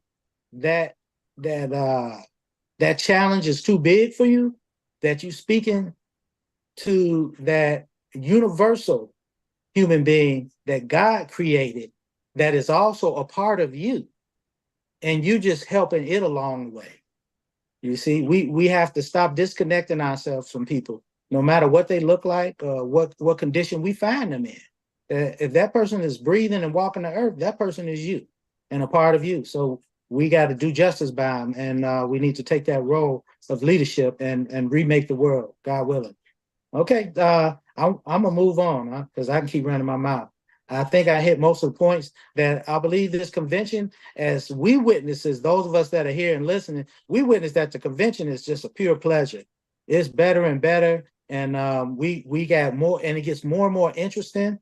I'm sure we got new workshop people and people with new presentations and things to present for us, and opportunities, new opportunities for you and I to express ourselves on a national basis and to improve our lives and to do justice and show our appreciation for Almighty God, and to give back and show our appreciation by joining us for our annual convention and giving back to our communities and trying to uplift our community. So invite everyone, and it's the prices are very reasonable, and I know y'all got money, and the money that you spend, people. I don't listen to people when they say they don't have money. That's not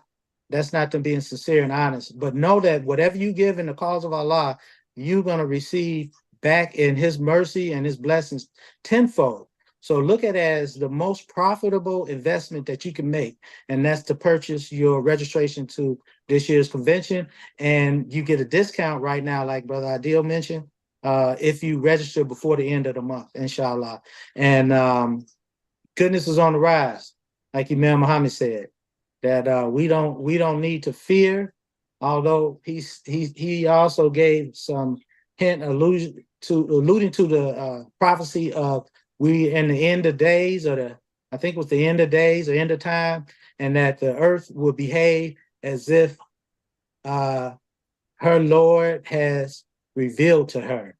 And we're seeing that everywhere. Extreme signs from Mother Nature showing us that our situation, our ego, or our little desires and aspirations are not bigger than this material reality around us. It can be taken away. The comforts that we have can be taken away, and you might find yourself cleaning up all of the mess that's left of your achievements and trying to figure out how to restore and get them back. And we don't ever want to see that.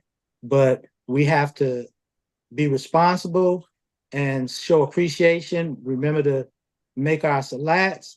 Remember to be grateful and be sincere in our salat. It's not a sport. It's not exercise. It's sincere devotion to Almighty God. All right. I'm going to pass it back to Adil, and I don't have my clock in front of me, so but I know I'm anxious, and I apologize if I went over time. I'm anxious to hear our keynote speaker today. A very, very powerful brother when it comes, and well trained when it comes to disseminating information and educating. He's a wonderful educator, and a person you don't want to miss. That's Brother Daniel Habib. And he's up next, inshallah. Brother Adil? Yes, sir. I can't make a better introduction for him than that. So, Brother Daniel Habib, we're going to turn it over to you, inshallah. Thank you, Brother Imam Muhammad, for that presentation. And as you mentioned, yes, sir, goodness is on the rise. And as Imam mentioned, please register for this year's 35th Annual Muslim Convention, which our theme is paving the way for youth leadership. So, inshallah, you all register. Brother Daniel, there we are. I see you on. So at this time, I'll bring you on here. You're on, Brother Daniel. Okay. Assalamu alaikum. Can you hear me? Yes, sir. Okay. Yeah. Praise be to Allah. This has been an exciting day. I think it was Brother Eric. I have something on my wall. It says, we don't have the option of turning away from the future. No one gets to vote on whether technology is going to change our lives. And that was a quote from Bill Gates years ago, and he wrote a book. And it reminded me of fast moving, quick thinking, right down to the modern times. And so I want you to, I've asked Brother Deal, does he do private consultations? And I'm going to play with this camera for a little while. The transitioning into this new technology. So I'm going to see if I can work with me for a minute here to where I can get my slideshow together. Okay. While you're doing that, Brother Daniel, yes, that's Brother Naeem Najib. And regarding those consultations, he's working closely with Imam Ismail and Eric Shamsuddin with the business and technology presentation for the Mosque Cares. So it's an ongoing series that he'll be doing, and then the information that is presented in forms of questions and the desired material presented by the Mosque Cares audience, they're forming the information based around that. But we do have his information. He'll be back on in the future, inshallah. Okay. Can everybody see my screen? Yes, sir. We can. All right. Bismillahirrahmanirrahim. New World Patriotism Day 2024. And so this speech is something that July the 4th, New World Patriotism Day, that I would have been given. So we moved it back to the first Sunday so that we can get it across the country. So our topic today, can everybody see me and hear me? Yes, sir. Okay. Yes. Our topic today is New World Patriotism Day. And this is very powerful because I came from a patriotic family. And coming from a patriotic family and born, I was part of what they call the baby boom generation. And that baby boom generation, it was created because of World War II. And World War II was a war that was like a coming out party for America, because in December 7th, 1941, the Japanese bombed Pearl Harbor. And when the Japanese bombed Pearl Harbor, the next day, President Roosevelt, he came out with an infamous speech, a famous speech. He said, "This is a day that will live in infamy."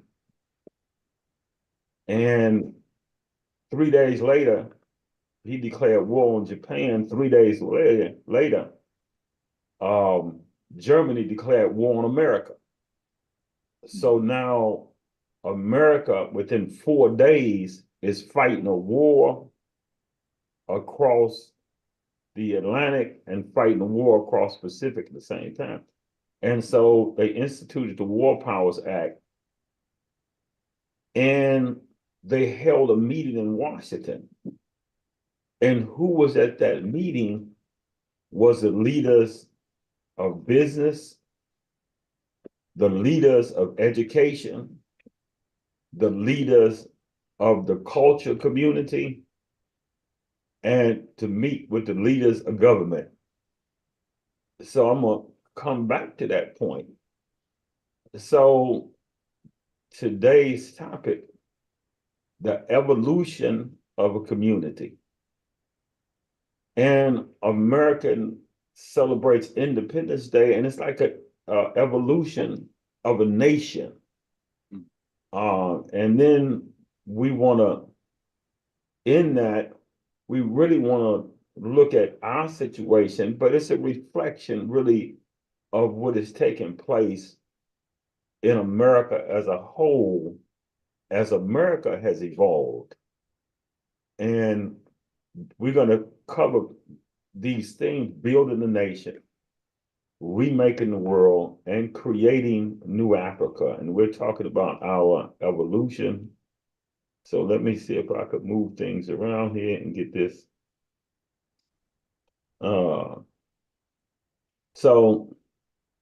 Acknowledgements. Bismillah ar-Rahman Rahim. Praise be to Allah.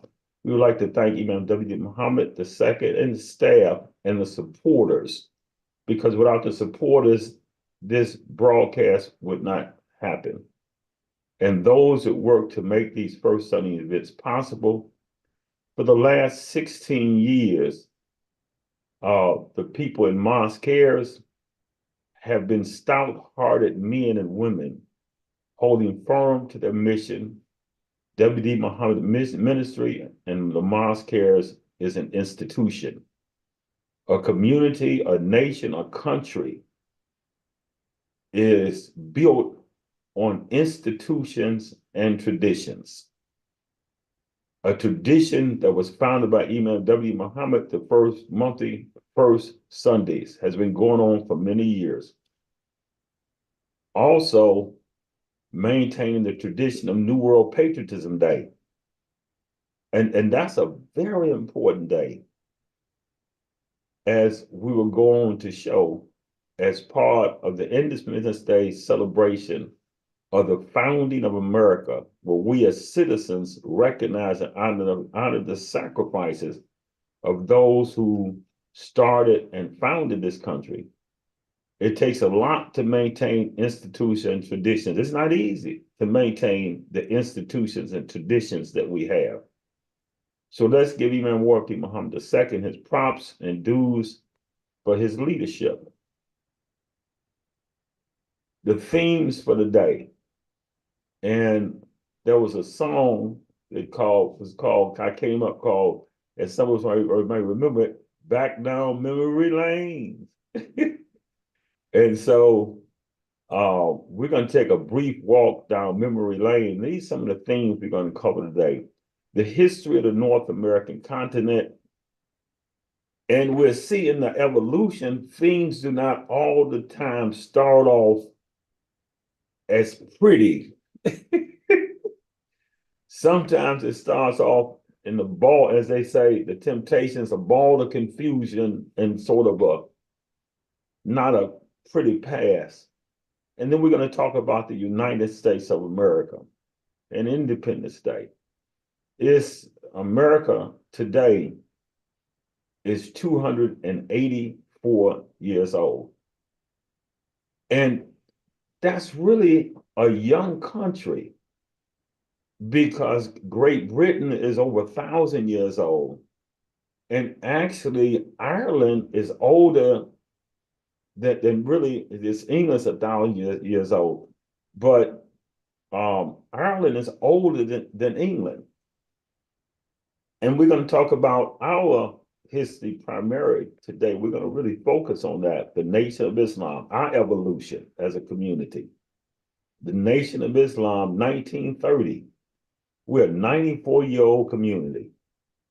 Almost a third, just right at a third of how old America is, 284 years, a third of that we've been present as a community. 94 years, coming just few decimal points, you know, but right at a third of, as long as America existed, a third of the time our Muslim community has existed. And to have something last 284 years, it's a long time, because, you know, it says kingdoms come and go and nations come and go, but 284 years, and here we are 94 years as a community, a third of how old America has been here, we've been here as a community. And we've evolved because Nation of Islam, then all of a sudden in 1975, as we evolved throughout our growth into the area of remaking the world. And then the building of New Africa. And then we're going to have some final takeaways. So inshallah, we're going to pray a lot that we are able to deliver that which Allah wishes us to say today. And Brother Dan, before you just want to clarify for the viewing audience and listening audience, 248 years. Yeah. The numbers are flipped. It says 248 years. 48 years. Yes, sir. I bear you bear patience with me, okay? Because like I say, I don't come from that technology growth age, you know. I freak out sometimes. James Brown said, man is lost in the wilderness. Sometimes I get in this technology and I feel like I'm lost in the wilderness. So Yusuf Ali translation, it says, you are the best of people, and some people call it nations, evolve for mankind, enjoying what is right, forbidding what is wrong, and believing in the law. If only the people of the book had faith, it were best for them. Among them are some who have faith, but most of them are perverted transgressors. So let's talk about, before we talk about America as a country, let's talk about the history of the North American continent. And so America, long before the European came here, America was a continent of dark-skinned people. There was many civilizations here that go back thousands of years. And some of those that they were able to uncover was the Maya, the Inca, the Olmec, the Aztec. And we had an incident that was a turning point in America at the lynching of George Floyd. And that was a turning point in America. A lot of people say America hasn't changed, but there's a Evergreen Park. I remember the days that we would come through Evergreen Park running. But my business partner called me and she said, you can't believe what I'm looking at. I'm here on 95th Street and there are a whole throngs of Caucasian people out here protesting the lynching of George Floyd in Evergreen Park. I remember at Western Avenue, you couldn't even go really past Western Avenue into Evergreen Park. But here it is, the Caucasian people was flooded in the streets. And I said that because if you look at the Olmec heads, I think they uncovered about 14 of them. They go back like 2,500 years. Them heads, one of them heads looked just like George Floyd. It looked like they had took his head and made an Olmec head. America, all throughout the country, was a confederation of Native American tribes. They had them on the East Coast, where the Pilgrims landed. They had them down in the Southwest. They had them in the Midwest. They had them in the South West, and they had them in the West. All these confederations. So it was a dark-skinned people that was here on this continent, and down in the Incas and everything, they had pyramids, the same kind of pyramids they had on the African continent, but they had them all over the world. And so America was a land of occupied people. So then let's talk about the arrival of Muslims from the African continent. Bait-Kale did a film called The 8 Centuries of Muslims in America. And it shows you it was in the country, I think, of Mali. It was Mansa Musa's, I think his uncle, who abdicated the throne. He first sent a delegation of 200 ships that sailed into America. And then they came back and he abdicated the throne. He had studied at Sankuru University. In Sankuru University, they studied geography because the young men, Imam Muhammad said, our curiosity drives us to explore. And so the young men wanted to explore, so they studied in Sankuru University, they studied geography. And so he abdicated the throne and brought and had 2,000 ships this time, and he set sail for the New World. He was never heard from again. But as Columbus wrote, as he came into what is now, I think, Cuba, that he saw mosque on hills. That was, and he saw that the West African gold signs that they were here, and the beads. California itself was named after a ruler, woman that was like Khalifa. I can't think of her name right now, but that's how they got there in California. So the Muslims was actually on this continent. We know from the 12th century they were here. Then entered the age of the doctrine of discovery. And under the doctrine of discovery, Europeans went out across the world looking to discover and to conquer and to, as they say, they found, they sailed in and they found that there was a people here, so they discovered it, right? And North America was actually, and South was actually inhabited by 4 major powers here in America: the Dutch, the Spanish, the English, and the French.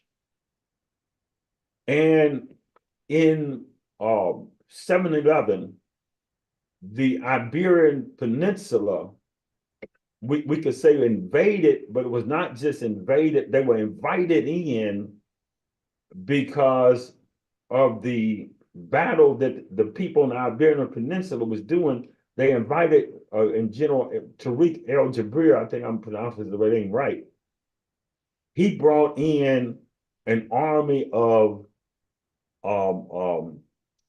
Berbers and Moors into the country, And so we end up going into the country and occupying Europe first in the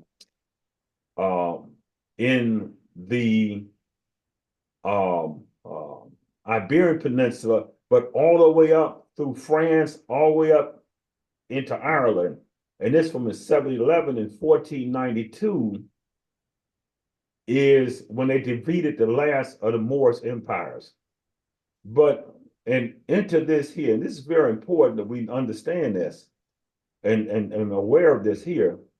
And this is the papal bull that was issued. A papal meaning pope, bull meaning decree, that was issued June the 18th, 1452 by Pope Nicholas. And it says this, and language is very important. It authorized Portugal to go into Africa. Saracens mean Muslims. Saracen meant Sarah sent them away. The Muslims and pagans to go into Africa and conquer and take away all their land and their property, put them into perpetual servitude, and later on it authorized them to bring them into the New World. And so this is how we actually got into America. We came here not as slaves, really the language is different, but we came here as prisoners of war. Prisoners of war. And so now let's move on to America. And this, we can call this a birth of a nation. And that title has been given, the birth of a nation, to America as it was born. But there was a movie that came out in 1915, a silent movie, that was the Cinnamon Rays of the Future, the birth of a nation. And that's a tale for another story. So that gave rise to the Ku Klux Klan. But anyway, we're talking about the birth of a nation. And I'm going to look at this picture right here. Muslim America in the military, centuries of service. And I suggest that you get that book. This is my shout out to all the members of Marvel, Muslim American Veterans Association, all that have served, Muslims have served in the United States military from the first battles of America all the way up until today. And so we paid the price to come into the dining room to the feast that is America's celebration, to eat off the table of all that America offers, all the good. We as Muslims have paid the price. So we, along with African Americans, we don't have to come through the dining room table, to the dining room table from the kitchen. But we're just saying Motisa. No, we deserve to come through the front door and sit at the table and eat heartily and bring somebody with us as a guest, because we paid the price. When you see the daughters of the American Revolution and everything, and we was here, look, move over. And pardon me, while you stand in your glory, I know you don't mind if I tell the whole story. And so this is America. These four empires of Dutch. Do you know New Amsterdam used to be became New York after the English took over everything that the Dutch had. So here we are, Great Britain. Great Britain now is a powerful empire. And there's 13 English colonies that desires freedom, justice, and equality. That's ingrained in the very nature of the human being, freedom, justice, and equality. And so we're going to take it back to the 7-year French and Indian War, which began in 1763. And it was culminated with the signing of the Treaty of Paris in 1865. These are important factors. Then Britain, behind that, began to pass a bunch of taxes, And these are just some of them. The colonies then protested taxation without representation. And the answer to that, King George landed troops on America in Boston, and they began to occupy the town.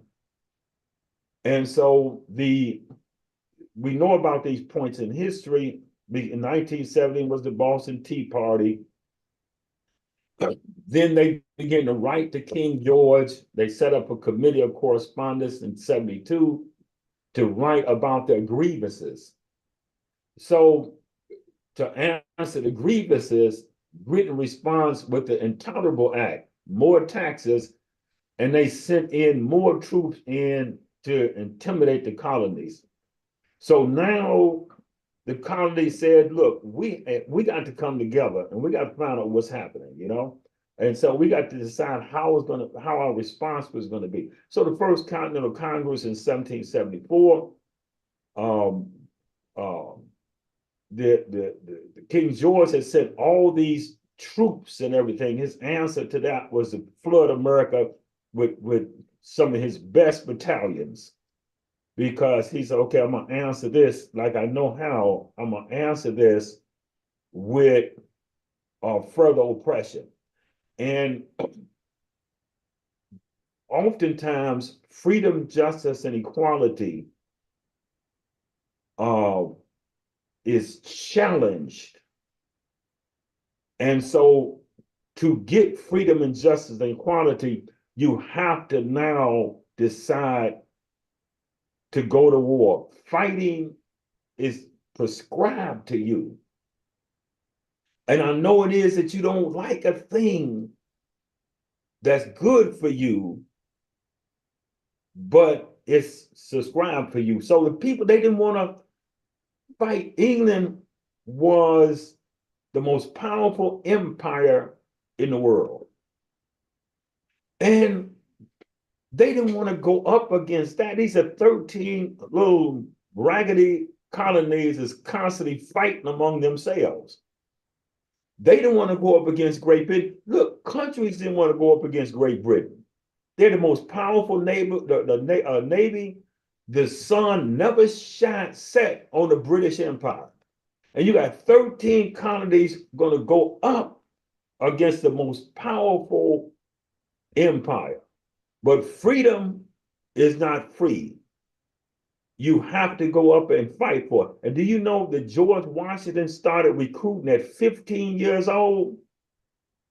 That's where the warrior nature kicks in human beings. And believe me, at 15 years old, they got no fear. 15 years old will go out there and throw rocks at soldiers. They got bayonets and guns and bullets and everything, and they over there throwing rocks at them. See, when you get older, your logical mind kicks in and says, okay, they got guns, they got bayonet, I got rocks, I done brought a rock to a gunfight. That's not logical, but young people, they ain't got no logic, okay? They want what they want and they're fearless, okay? So at 15 years old, here these kids going against the strongest army in the world. So army breaks out in the war breaks out in 1775. America didn't even have an army. They just tried to put it together. They had a bunch of ragtag people, right? So most people don't know, in all the branches of service, it is the National Guard is really the oldest branch of service. It's the National Guard. And oftentimes it gets overlooked. So America got together, declared its independence in July 4th, and it's from the 2nd to the 4th. They actually signed it, the Declaration of Independence on the 2nd, but it was 2 people who hadn't signed it. So it's really, they say July 4th, independence. And the march begins to form a more perfect union.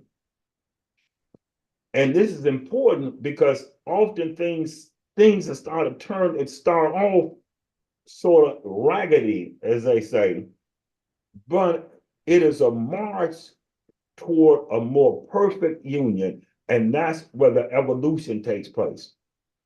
And it's important for us to understand, especially in today's climate, that we're still evolving as a country, we're still evolving as a community.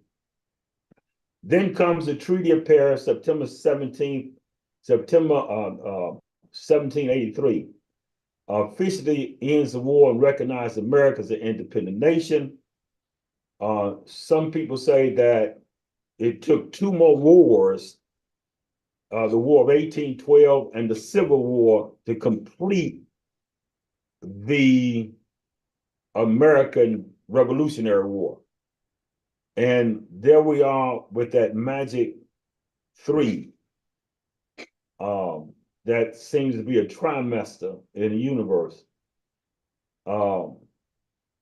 Nikola Tesla said 369 is a magic number in the universe. So I'm gonna leave that for heavier people for me to break that down. So the U.S. Constitution replaces the Articles of Confederation, and that was 1787. The country had got its independence, but the Constitution did not come into play and wasn't created until 1787. America as an empire. America started off as a nation of 13 colonies. But in that 13 English colonies, in 1803, America evolved as an empire. And that is when France sold all their holdings to America. We know that as the Louisiana Purchase. And it doubled the size of America. It doubled that size of America. And that was important because now America had all this territory, but they had to get people on the ground to occupy that territory. And so they went all throughout Europe passing out pamphlets and flyers saying, "Come to America. Send me your poor, urging to be free, and you can get land." In Europe, they couldn't own land. That's why land was so big a part of the Constitution, the right to own land. Because you had a king own everything. You had the lords of the land that had the right to occupy the land, and the serfs, they worked the land. And so America was the land of opportunity. The cry went all across the country, so people came to America from all over the world. So at that point, America went from being an English nation to an empire made up of a lot of sub-nations with sub-economies inside of the empire. And America it grew, it doubled the size, it went west of the Mississippi, and it really began to make them, up here it says, a march toward manifest destiny. Manifest destiny was a cry that they had that it is the will of God that America expands from one coast all the way to the other coast. And once again, that was a whole nother story how that happened. But we see this manifest destiny, they said, is playing out. But America, the point to take away from here is America is not a nation, it is an empire.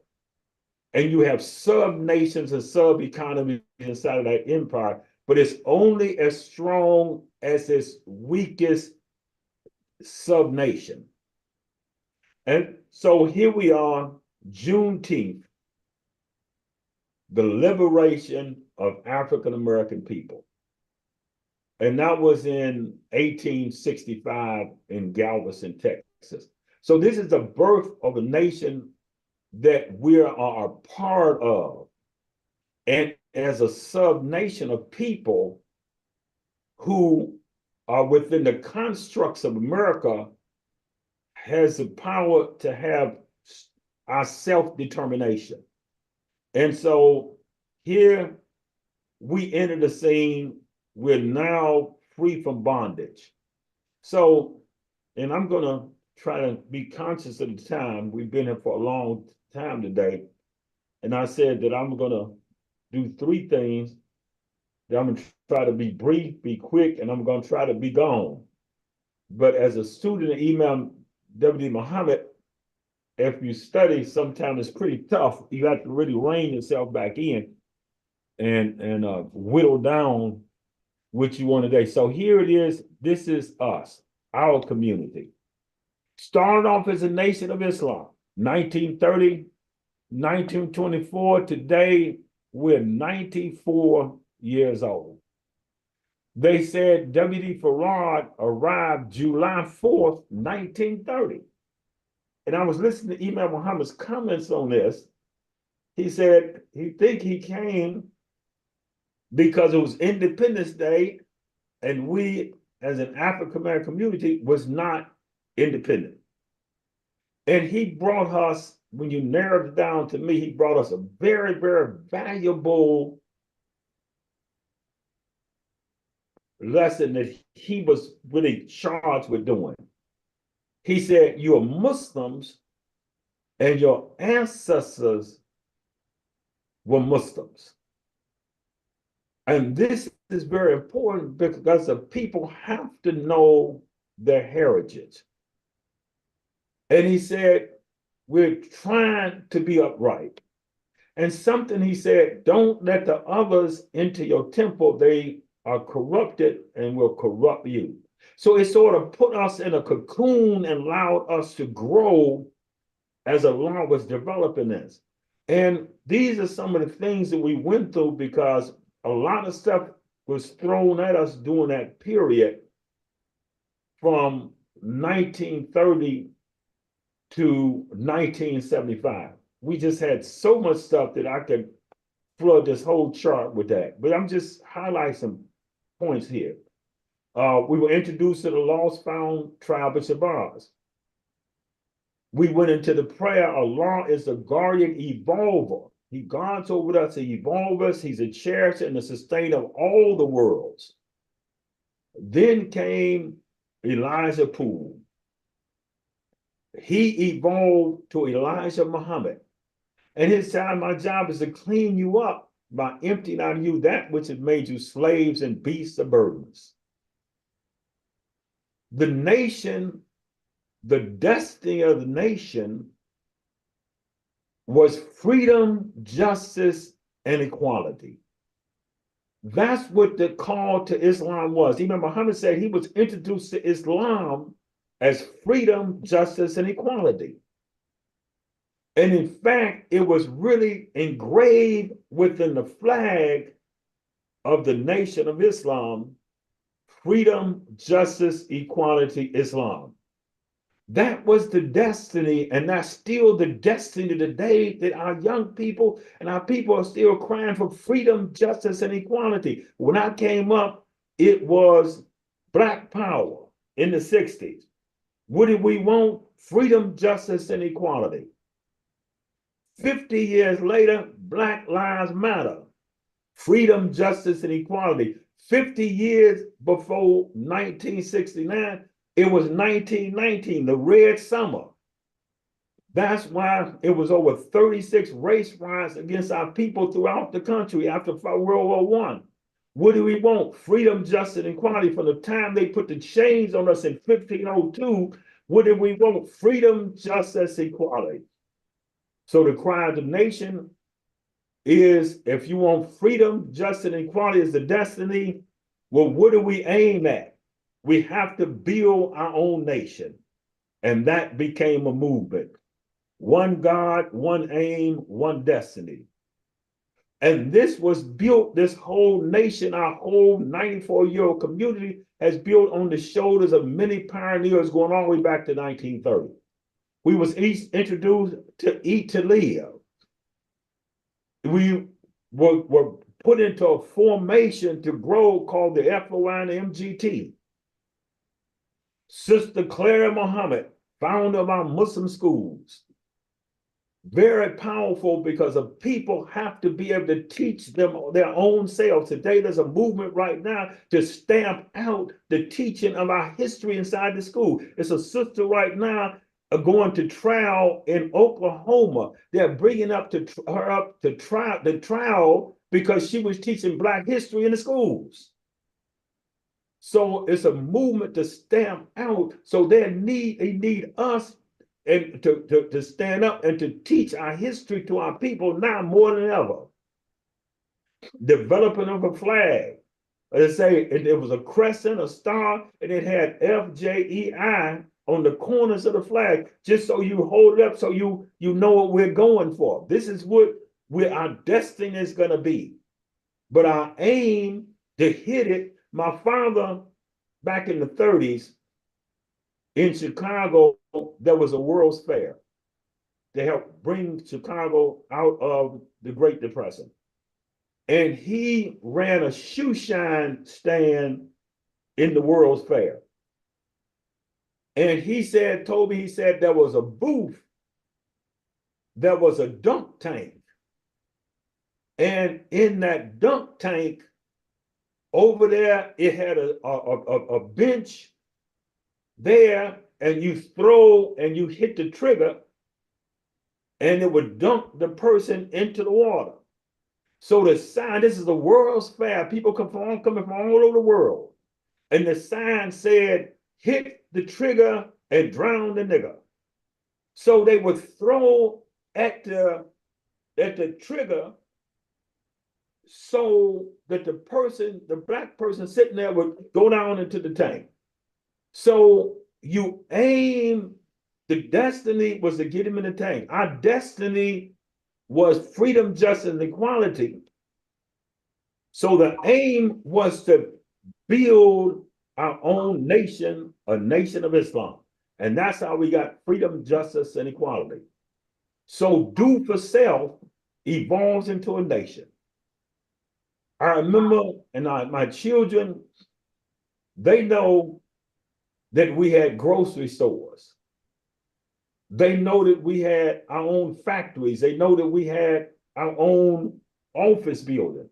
They know that we brought in fish. They know we had farmlands. We had our own bakery. And so I ran into a young man, Imam Alfred, he knows you. I was invited to a picnic yesterday. I'm way out here in the bushes. I'm out here with Ellie Mae and Jeffro. So I ran into this young man yesterday at a church picnic I was invited to. And when they found out I was a Muslim, they brought this young man up because he was a Muslim that went to the church. So he was their resident Muslim. They brought him up, you know. And so nice clean cut young man, and you could still see the clean cut. And he said that, yeah, I was in the nation. So, you know how they do, they can come to us and say, okay, here's a person that was in the nation and now he's a Christian. It's like Red Rover, send somebody over, right? We got one of yours over here with us. So you need to listen to him, see why he came over. And so the young man came clean. And so I said, when did you come in the nation? He said, the night I said, yo, you was in the new nation. He said, okay, yeah, you in the old nation like my father. And he said, he transition, I said, well, I'm with Imam Warti Muhammad. He said, my father transitioned to Imam Warti Muhammad. He came around for a while. He was there for a while, then he left. And he said, I met Imam Muhammad. He's a real nice guy. I really like him. And I know Imam Alfred. So Imam Alfred, this is one of he was impressed, but I knew you. He said, but I left. He said, I left because we wasn't building. So he left and went over there with Farrakhan. And he said, I stayed there for a while, but they weren't doing no building anything. So they know about what we did under the Do for Self movement, that what it gave us as a people. And so I said, we are builders. Imam Muhammad was a builder, and he left us with a concept to build. I said, but don't think that we're not builders with Imam Muhammad. I said, look, we're still in the race. The game is still going on, so don't leave the game. I said, like Secretariat in the race. It may look like we're not going to win, place, and show. So don't tear your ticket up while the race is while the race is still going. You tear your ticket up, right? Watch and see. You know, Imam Muhammad said we're going to go down, but we're going to come back stronger than ever. So don't tear your ticket up, young man. Grab you some popcorn. Because we're still going, okay? So to do for self, and then we were told that the Bible is the graveyard of our people. And so, you know, it's good to get out, you know, to be around African Americans here. I have to go out and be among the church people and all that stuff. You're good to go out there and be among the people so you can see these. And there's a part out here in DeKalb. I'm out here by DeKalb at Northern University. There's a part that it is the slave quarters out here, and that's where the police have to be sitting over there all the time. They got 3 taverns over there where they got the African Americans and these apartments and stuff at. But it's got highly African American, everything out there. So they got that section over there. But as we evolved in the Nation of Islam, there was a constant reminder that the one coming after me would teach you the religion of Islam. And see, if you're a student, you can see, you can hear the voice amongst all the voices that are coming at you. You stay focused. It was a baseball pitcher, a show, a movie about a baseball pitcher. And he had got old. He was Kevin Costner. And when he was young, when he got ready to pitch, he would look down there and he'd say to himself, clear the mechanisms. And everything would fade out. The stands would disappear. And it would be nothing but him in the back. So we have to clear the mechanism. We got to limit on all this crazy talk and everything, and remember what we've been taught. So that's a segment into our next slide. Remake the world. Imam Muhammad came in. He said, our mission is to remake the world. Now that was loaded. But he also told us man means mind, and he put his fingers to his temple to emphasize where the man was. Now, this is a subject for another day, but the problem with that is you function off of pictures, and Imam pointed out to us, but hardly anybody knows what the mind looks like. So if you don't know what the mind looks like, then you don't know how to properly operate and focus on the mind to make the changes you need to make. And so the mission to remake the world connected us with the role of Khalifa, because that's the role that God gave the man, that of Khalifa, to remake the world, to think big, to look at the world and say, I have been given the mission to manage the world. And if the world is out of order, then I need to step up and remake this world and put it back into the order that God intended it to be in. So it says a role is to facilitate righteousness. And I wrestled with that for a minute, and I was inspired to reverse it. Facilitate wrong. And when I looked around to the left, I saw liquor stores. To the right, I saw liquor. I said, you know, if you want to drink, it's really facilitated in this environment. Then he introduced us to decentralization. All of this was started to remake the Nation of Islam. And he said, we'll never be in a position where they can drop a bomb on one facility and wipe us all out, or one organization to wipe us all out. He introduced us to Quran as our book, and El-Islam, the Sunnah Prophet Muhammad. He said he was looking for empty vessels to put Quranic meaning into. And so we really see a pattern here from Farad coming in, and we were on fours. We have been turned into beasts of burdens, up through Elijah, and then Imam who said he was looking for, and Imam Muhammad said, I was looking for empty vessels to put men into. What kind of men? Quranic men into.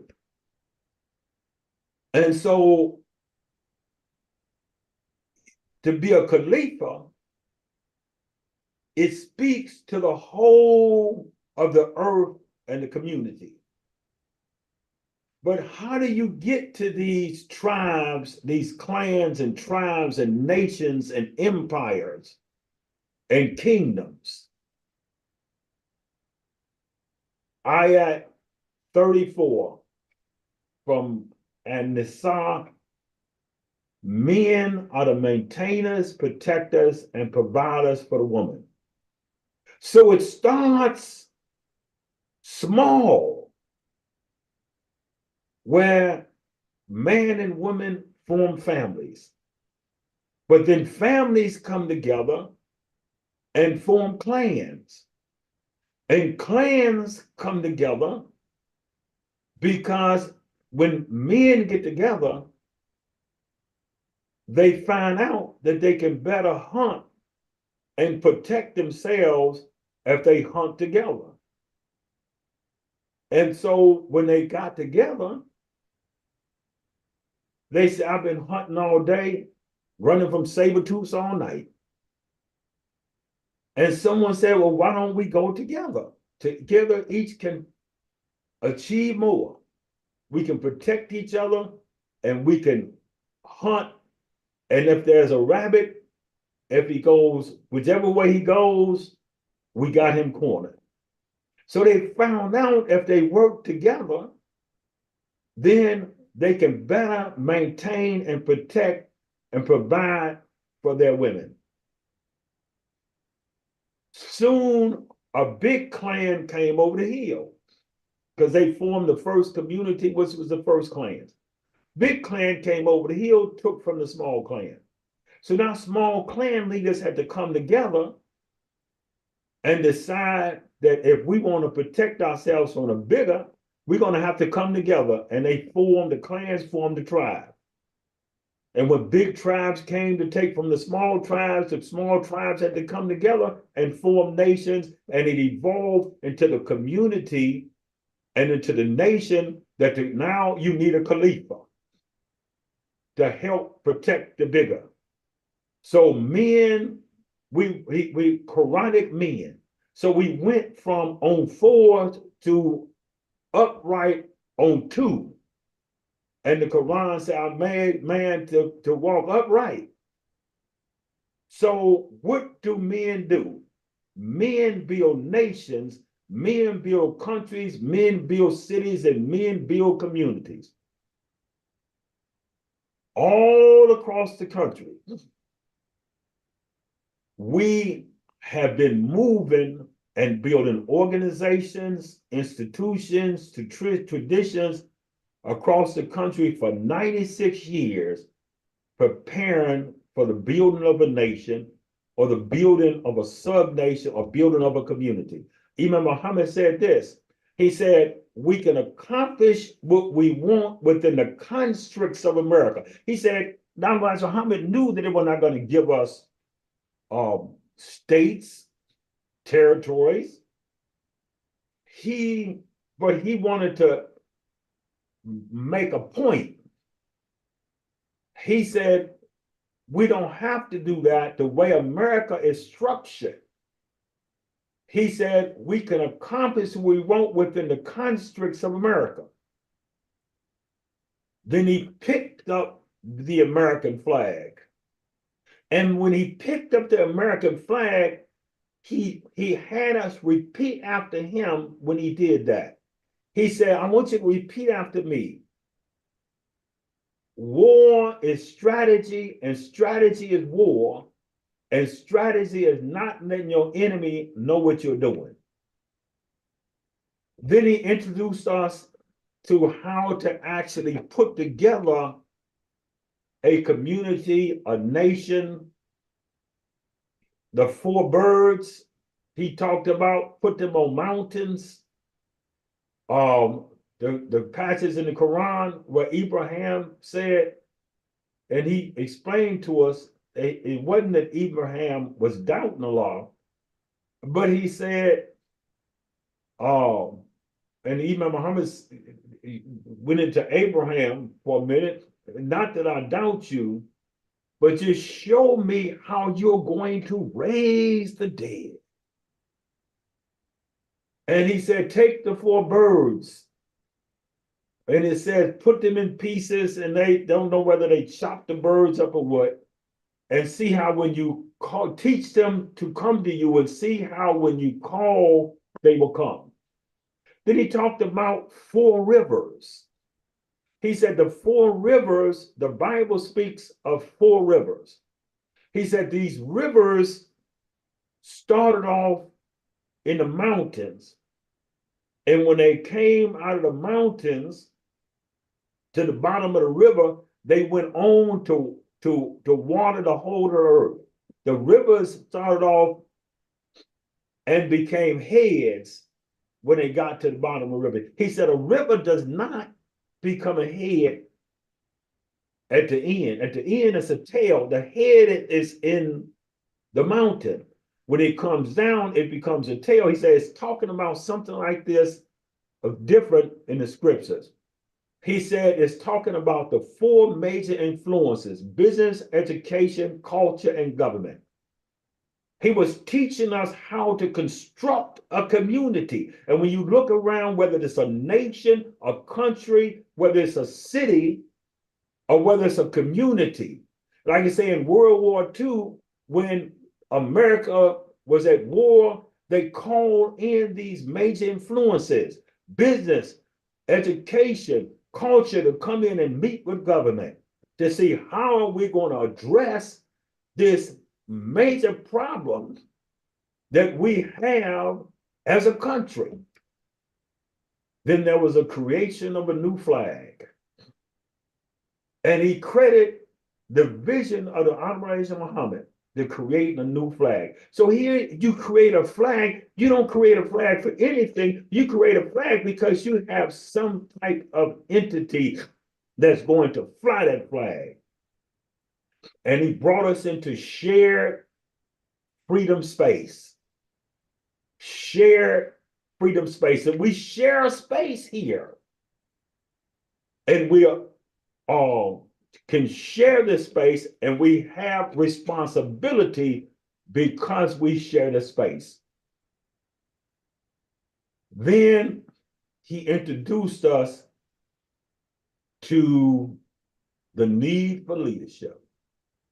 You know, today, more than any time, we look around and we see there is a need for leadership. We can see our children, when they say, what about our children? Man, they're looking crazy. I said, we failed as leaders. It's a need for leadership. Then he brought us into New World patriotism.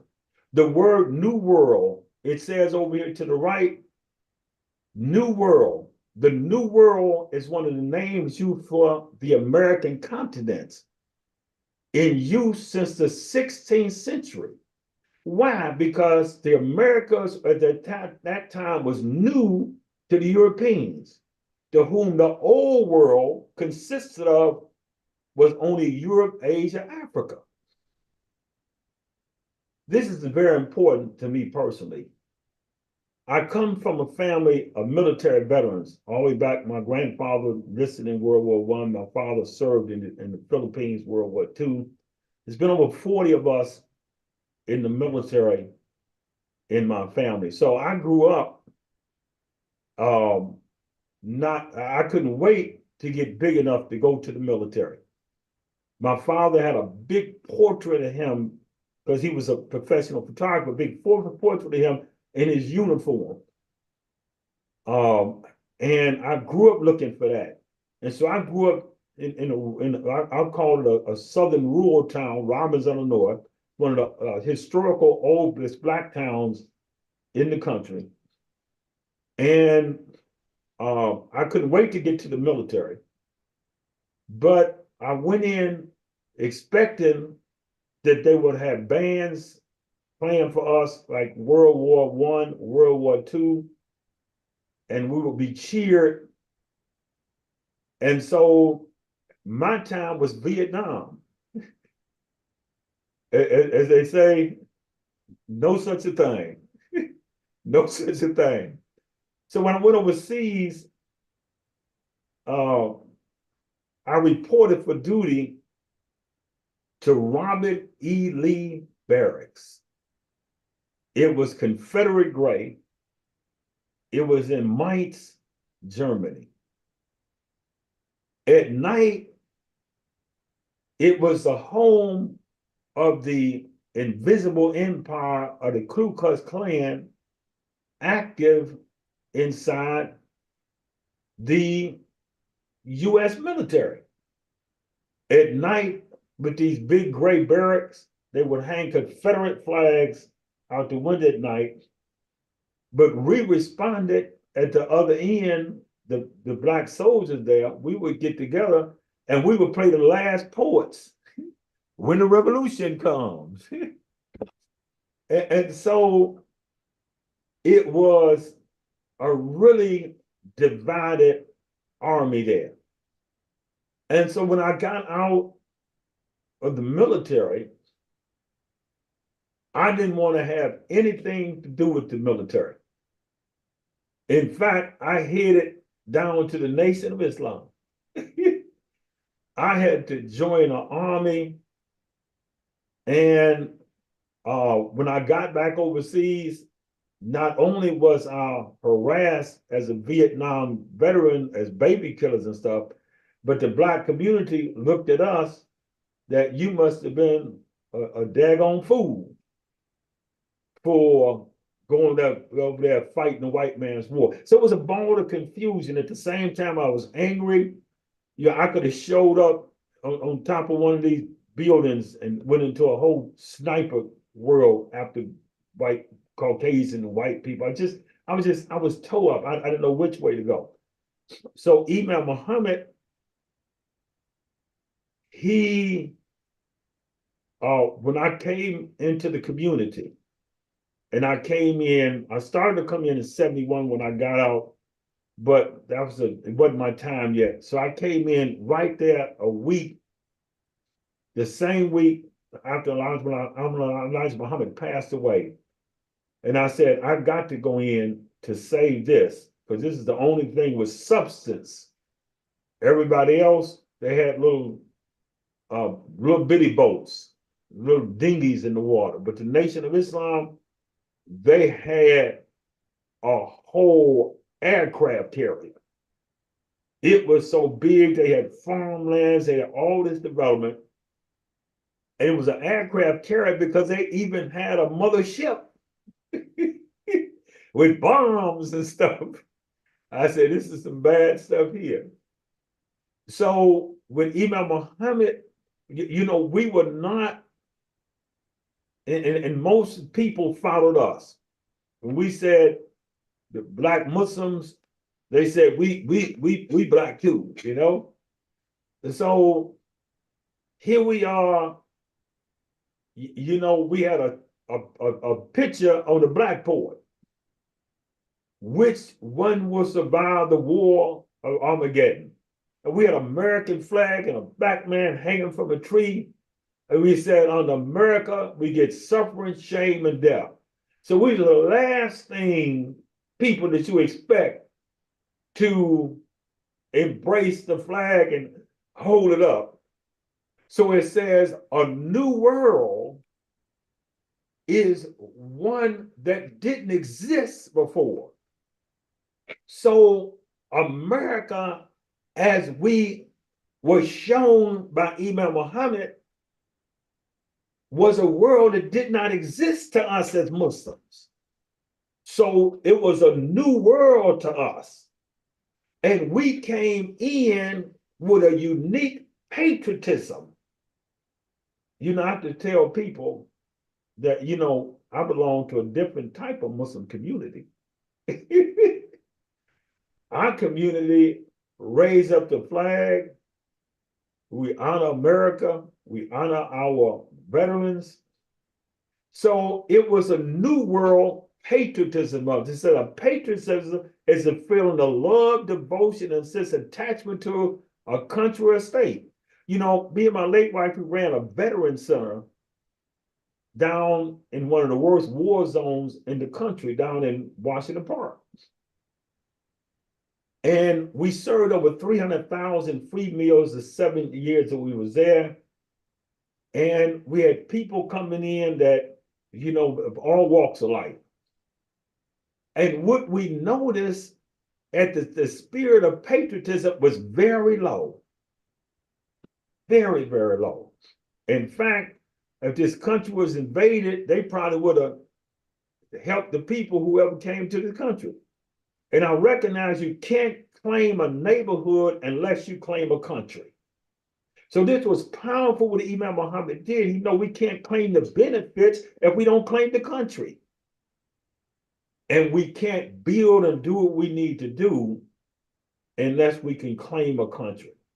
So it was a new world to us because he introduced us to America that we did not know existed.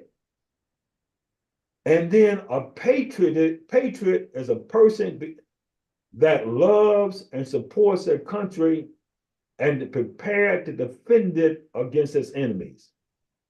So now we're positioned to help participate in this shared freedom space. We know that we can do what we need to do within the constructs of America. And so he introduced to the concept of New Africa. And he explained with New Africa, he said it is American as apple pie. We have New York. Before that, it was New Amsterdam when the Dutch had it. We got New Jersey, we got New Hampshire, we got New Orleans, we got New Mexico. They brought the best of the old into the opportunity of the new. And so these was country. Yorktown is over in Europe, Hampshire, Jersey. In France, New Orleans was part of what France had, and Orleans is over in France. And we see that throughout America today. You know, there's a town called Dalton. It was settled by the Germans. A town called South Holland. They have a Holland over in Dutch. It was settled, started by the people in Holland. So New Africa is America is apple pie. So we're getting down to the meat of the subject. Where are we at today? And this is something, it says, join the movement. Now, he gave us a flag that didn't put the star and the crescent, he explained, was a response to them holding up the cross. He gave us a flag that said the Quran and the knowledge of the Quran is what we're holding up. And then he gave us the concept of new African Muslim Americans communities. And I underline it because it's not just one community, but it's communities all over the country that are new African Muslim American communities. And once again, what do we get in there? Freedom, justice, equality, and Islam. And he even gave us a vision of what this could look like. It says, paint the picture and make it plain. And what you see is a planned unit development. This is the vision. And just like we made building the nation a vision, a movement, New Africa is the movement. And this is where I see where we're going to come back stronger than ever. That we're going to come back and get back in the building and build with new African Muslim American communities. We're very unique as a community. And it says, engage the five senses. When you see this, you engage the intellectual faculties of the mind. And it has been said about the intellectual faculties that education is not necessarily the accumulation of large amounts of general or specialized knowledge. Education is developing the faculties of your mind, and you can acquire whatever you want without violating the rights of others. What is the faculties of the mind? Your intellect, your imagination, your intuition, your perception, your reason, your will, and your memory. Intuition, your imagination, your reason, your perception, your will, and your memory. They can be developed. That's when Imam Muhammad said, man mean mind, coming out of your conscious mind is where your intellectual faculties allow you to create.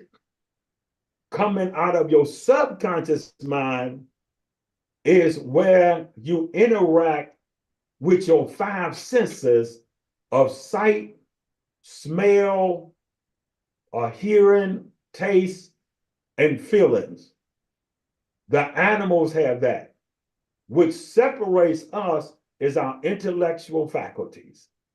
And that's what allows us to create a new Africa.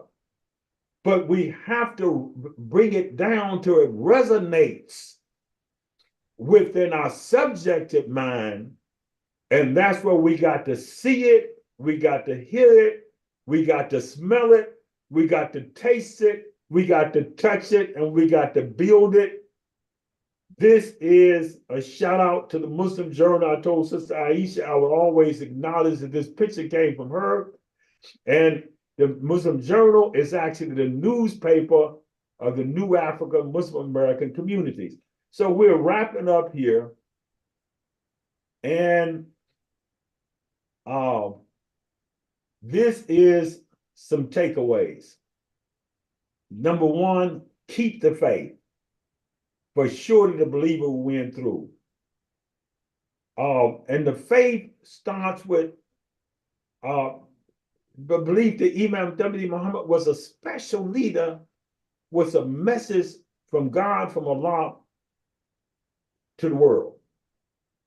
We know he wasn't a major messenger like a prophet, but he was a messenger to us.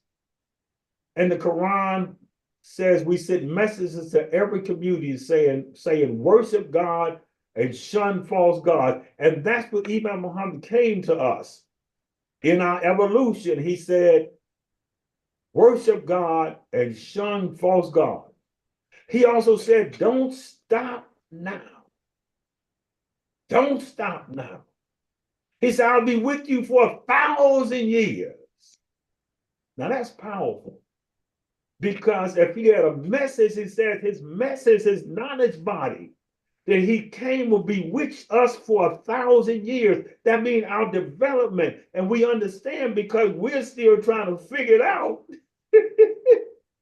and he been gone for 16 years and we still trying to put all these pieces together. This, this collage of, we make the world, this, that, and the other. And so a lot of we're going in all kinds of different directions.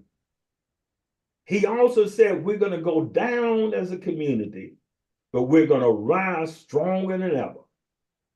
That means that people are going to come into this community, they can flood, and they said if you build it, they will come. The institutions that we need, we've already begun to build it. Right now, we're taking an inventory of everything we got across the country, and you'll be surprised that pieces are there. Just needs to come together up under a movement. It says, this, on the foundation you have laid, we are a 96-year-old, still strong community. And that's very, very powerful. Every time the Independence Day come around, July 4th, know that that's when Master Farad came to the hills of North America to our people. Now, this is very important. I was looking at a National Geographic called Hell on Earth. And it got to a point that it made this statement. It says, when you destroy a people's cultural heritage, you destroy a people's cultural identity. When you destroy a people's cultural identity, you destroy the people themselves. I stopped it. I said they know exactly what it did to us. I'm out here and the students, they've created a mosque on campus. And so I go there all the time. It's really dark-skinned people there. And it's a lot of Africans and stuff. And you get a chance to sort of pick communities and everything. And I like a lot of the people that are from the Sudan. And because they just smile, the women, they instantly smile. A lot of them work in the Walmarts out there. And I see them coming through, they smile so quick it ain't funny. So, I got a kinship with them because they smile. So I asked one I saw the other day, I said, you from, she was smiling. I said, you from Sudan? She said, yeah, where you from? I said, I don't know, I might be from when they threw us in the boat, they sort of took a mixer and just mixed us all up. So I might be from Sudan. I might be kin to you, you know? So that was from National Geographic. That's very powerful because if you reverse that, how they call it reverse engineering. When you destroy people's cultural heritage, you destroy people's cultural identity. When you destroy people's cultural identity, you destroy the people themselves. So let's reverse it. If we restore our cultural identity, then people can locate, if you can restore their cultural heritage, they can locate their cultural identity. And I think that's what happened to us as Muslims when he said, you're Muslims and your foreparents was Muslims. Because research would lead us right back to where the areas we came from in West Africa and everything. But we also have to remember our cultural heritage as a Muslim community. On Independence Day in America, this is where we remember the people who started this country and the many sacrifices they made. Independence Day is a time we remember, honor, and pay our respect to those who founded our nation and the sacrifices they made. This is a foundation for the evolution of a nation and a community. It says a person is buried twice. Once when they are put in the ground, and the other is the last time their name is mentioned. And so in this day, we have to remember our make. I remember Imam Muhammad said, it was a quote, he said, foolish man, blinded by the appetizing things of this world's life, forgets his make. And he said the lowly thing that he evolved from, and soon forgets his maker and seals his own doom. So in wrapping up to our pioneers, and many of us are still on this call of pioneers, my message to you is you have done well. We honor you as pioneers for your work and your sacrifices, because to build a new African community, we stand on the shoulders of the pioneers all the way back from 1930. So as part of our New World Patriotism Day, let us remember, honor, and pay our respects to those who have been a part of our Muslim community since it's founded in 1930. Here is some homework. I want everybody to just think about the people who have been a part of our community that are no longer here. And take out a piece of paper and write them down. Remember, a person is buried twice. Once when they are put in the ground, and the other is the last time their name is mentioned. So write these people's names down. We were trying to think of a brother's name that did a good service. We couldn't even remember it. We recently buried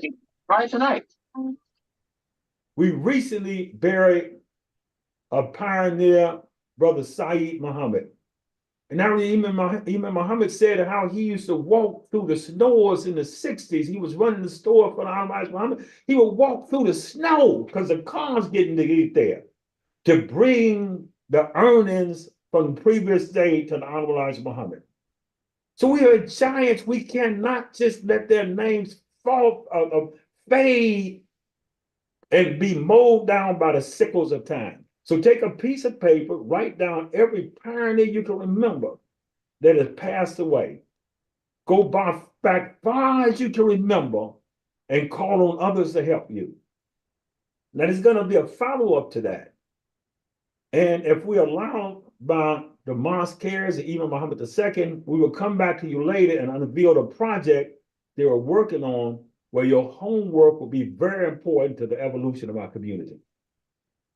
So with that, I would like to bring this presentation to a close. We pray that Allah will forgive us for anything we may have said that has not been right. That's all on me. And so we would like to end this. I was invited the other day. I saw the signs out on the road. It says a patriotism choir, patriotism event, a choral presentation. So I was thinking, I said, I want to go there. I said, I wonder if I'm going to go there and see a bunch of mega signs. But I said, I'm going to go. And my people said, oh, I wouldn't go there if I was you, Some of my caregivers that work for me. And that God has blessed me with some beautiful caregivers. They're like angels to me. But I'm going because we're different people. I'm going to go. And if it's, but anyway, it was at a church, a new church that they built. So I went in and I was expecting to hear patriotic songs, but it was different. It was called A Prayer for the Nations.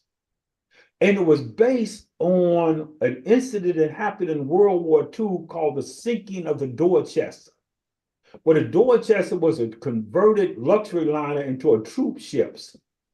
And the German U-boats, they controlled the waters to block any supplies and troops from getting America into Europe.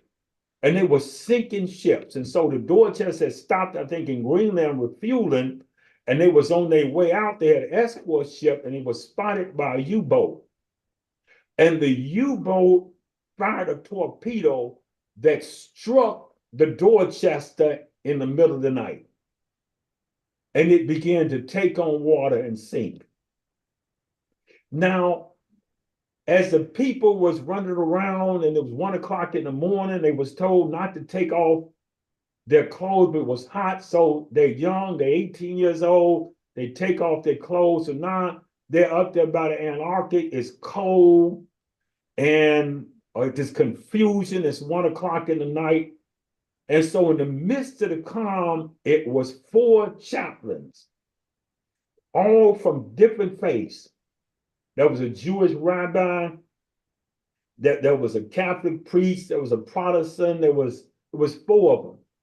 And so they was a pillar of calm as they found the hatch and began to pass out the life jackets and everything. And it got to the point and it helped people get in the boats in the midst of the panic. They were calming people. And when they ran out of life jackets, they took off their own life jackets and passed them out to the sailors. And they enacted this at the beginning of this singing presentation, which was a prayer to the nation. And they said, don't worry. They said, but Father, you got a family. He said, don't worry about it. My time is here. And the last thing they saw as the ship submerged, because it rises up, that when it rises up right there on the ship at the brow, was these 4 chaplains, arms locked, praying as the ship went down. So you can look it up. It's called the 4 chaplains. They honored them with a lot of honor and stuff like that. But it was saying the unity of mankind is, and that's why it was a prayer for the nations. And so I think it's appropriate that we end this with a prayer. And I'm going to read off a prayer that I'm going to go through this prayer I've been saying for the longest. A prayer for our new African Muslim American communities. Oh Allah, we thank you for blessing us to remake the world. Oh Allah, we thank you for blessing us with the vision we need and the strategy we need. We thank you for blessing us with a tactical plan, a mission, and a cause worth fighting for. We thank you for blessing us with the strength, courage, and endurance, knowledge, wisdom, and understanding, patience, perseverance, persistence. We thank you for blessing us with the guidance we need. We thank you for blessing us with the clarity of mind, clear the direction, clear the purpose, and increased awareness. We thank you for all the human resources, material resources, capital resources, and intellectual resources we need. And oh Allah, we thank you for all the mentors and the coaches we need. We thank you for blessing us with the teachers and trainers we need. And oh Allah, we thank you for blessing us with all the mastermind alliances we need. And oh Allah, we thank you for blessing us with all the consultants and advisors we need. And oh Allah, we thank you for blessing us with the connection to the high network. We thank you for blessing us with all the earthly networks we need, and the connections it continues to bring us. And oh Allah, we thank you for all the teams that we need, the tools that we need. And oh Allah, we thank you for the systems and software that we need. And oh Allah, we thank you for all the formulas, the processes, strategies, and methodologies we need. And oh Allah, we thank you for blessing us with the students and interns we need. And oh Allah, we thank you for blessing us with the apprentices and proteges we need. And oh Allah, we thank you for blessing us indeed and enlarging our territories, that your hand will be with us and you protect us from evil, will not cause pain. And all of these things we thank you for, knowing that you can grant them no other. Amen. And that ends our presentation. And I've got some questions. Let me see if I can do this. I'm going to end the show, and I'm going to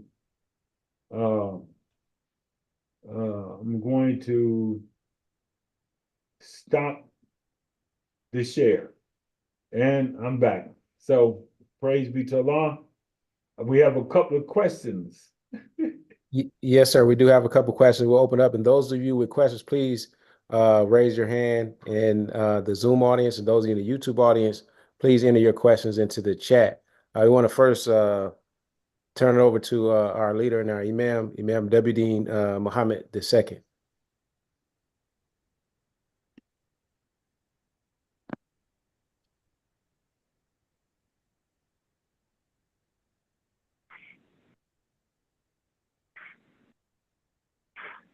You're still muted, brother Imam.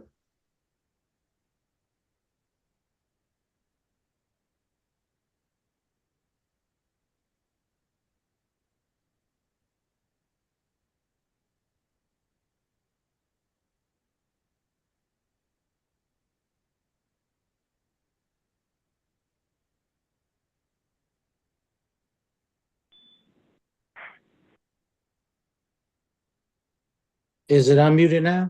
Yes, sir. There we go. Okay, yeah. I can't see the screen when I'm back far from it. I can't see it when I'm too close to it. Okay.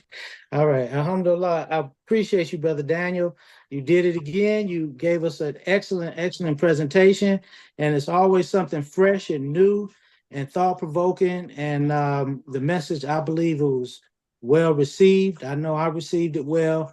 And, I have a different and a fresher outlook on what we need to do as a community and where we're headed. You represent strong leadership whenever you come.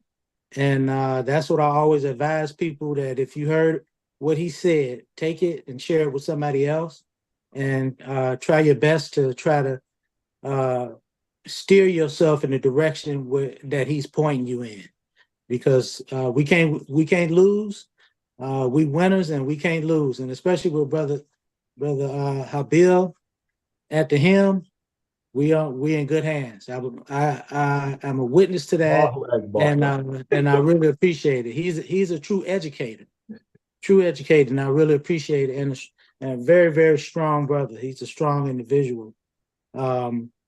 And we just pray Allah that you keep up the good work and keep that spirit. That number one, I think that's probably what you've got, that spirit. It's his spirit for progress and for uplifting others, that keep him strong, even in the face of adversities and the issues that his personal issues. And I'm glad to hear that you got people looking after you every day. And I don't know if it's every day or as much as you need them, and that they're not getting on your nerves. Because I know how that can be too. When you need help, sometimes you don't want to help, but you got to take it. So alhamdulillah. Yeah, that's his. He had last month. I think it was last month, or at the the last program you spoke at, you had mentioned your injury. So you're healing from all those that fall you took at the injury. And yeah, that's a story within itself. You know, it's good to have a woman in your life because you can bring in the voice of reason when we can get excited and think we're younger than we really are. Right. And so do that's you say your daughter's looking after you, right? You got your daughter? What happened, they came to the hospital and everything. My youngest son is out here. Okay. But it is the angels that Allah blessed me with the caregivers. Right. That's good. And I got a little excited and I was feeling so good. I said, man, I feel like I'm 40. Yeah, don't let that, you should know by now. Don't let that fool you. I started pushing myself hard and hard. Right. And I said, man, I feel like I'm 30. Then I said, I feel like I'm 20. And I did something crazy. And end up, I pressed myself to I end up falling in the house. And that's how I showed it. Yeah, you told us about that, and you look good, man. And I'm just happy to see that you're looking as well as you look, and that you're strong, and you still got the ability to do what we need you to do, and that's to help us and guide us through the situations that we find ourselves in every day as Muslims and as followers of Imam Muhammad. And as people who honor the legacy and honor the life of the Honorable Elijah Muhammad, that right now, what you're doing is priceless. And other imam, all our leadership, those that have experienced, and we did a trading pulpits with Bay Yehuda Wetsanom out here in the suburbs some years ago. Imam Elam, I'm sure he probably remembers, and others remember. We did the changing of the pulpits, and they had plaques on the wall with all the names of the, I think, the people from their community that had passed. And we were so much inspired by that we had promised that we would do the same. So, submit that information into the Mosque Cares. And Daniel, we're going to wait to hear from you what else is, because you said you had some more you wanted to ask us to do. But we can add that as a part of our plan to preserve and so that people not forgetting. Yeah, you made me think of what they say the ancient Egyptians and the pharaohs, and they believed in the afterlife, and they went to huge lengths to build those big pyramids and tombs and all of that.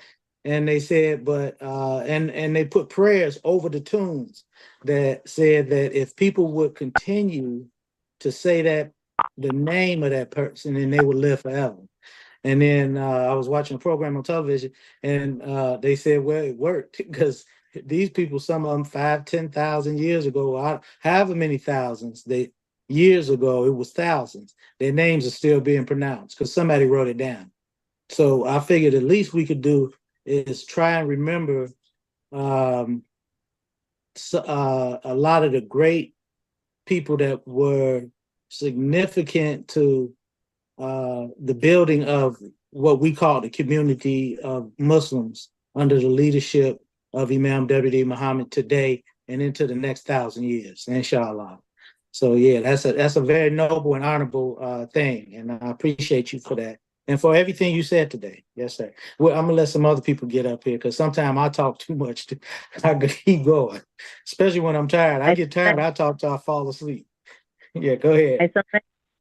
Assalamualaikum. Alhamdulillah.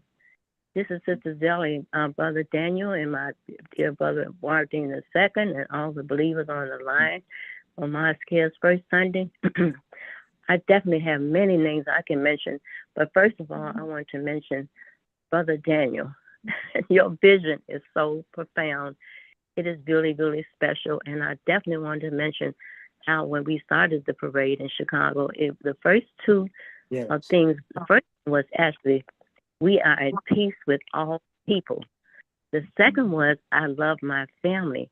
And both of those, brother, when you brought those two visions and where you put the information you share with us made me and us as believers go towards both of those things, because we are at peace with all people. We are the Khalifas, and we love our families. And the more we love our families and do both of those first things, that'll help us go forward with this vision that you proposing for us and helping us to go forward with this beautiful life of Al-Islam. You just shared so much with us, my brother, and you made us chuckle. You're very humorous, as our dear Imam was also with us. And I just think what you shared was so special. Thank you. And I'm definitely going to take heed to that little test that you asked us in reference to the many wonderful people that I in my life to mention as a test.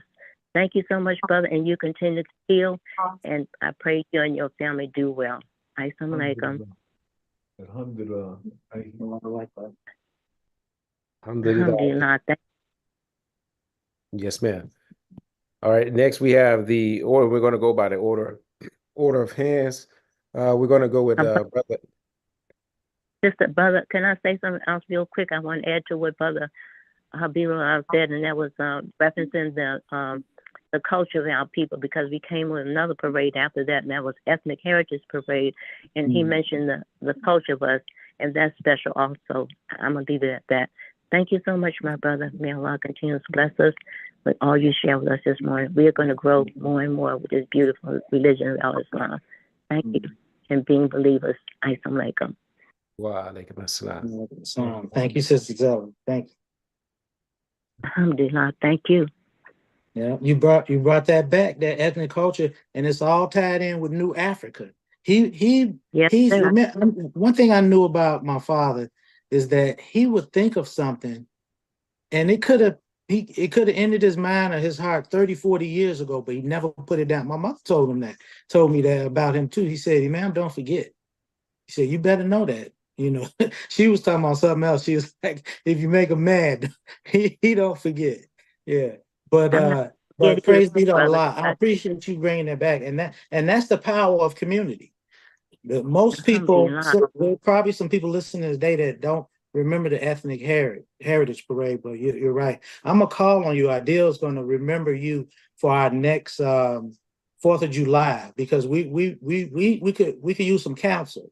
You know, we were young when it all began, but your counsel, I'm sure, could help the community. Inshallah. Thank you. Alhamdulillah. Thank you, my brother. Alhamdulillah. You're so special to us as a family. And we have the sign on the school now. Sister Clara Muhammad's sign is on the school. Oh, alhamdulillah. That's something else. Alhamdulillah. Okay, the questions will go by the order of hands. iPhone, we saw you at first, but we're going to go with Imam Alfred. He actually had his hand up from the last segment. So we're going to go with Imam Alfred, and then we will go with the iPhone next, and then the next couple of questions, inshallah. Imam Alfred. Yes, assalamu alaikum, brother Imam, Dean Muhammad. You indeed, there were some gestures you were making, and it reminded me exactly of your father. And you are growing and growing and growing as a teacher, a leader, teacher, and guide for us. Focus on us on the work that the Imam Muhammad said he wanted to get back to, was building a healthy ethnic identity for us. He said that he wanted to get back to that, and you are obviously doing that. And I just said, my heart is just filled when I think about, there's so many things I could say, but all I can say, all praises are due to Allah. This community is all the groove, it's on the move, and there ain't no stopping it. Thank you. Allah. Thank you, Imam. All right, next we'll go with the iPhone. With your hand raised, go ahead with your question. Yeah, can you hear me? This is Muhammad Sharif, Mount Vernon, New York. Assalamu alaikum. Wa alaikum assalam. Yeah, well, I have I guess I don't have time to say all the things I have to say and the questions and comments and things. And that is, now, first of all, Brother Kakawi, he read shared freedom space all this week.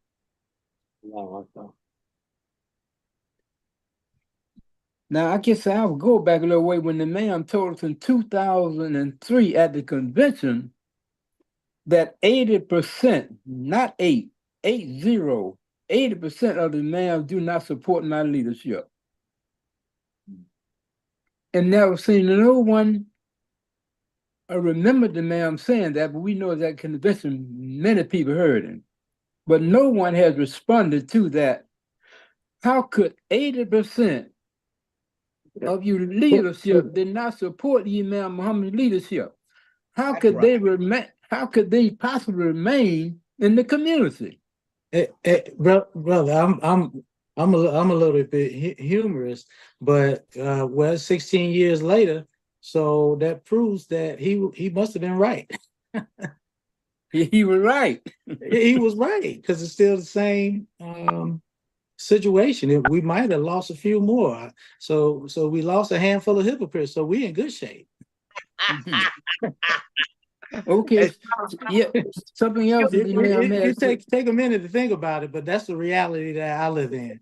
I try to stay in reality because it's real easy in this world to leave it. That's right. Yeah. Okay. Go and look at the situation now. 16 years later, go into our community anywhere, California, Chicago, anywhere in the community, go in your neighborhood and see how many businesses that we own. Go anywhere, especially during the school year when the children get out of school 2 or 3 o'clock a day, and go and look in that community, and you will see our children and grandchildren going to getting food, clothing, and shelter, getting their popcorn and Cracker Jack, all that from somebody else. None of us got any business in our community. 15 years after man passed, nothing in our community. Don't we say something has gone wrong here? The people now, they were, at one time, we just saying the white man is God. So Professor Farrar, he came in, he changed it, he reversed that. So the black man is God. So we went all over America. I mean, we had little children, 4 and 5 years old. They were saying the black man is God, black man is God. So we didn't, then ma'am came in leadership, he corrected all that. He said the white man not God, the black man not God, Allah the creating God. And he told us about Prophet Muhammad. He brought us into everything. And now we go into our community and now look like a white man, or who is so-called, has resumed himself.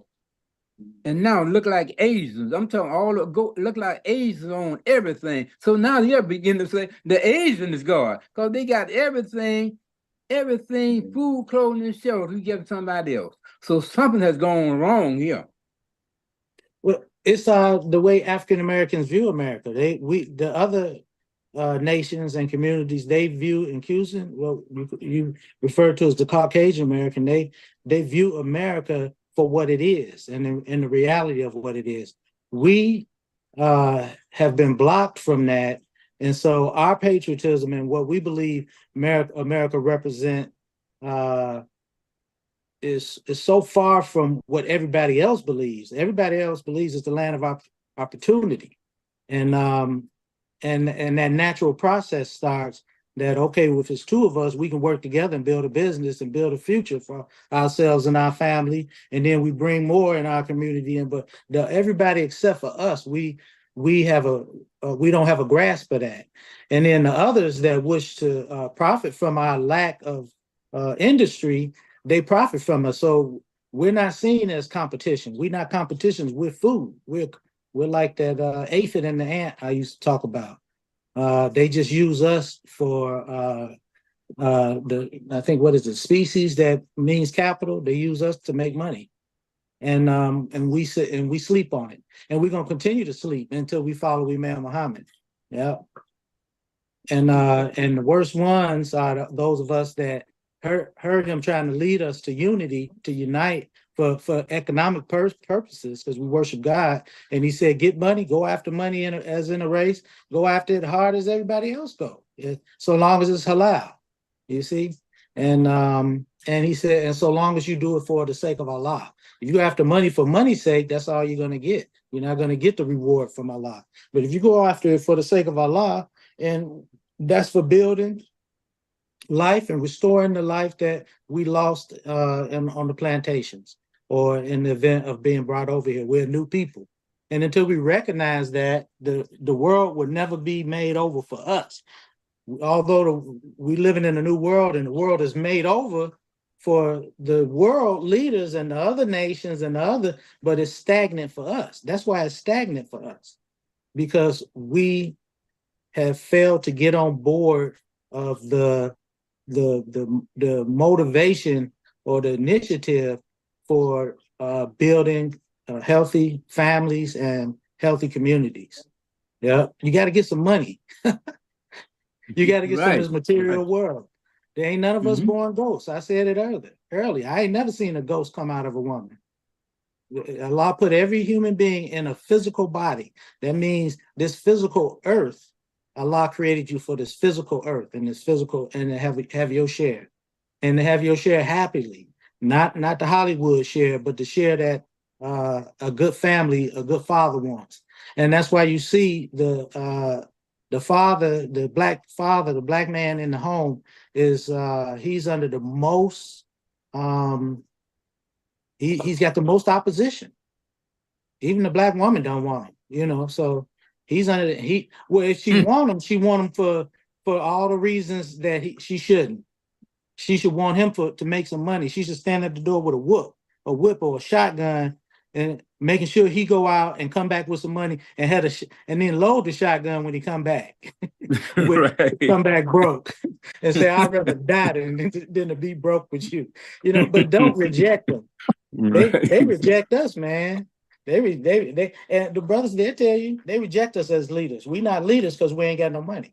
Yeah. All right. There was something else I said that Imam had said. I'm reading from the Muslim Journal now. This was March 27, 2009. It is Imam saying, talking to the Imam, he said, some of you and Imam, good brothers and sisters, are waiting for everybody to come and work. He said, if you are ready, he said, if you have 3 or 4, and there are 3 or 4,000 people, and there are only 3 or 4 of you, God has chosen you to work for the many. He has chosen you to free the many and take them to the goal line. So, man, I'm saying maybe we just looking for 3 or 4 people now, because that many that never did come and never going to come. The 3 or 4, we got to get busy. I think you're right, brother. It's sad, but I think you're right. Because I gave up on them. I ain't gonna lie. I haven't given up. I got faith. My faith goes, I'll be in my grave still believing that we're gonna have unity as a people. But I'll work with that 3 or 4 if that's all I got. Right. Because sometimes that's all you got. And a lot of times they don't even know your name. The ones that know your name, you know what you're gonna get from them. The same thing you got from last week. Nothing. So yeah, we got to work with what we got, and maybe we're gonna have to just guide people to what we see as the truth and away from corruption. Yeah, if we can guide people away from this corrupt world and be sincere brothers and sisters to one another, then we can get on the road to progress. And what's more valuable than cash money is your time and your energy and your efforts towards building something that's going to get you some cash. They say Amazon is worth $2 trillion. I can't even count half. Sometimes I can't count to 100. So I can't even imagine could you imagine, can 2 trillion of anything fit anywhere? I don't know where you can put 2 trillion of anything. So that's a lot of money. And I heard they started out not making a profit. I think they went for a couple of years before they even made a profit. That's a sign from Allah for us. Stop looking for a cash reward or somebody to pay you for your good deeds. Do the good because it need to be done. Do the work because it needs to be done. Yeah, that's what I do. Yeah. And Allah blesses me. They still trying to figure out how come I ain't in the welfare line. Keep looking. You ain't gonna find me there. Yeah. So, but we have to stop falling victim to weakness and opposition. Your opposition, they're just foolish, ignorant people, and you can walk right past them. Some of them you can walk through them. They're that weak. Yeah. But yeah, we got to get on the ball. We got to get ourselves in positions where when you hear the Mosque's call, you got to tell people, say, what's wrong with you that y'all don't join the Mosque's, you know? And say, what else is there that you should join? What's wrong with y'all when y'all don't show a love for your country and patriotism? You know, if you would have put a food, you know how that baby spit that food out? If you keep spitting that food out, you have to take him to a doctor because he might lose weight and die. So how can you ever benefit from this great the wealth and the promise of America if you don't accept it? Yeah, like Brother Daniel said, you know, if you don't accept water, you're gonna stay thirsty. You know, you can't benefit from something that you reject. So why do we follow these half-drunk, ignorant preachers that's mad at they daddy or they white former master, and they mad at him, so we gonna show him. We not gonna celebrate, we not gonna barbecue with the family no more. No, grandma, we not gonna pick you up today. You know, we just gonna stay home and drink liquor. That's what's really going on. That's the wisdom of the African American community. That's the wisdom. The wisdom is to stay home and drink liquor. Yeah, it's sad, and not feel pride and not feel a sense of ownership. Yeah, and you don't have to be in the military to support the flag. Nation of Islam, you know, showed us that and we love the flag, and we love the flag when Imam Muhammad came, you know, and then when he brought us the American flag, we're still a community that love. I flew my flag the other day. The American national, you know, and whenever I remember when I fly it, and nobody else on my block. I don't think nobody else it might have been a couple, so a few veterans. They may, but I'm gonna double check before I put them out there. I don't see the flag. I see other flags, but I don't see the national. So I don't know. It's some preachers out there that's telling African American people that somehow we're gonna gain some ground by rejecting our patriotism. I can't rest on that. Yeah. I got into a situation with a person on the phone, and I think I ended the conversation. They text me. I just ended it. I said, God bless America. I said, I don't know what you know, where that mindset come from, but we got to come out of that. And it's jealousy too. I think most opposition that Imam Muhammad got in the past and that he continues to get is due to ignorance and due to an effort of people to try to condemn him because they were envious of his father and were envious of the attention that he got, you know. So that's what we're dealing with. And if y'all ever had a jealous friend, figure out the best and most cordial way, a diplomatic way to deal with that envy and jealousy, and keep the friendship, and you can solve our problem. That's our whole problem as a people. Jealousy and ignorance, unnecessary. Yep. Okay, we got the next person. Adil, step in.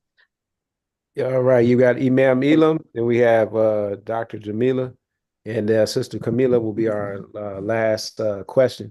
Then we will turn it back over to the Imam to close us out, inshallah, with Imam Elam. Yeah, assalamu alaikum, Brother Daniel Habil. Honor and pleasure, always good to see you. Every time you speak, you command attention, and a great historian. And I heard you at Governor State University do a slight presentation. I mean, you just read on point. And the message that you gave was dynamic, well laid out. And I just wanted to give you the greetings. Assalamu alaikum. Alhamdulillah, wa alaikum assalam. Dr. Jamila? Yes. Bismillah. Firstly, I'd like to extend our president, Imam Worth II, and his staff for putting on such an excellent program today. And I also would be remiss if I didn't thank Brother Doc. And I say that because that's what my friends and family call me too. But I wanted to tell you how intellectually stimulating that lecture was today. And Allah says that we have to thank the people. So I wanted to thank you for all of the information that you shared with us today. But more important, I want to thank you for how you touched my heart. You were like a bullhorn for me today. I have been trying to deliver that same message, but as you can tell, my voice is weak. But I thank you for always saying we should listen to our women. And I thank you for making that message loud and clear. And I hope it stuck for many of us. It was very important, well researched. And I pray that we will be able to practice what you have taught today. Assalamu alaikum. Assalam. Alhamdulillah. I appreciate you, Sister Dr. Jamila. All right, we go with Sister Camila for the Khan. Assalamu alaikum again, Imam Habil. It's always such an extreme blessing when we hear from you on our first Sunday program. And I want to thank the Mosqueers and Imam Wari for having you come with us today. I took a trip down memory lane, as you referenced that song, for one of the parades that took place in Chicago. When Imam Wari as our Imam, with our leadership.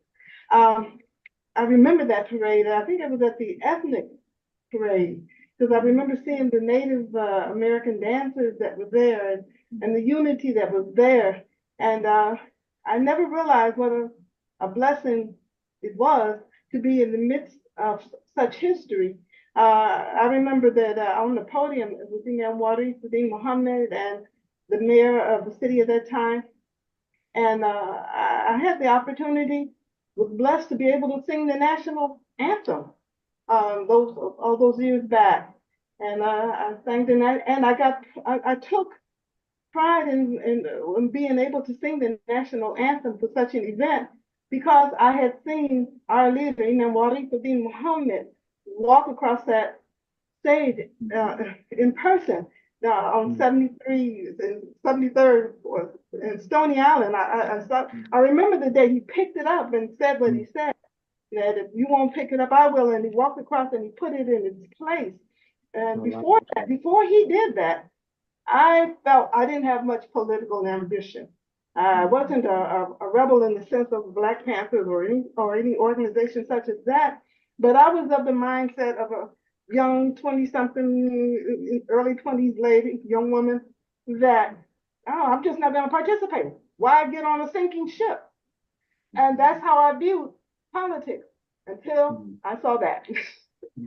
And then Allah blessed me to be in the position, and I'm still thankful for the position I'm in, to honor to this very day. I won't say how many years later, but you know, I was in my 20s back then, my early 20s. So I'm still singing the national anthem, and I have more invigorated pride and investment in this country because of the history that you brought forth, and because of what Imam Wari Sadim Muhammad brought us into. And I am so thankful and proud. Thank you for the opportunity to speak for this minute. Thank you. Assalamu alaikum.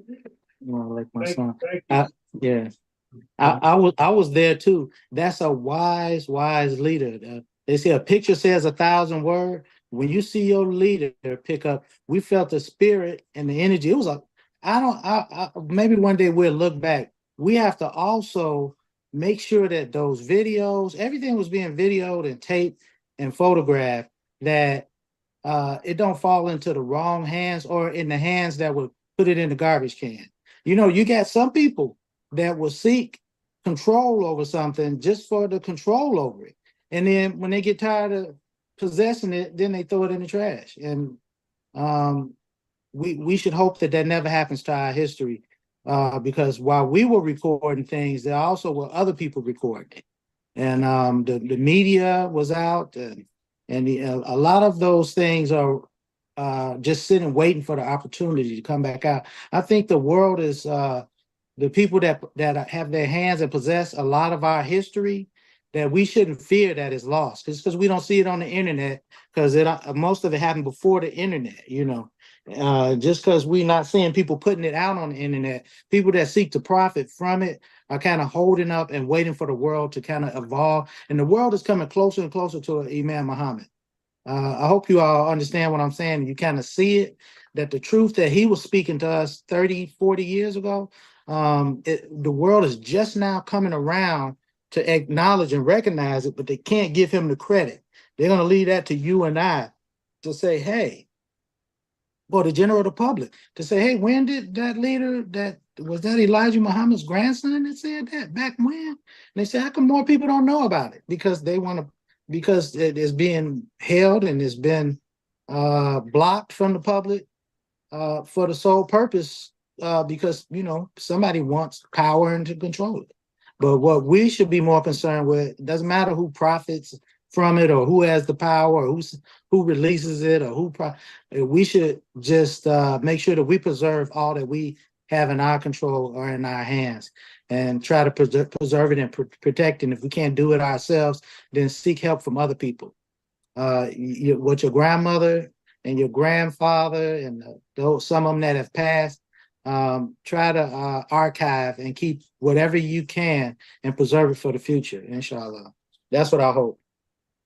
Right. I make a comment with Sister Camilla said, and you know, when I put this together, I was thinking about just bullet points. It was so many things I could say.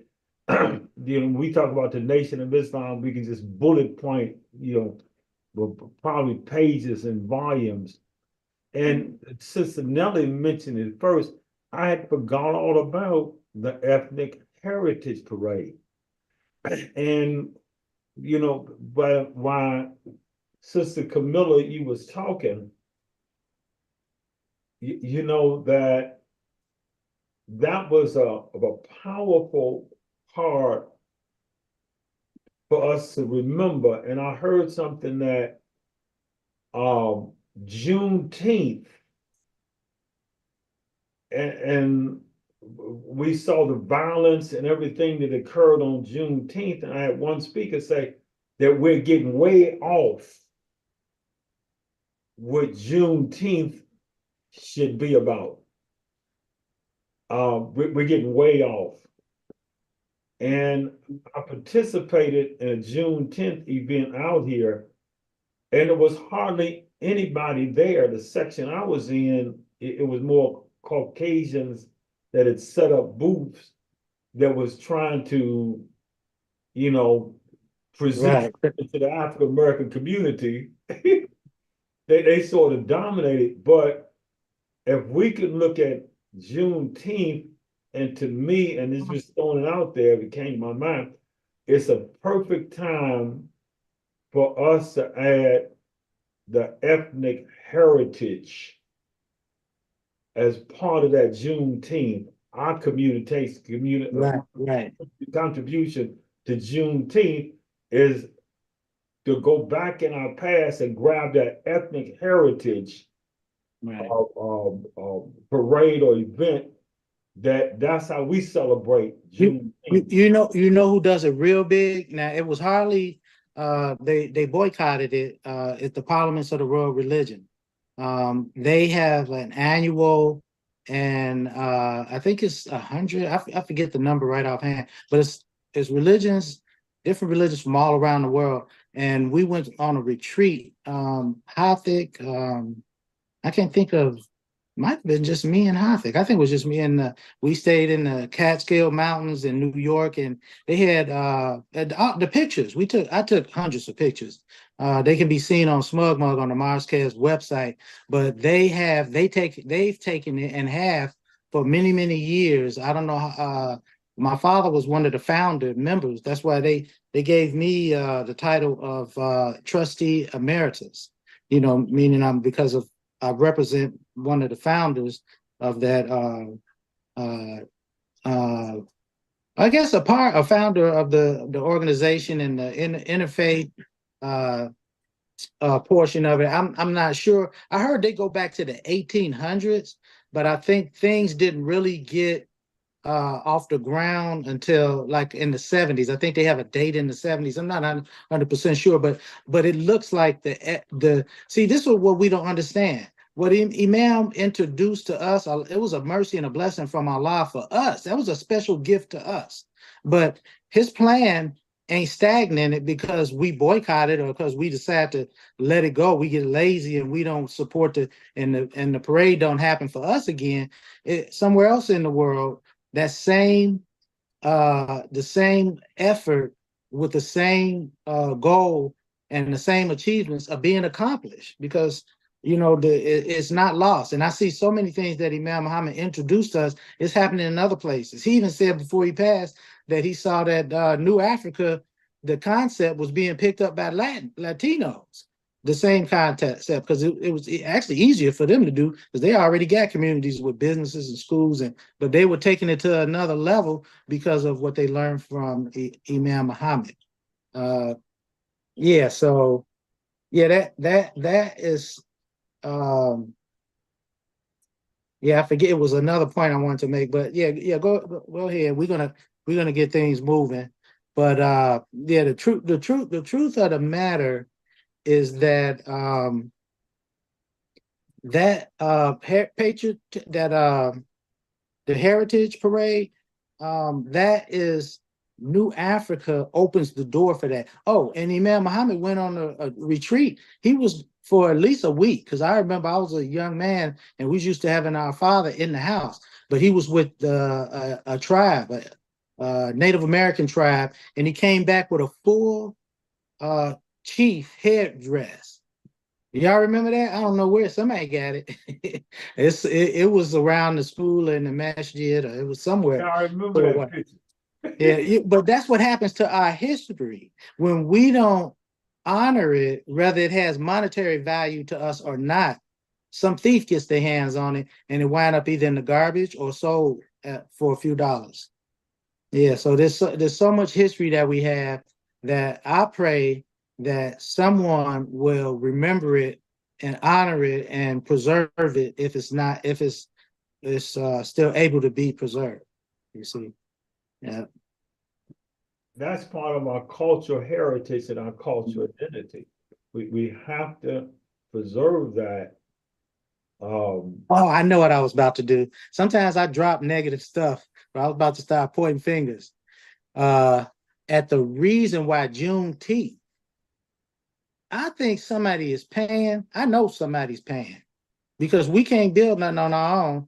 So I think the African American church, they being paid and influenced by people that don't have our best interests in mind. So they reject and they boycott things like patriotism, and maybe they're afraid, man, I'm gonna get it. I don't know.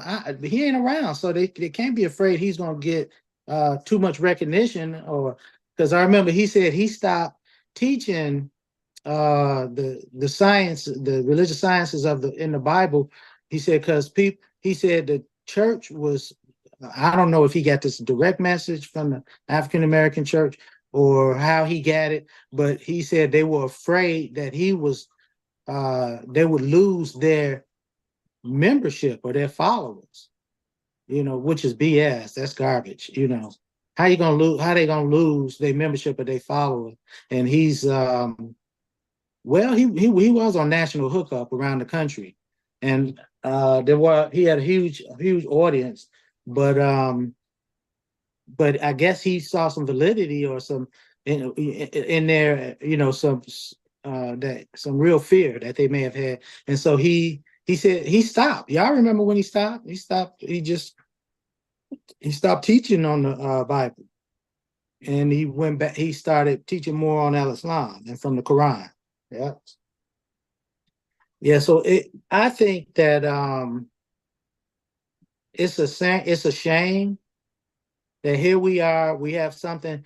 I also told a person, I said, our patriotism as African American people, that's really all we get. We are Native American. We were brought here, born and bred here, and we built the country, fought for it and died for it. And so why would you not embrace patriotism, being a patriot of the United States of America? And especially since we saw the wisdom to put Barack Obama in office, and so did the whole country. So maybe this is our time, you know? So the preachers, man, they need to either repent for their ignorance or change their tune. Well, Imam Muhammad said, time we sing a new song. That's what he used to say after civil rights in the 70s. He used to tell us, he said that they still reacting to something that's not even there, that the world has changed. The laws has been changed. So, you know, we got to stop being reactionary, and somebody need to counsel the Black church and let them know that we American. You know, just ask Barack Obama if y'all don't believe us. You know, so I don't know what's going on. If I could say something, America, to really grasp America, you have to grasp the concept of do for self. Okay. So if you're sitting around waiting for somebody to do for you, right, then you can throw rocks and you can blame. Right. But if you grasp the concept of do for self and say, is the door open in America for us to do for self? And sadly, that is uniquely our voice. That's our voice, and the Nation of Islam, I hope it's still the Nation of Islam. Ain't nobody else saying that. And that's why it's so sad that the mentality of the majority of us that you approach, they have that same crybaby mentality that the white man should be cleaning up our messes or cleaning up any mess we get in. That's the job of the government or somebody else, not us. Yeah.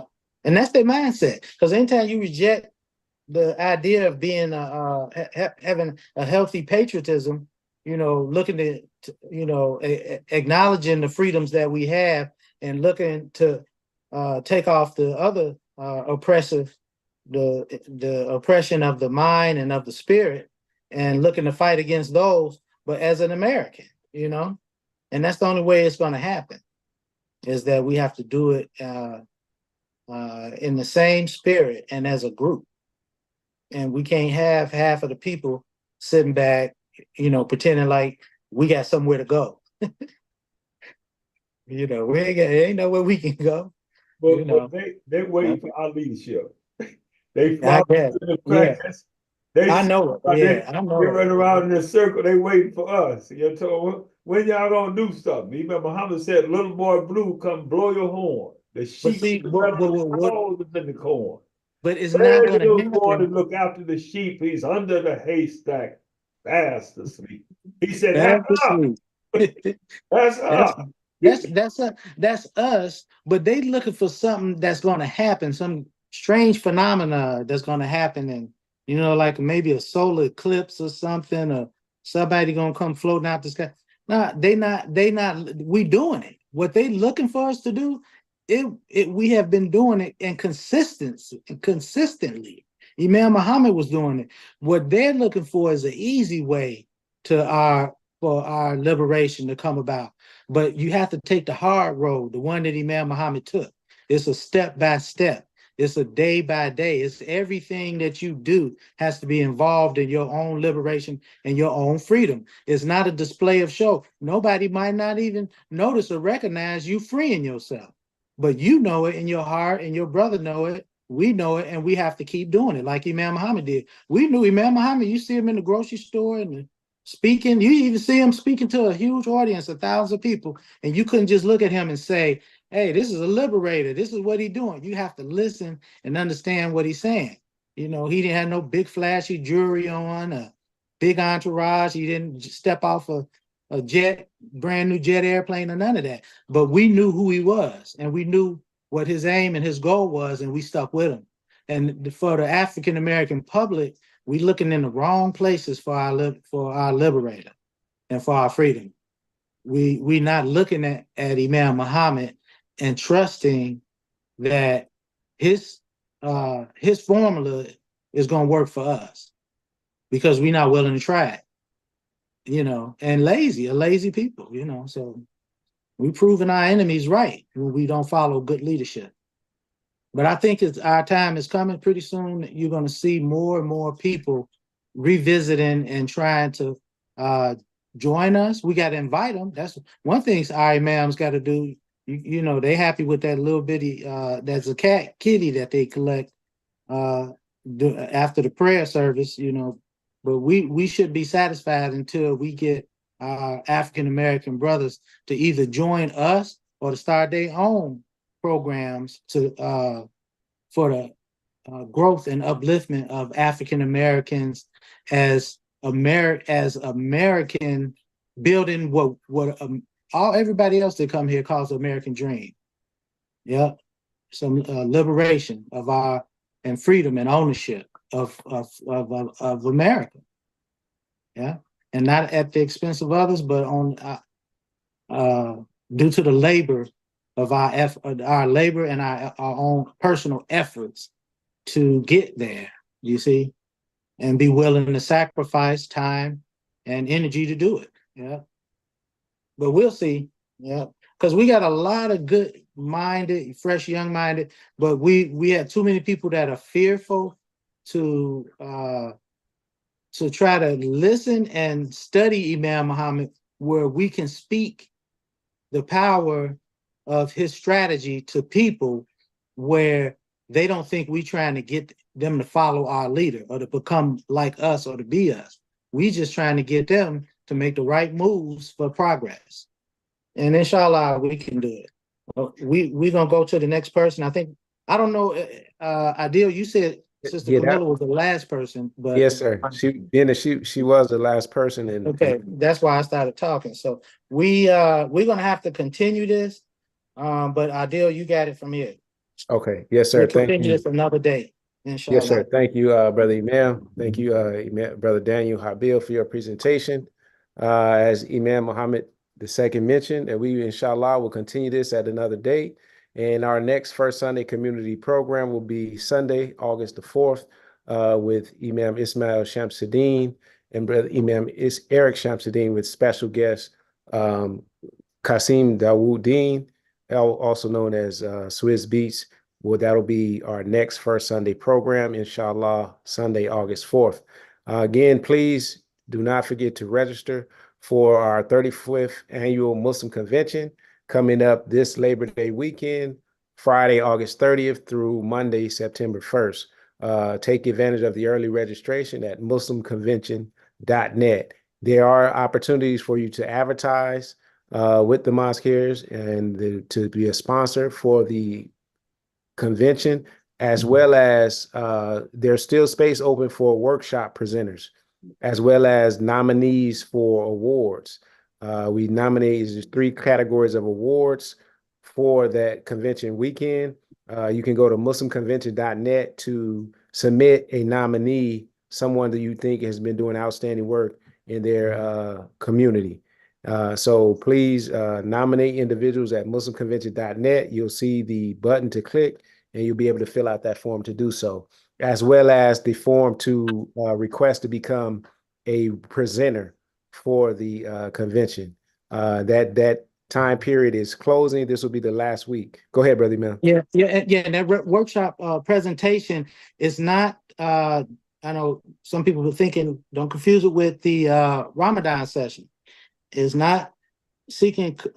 We probably have enough imams that are probably already doing workshops, but we want you to seek out people that if it's not you, seek out someone that has any interest that would benefit themselves first by having an audience, having a national audience during our annual Muslim convention. And they can be from all walks of life, business, any type of business that you can think of. And I'm sure we have responsible. I saw Sister Ellen earlier, and I hope that her daughter comes back with her her business interest. She's a young entrepreneur. Sister has several restaurants and is also doing some financial work and advisory. But I'm sure you know professionals, and all they need is access to the internet and a phone or a camera. And believers, we prefer to have imams. You might know an imam that also is a professional in the business world. And we'd like to see that side of him. Because as we know, our leader, he didn't only teach scripture and religion, he also taught us business. And he had many business interests, personal interests that went on in real time that he spoke to us with. So if you know somebody that has some business interest that's going right now in real time, so it's an opportunity to grow their business. They can pass out their card, their flyer. We'll help them advertise, just as we do all the other presenters, even the imams, if they have a flyer or a promotion to promote their masjid, and also the information as to where to send the zakat to. To me, it doesn't make sense why we don't have, we don't run out of room. That every imam and associate himself with Imam W.D. Muhammad. I don't know, somebody blowing that Batman smoke and putting all of them to sleep. I don't get it. This is the first place I came. I never had no money. And every time I made money, more money than I could imagine, was because I promoted, I put a bunch of flyers out with my name, my address, my business interests, and what I have for sale. And I made stacks of them small enough for people to take and put in their pocket or to walk up to my booth and sign their name up. If you don't come to the convention for no other reason than to gather intelligence about how much this community can profit your personal efforts by soliciting, then I don't know what's going on. I don't know what's going on. Somebody's holding you back, or something's holding you back. But so long as it's halal, we even take people that may have a different persuasion. You may not believe, you might not be or call yourself Muslim, but as long as you're not offering the community something that's not good for the community, maybe you're a Christian, or maybe you're a person that's just thinking about joining faith. But this is not, mind you, this is not a masjid event. This is not a church event. Imam Muhammad said that he chose to call his conventions Muslim convention. And as Muslims, that you're really cheating your leader when you're pretending that we somehow are competing with what would be called an Islamic convention. Now, we would have to go to when Imam Muhammad was calling the Islamic conventions Islamic, and then we would have to do some real study to see if they were actually Islamic conventions, because when he stopped calling them Islamic conventions, I remember him saying he's going to not call them that anymore because they were not Islamic conventions. So we got to get it together. And if you don't follow leadership, if you're not hearing what I'm saying, your leaders that are telling you something otherwise, other than what I just said just now, they misleading you. And for what purpose, I don't know. But I don't hear about the other conventions that are the Islamic conventions, or the reason why we can't come together and unite. The Arab community is trying to get us to have a united Muslim convention so that they can put us all under one umbrella. And I refuse to accept that because we need to put ourselves back together. Humpty Dumpty, you can't represent yourself and you just an arm or a leg or an eyeball or something. You got to put them back together before you can present him as a whole something. So, we got to get it together, community. This is the problem. The problem is that we won't accept our own. And that was the main call of the Honorable Elijah Muhammad, to do for yourself, do yourself and your brother, and accept your own. And I'm asking you the same thing.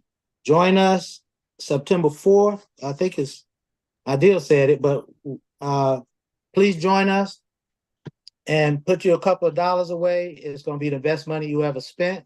And if you're a business person, it's going to be not just an opportunity to earn some income, and to spread your business, but it's going to be an opportunity to do justice by your own soul. Your soul will thank you for the effort. Alhamdulillah. And and what people need to remember too, the hypocrites out there, I haven't seen a king, and I heard that America was against that. This is not about me. And they know, because over at the Mosque Cares, sometimes I say, well, people think that everything's about me. I said, when you call me and ask me something, I answer. But you cannot make your future and your life of your family and the legacy of your parents and your grandparents about an individual. You know, if you're jealous of me, close your eyes, and when you walk past me, I don't make a lot of noise. You may forget me, and you may still be able to make some effort to unite yourself with this community. But I think that's most of the problem that people have. They have too much disdain for my type of leadership. And as Brother Daniel has mentioned, he said that our leadership, that our community is not an organization, and it's not a single or sole government. It is an association, and I quote Imam Muhammad, it's a loose association. We are a community of communities, that we are not a race. We are not the Black Muslims, which a lot of Arabs can, they choose to call us the Black Muslims, but let them know we fought so hard to get that stigma off of us that is actually counter our efforts.